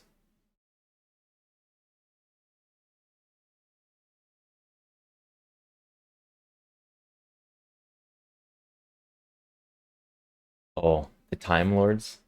Light Sworn Time Lord deck. I was a horrible person, basically, is what I'm saying.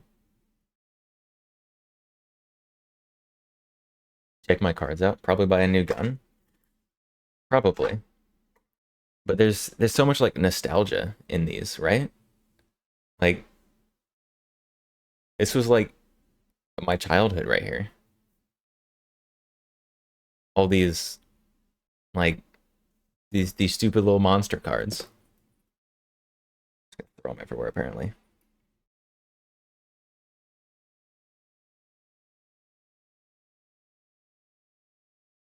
I probably should sell some of them though. I think this is the first time in probably years that I've pulled that Blue Eyes out of this box to even like show someone. But I've got a few different editions of Blue Eyes. Like there's that one, which is the one I already showed, which is the one that's potentially super valuable, except I didn't take as good care of it as I should have. And we've got that one as well, which is another edition. And we've got this one, which is the golden rare. Very shiny, very fancy. Got the gold border. We've got this one, which is another one of the starter deck ones. SDK-001. Don't know how much that one's worth. We can figure it out though.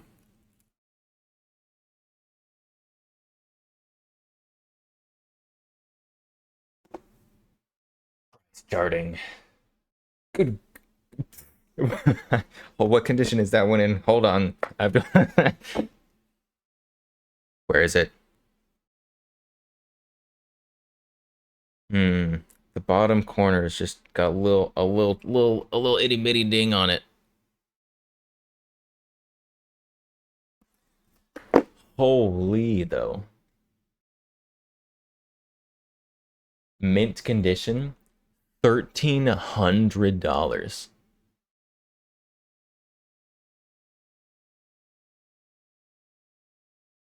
What? That's crazy. There's no way.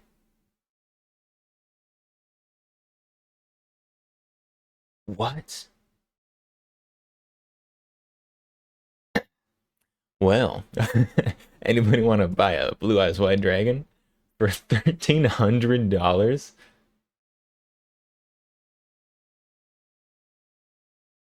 That's crazy. That's insanity.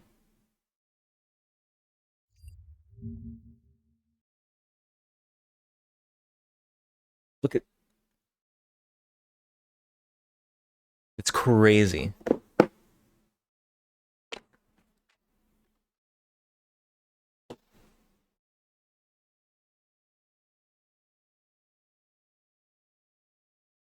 You'd almost buy an inventory closeout XCR for that.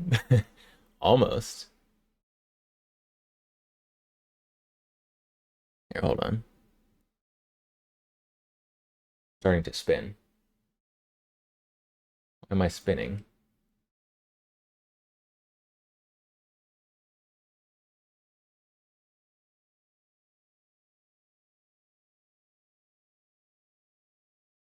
There we go.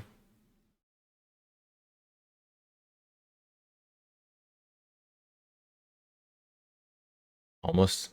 What were the closeout XCRs going for? They had a pretty good sale on them recently.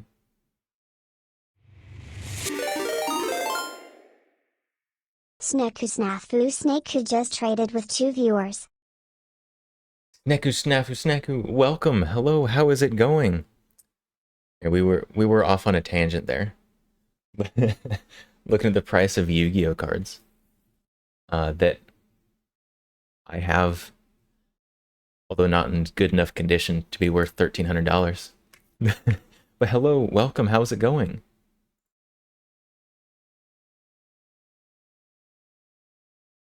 Let me get your shout out here.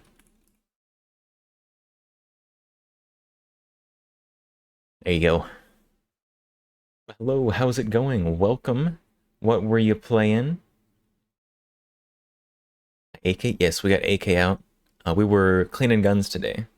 So we cleaned the AK, 2 shotguns, the Keltec, and the HK that's hiding back here.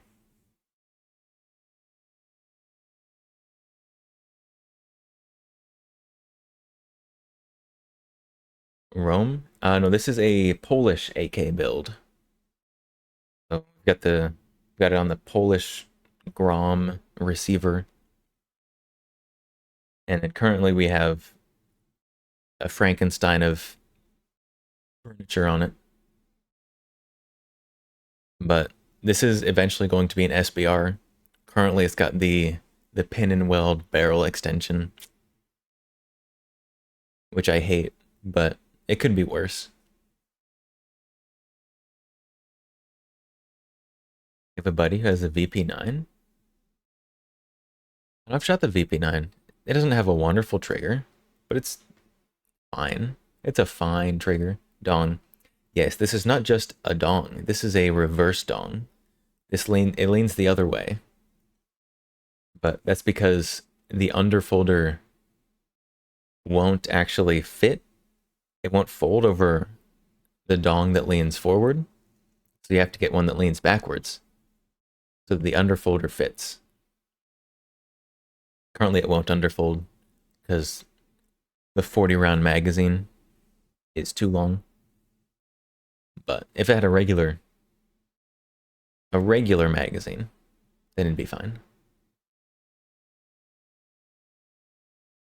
You got a Yu-Gi-Oh card called Water Amotics. that is Barbie Nude Lewd. Lewd, that is a children's game. Got drum. I do not have an AK drum, sadly. AK drums are so expensive if you want one that actually works, though. You ain't joking? Oh, I trust you. I have some Yu-Gi-Oh cards. I don't remember what they're called because it's been too long. But they are... I don't think I would feel comfortable showing them on stream. because they're that bad. Like the stock that goes on the German pistol. Oh yeah, the VP70 stock is super cool. I unfortunately don't have the version with the stock because I am but a lowly civilian. And if you put the stock on it, then you have burst mode, because the burst mode mechanism for the VP70 is in the stock, which is super cool. Forgotten Weapons has a very cool video on how it actually works, if you are curious. But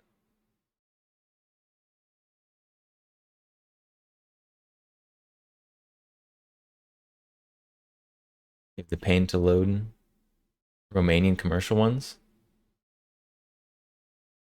Yeah, the problem is if I got an AK drum, I would want the one that like hinges open and you can like just load it from the back. Like one of the cool fun ones. But unfortunately, they're expensive.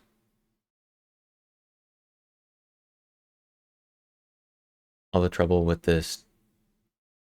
That's how the Romanian one loads? Oh. Maybe I'm stupid. That's also a possibility. Gotta wind it up. Guess I'm just stupid. I don't know my drum mags very well. All the trouble with the stock binary triggers did the same thing. I don't have any binary triggers because they're expensive. And then you go through ammo faster, which is also expensive. So I just don't do that.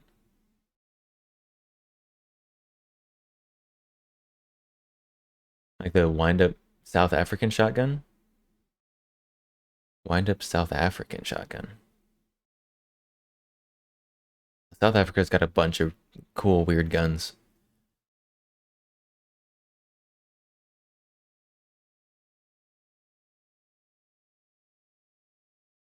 The Street Sweeper? Yeah, I know. Is the Street Sweeper South African in origin?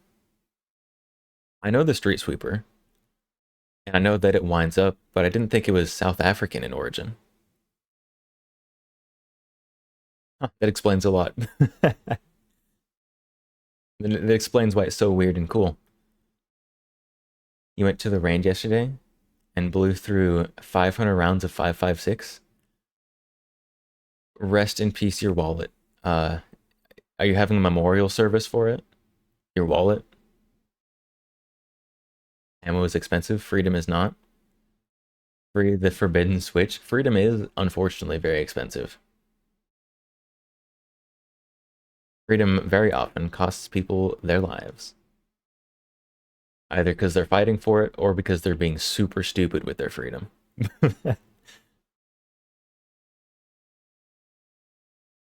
Pretty sure that's where it's from? Yeah.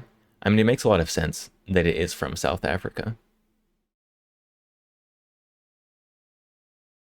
You get a box with like 750 or less 5.56. You could probably sling it.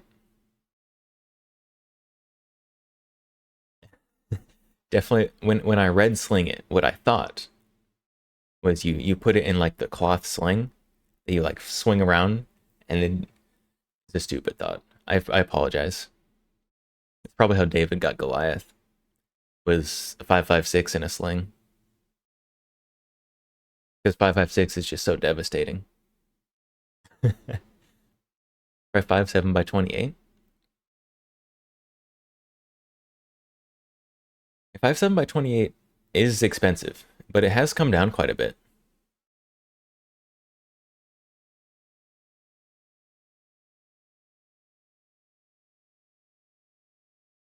I think 5.7 is just a little bit more expensive than 5.56 now, right? Reading would be less expensive if it weren't for the political class. Yeah. Yeah. You say it has AOT. AOT? I think I think this is literally Attack on Titan music.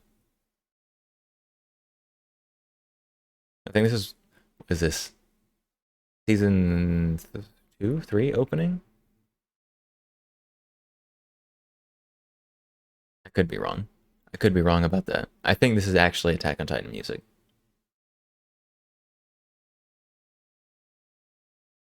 Do you know 5.56 is too much for hunting and simultaneously useless against the government? True. True. If 5.56 will both blow the lung. No, this 9mm blows the lung out of the body. 5.56 is so powerful that it destroys the meat. But also it's useless against people.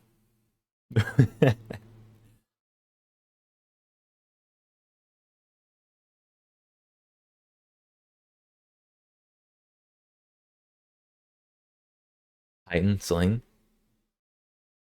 Yeah. I think we need an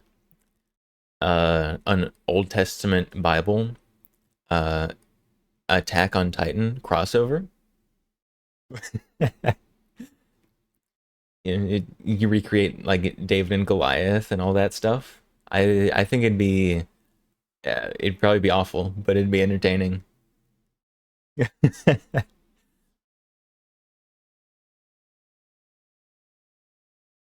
That'd be awful. People would be so angry if that happened. Anime Bible. There was an anime, like a Bible anime. Not like an anime of the stories of the Bible. I mean, kind of. Superbook. Look up the Superbook anime. It was like the cheesy like Sunday school shows, but anime.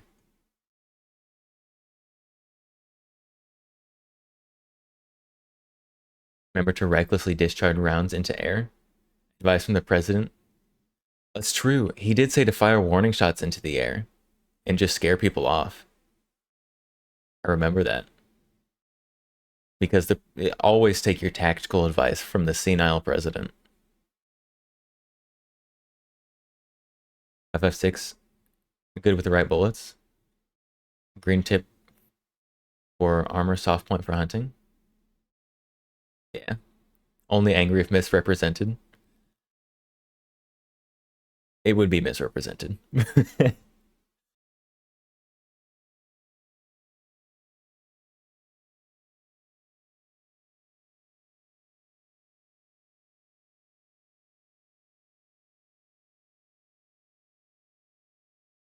Number 5.56 over penetrates and double up buck. Doesn't it all you need is 12 gauge? Oh my goodness, I hate that. I hate that so much. Grantham, I reference this one Grantham video a lot. Grantham did a video a while ago about the penetration of various calibers through drywall. So we had like a whole bunch of like layers of drywall set up with like space in between. Like basically like if it was gonna be a bunch of drywall lined up in a house, and shot a bunch of calibers through it. And the best performing calibers in terms of not penetrating literally all the walls, which most things did, was obviously 22 long rifle, and then 5.56 went through the least amount of drywall. 22 because it's anemic basically, and 5.56 because it's so fast that it started breaking up early, and so it didn't get through as many walls. So fast and small.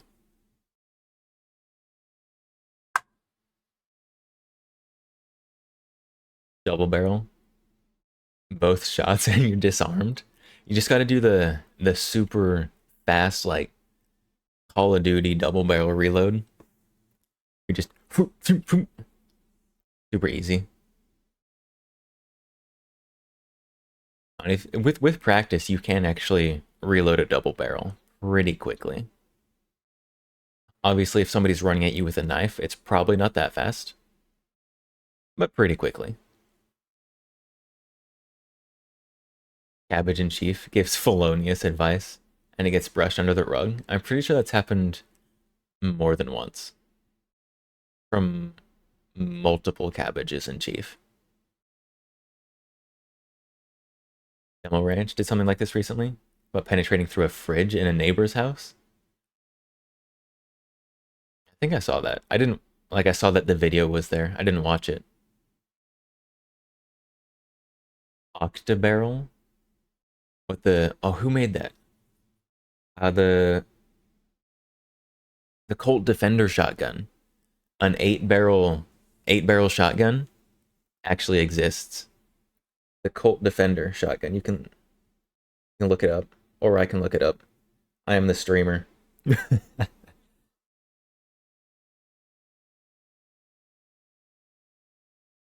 Cowboy actions are probably quicker than Call of Duty. Those people are insane. In terms of the shots, in terms of reloads, probably not. What is it? Colt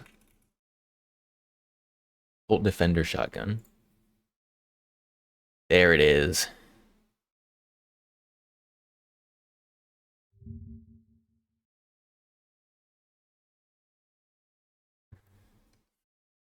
The Colt Defender shotgun. Oh no, that's the Liberator. 8 barrels. Break action. This was like supposed to be some kind of like specialty police shotgun or something. It has a firing pin. Like the firing pin transfer bar like rotates around in there and hits each of the barrels.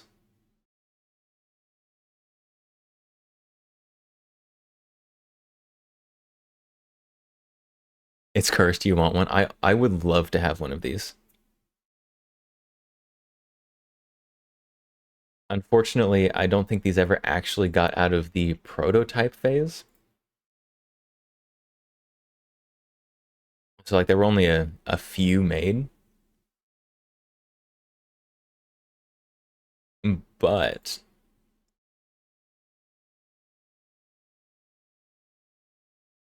they're very cool.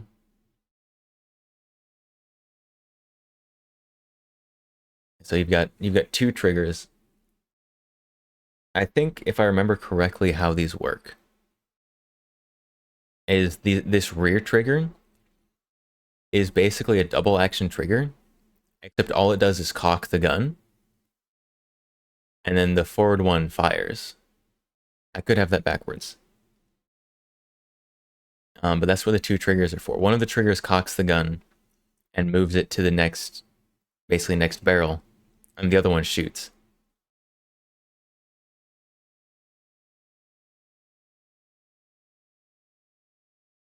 Which is absolute insanity. But also super cool.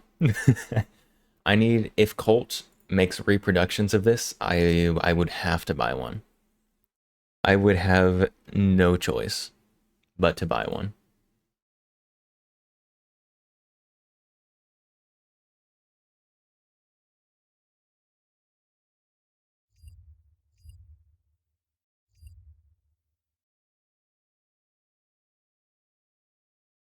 Lever Action 4570 is your favorite?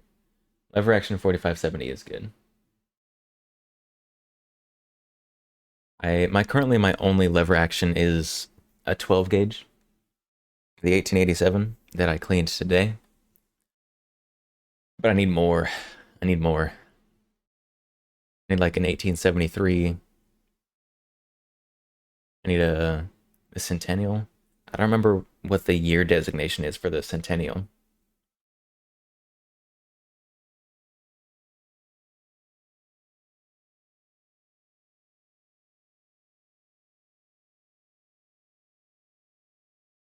Colt their best guns competition pistols and M4? Probably. Colt also makes all the snake revolvers, the Python, the Anaconda, classic revolvers.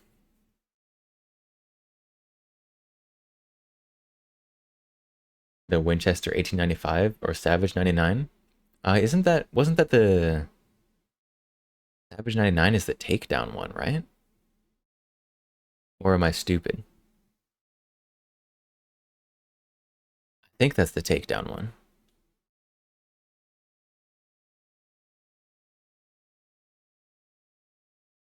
There are takedown models? Okay. The takedown lever actions are pretty cool. Useful? Not sure. But pretty cool. For when you need to quickly be able to LARP with your backpack gun.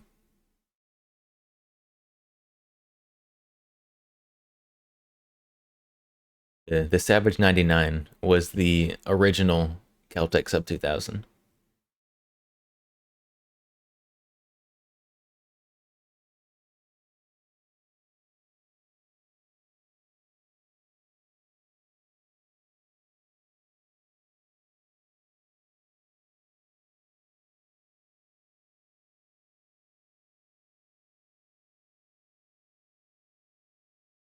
I mean, just all of the, I guess the late 1800s, early 1900s is when they were being super experimental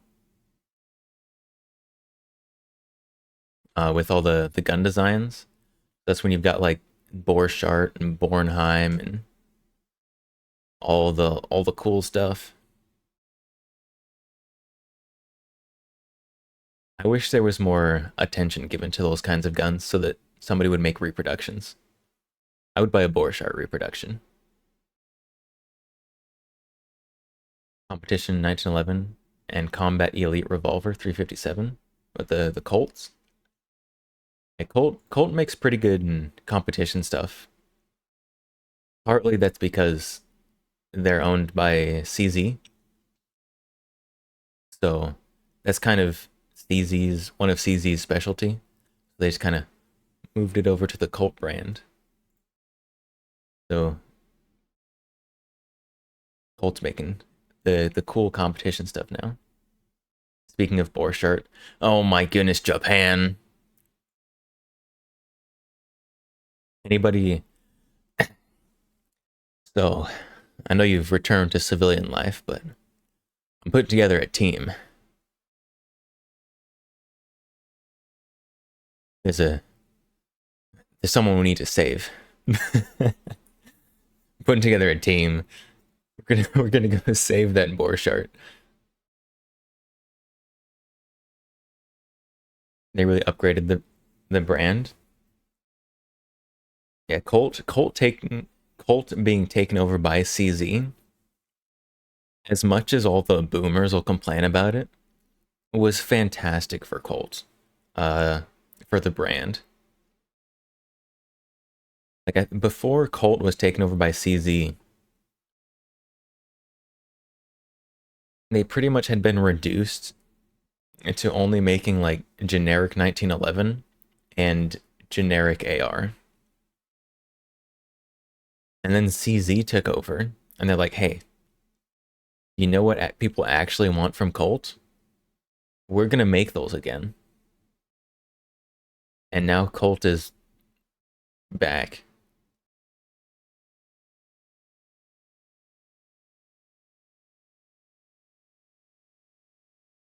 What was that like mint condition Borchardt that someone just like found in Japan? First of all, I see the blessings you've given to others, and I would like those for myself. And secondly, that is a piece of history. It belongs in a museum. That thing it would sell for so much money. Like a mint condition Borchardt. There was a non-mint condition. I don't remember what the condition officially was. They went for auction a few months ago, I think. That sold for like $80,000.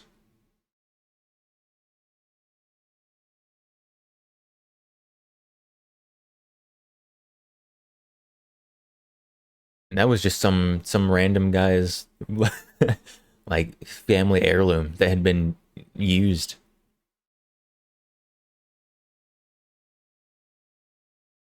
Crazy. Hopefully Japan changes their mind.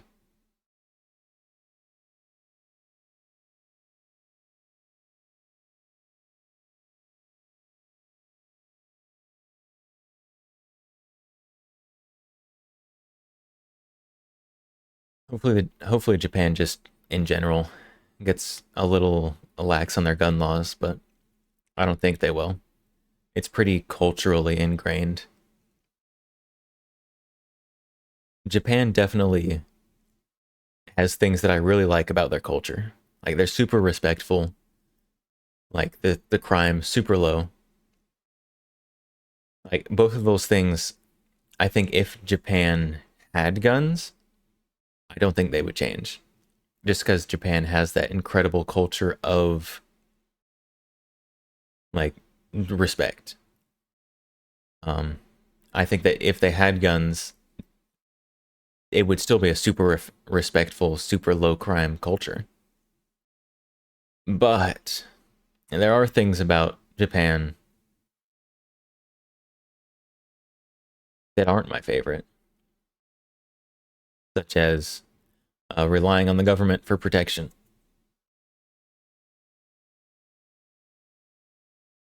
I don't know. It could be my stupid American brain not liking that.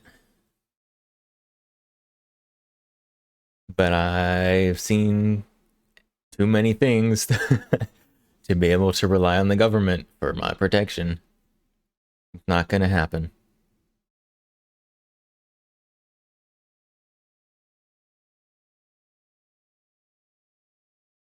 My perfect utopia is like a combination of like Japan and American cultures.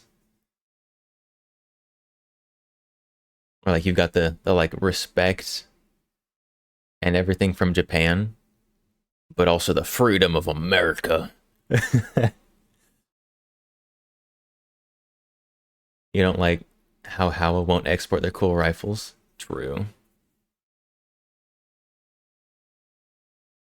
Hopefully someday, in like 50 years probably, they will export them. Because they have been relaxing a little bit on their export laws, but it's been very slow. I think like last year or something, they changed so that it is technically legal to export like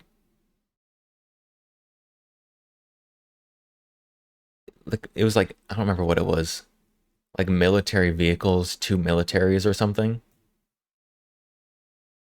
And it was something like that. But OMG, is that a fully automatic assault rifle and two Glock 19s? Oh my goodness, you're so right. Now we've got a Polish Frankenstein kind of AK here. We've got the Keltec CP33 and the HK VP70Z.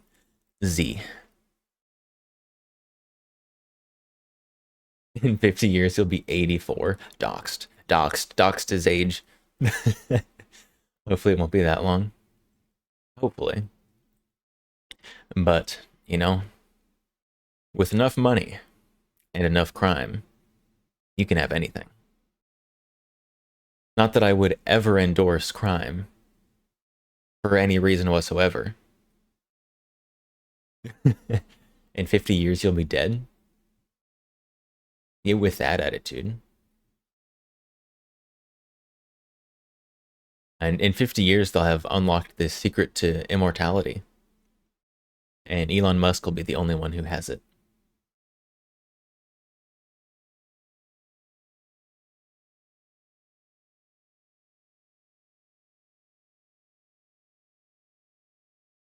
I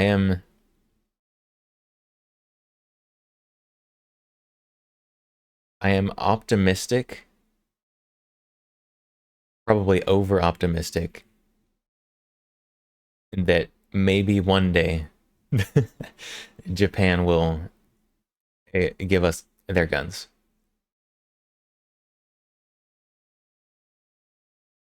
I mean, I think they've got a lot of money, a big market, a lot of people who want to buy them. They get a big economic opportunity. Just sell me a Type 89 and a Type 20 and a Type 64. I'd be happy with the parts kit. And just give me the parts kit, I'll be happy. Aren't crosses supposed to burn vampires? Only the heathen vampires.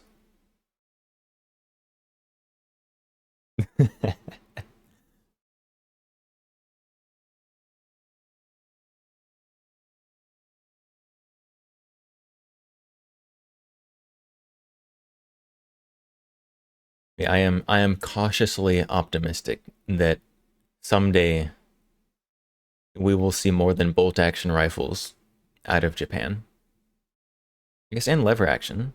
We get some lever action rifles from Japan and shotguns.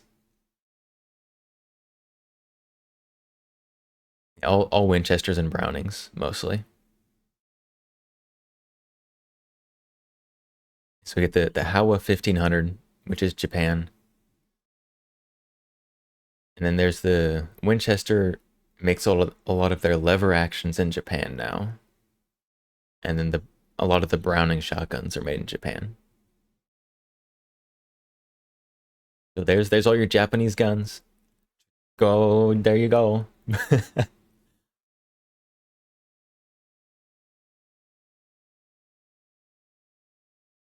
There are also some cool, like,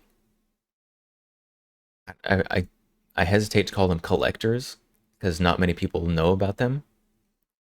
But Moroku was importing guns before Browning took over. A lot of them were imported under BC My Luck because this was back when people were still a little bit racist. People are still a little bit racist. Back when people were hella racist. But Moroku for a while was imported under BC My Luck because it's BC Miroku, or BC Miroku, which if you're some random import agent, BC Miroku kind of sounds like BC My Luck with a thick Japanese accent. So okay, BC My Luck. There you go. You get like some cool like side by sides, super old side by sides that are BC My Luck, made in Japan, but it's Miroku. Fun fact. Not a Japanese firearm, still Asia. Railgun is the SAR 21. SAR 21s are cool. Also a pretty good waifu. There's a lot of cool Asian guns. There's a lot of cool guns in general. Just every continent except Antarctica. But there's a lot of really cool Chinese guns. China has some super strange, like, prototype and actually adopted guns. India, like the NSAS and stuff, I'd love to have one of those. Russia, technically Asia. Technically, Russia's in Asia. They've got some cool stuff. Do not buy something from a manufacturer importer named BC My Luck. Sounds like Harbor Freight Temu junk. Exactly. But it's actually BC Miroku, but before Browning owned them. Which is really cool. I would love to get my hands on one. but people don't sell them very often because they're not worth a ton, and there just aren't a ton of them around. So if you see one, don't pass it up as Harbor Freight junk, because it actually was one of the earlier guns imported from Japan. There you go. The more you know. There was one that I had the opportunity to buy a few years ago, but I didn't have the money at the time, and I had to pass it up. Big sad.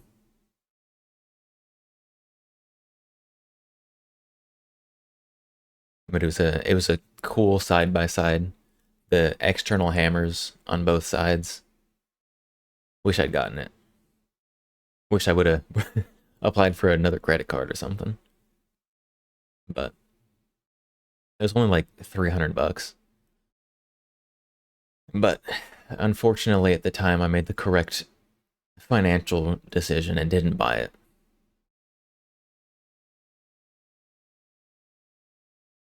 Still wish I had though. There's a lot of stuff like that.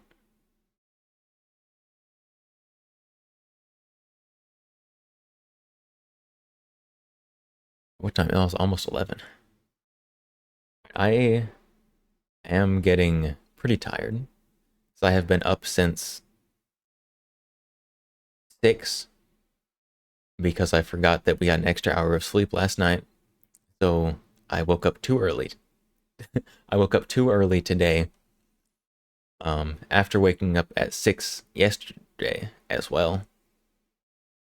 But at least I got like 4 hours of sleep last night. So that was nice. So we are running on fumes here. So we're probably going to raid out here. Raid out and see who's streaming. Oh my goodness, freaking everybody is streaming right now. Good gracious. You're getting drowsy too? Alright, we will raid out. Stick around for the raid. Say hi on the raid. But we're gonna raid out. Who do we raid? Leaflet is streaming. Just chatting.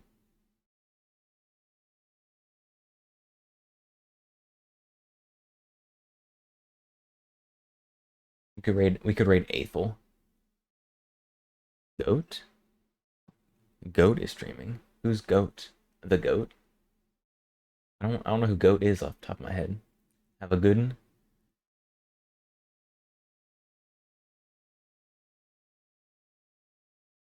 Let's see. I'm streaming tomorrow? Yes, I am planning on streaming tomorrow. I'm also planning on actually getting around to releasing a schedule tomorrow. So that will help. I did add today's schedule to the today's stream to the Twitch schedule if I can get my words in the correct orders. All the waifu references? I forgot that all the waifu references is a goat.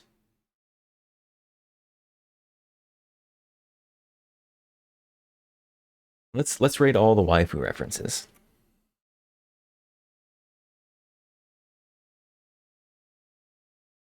If I can spell correctly.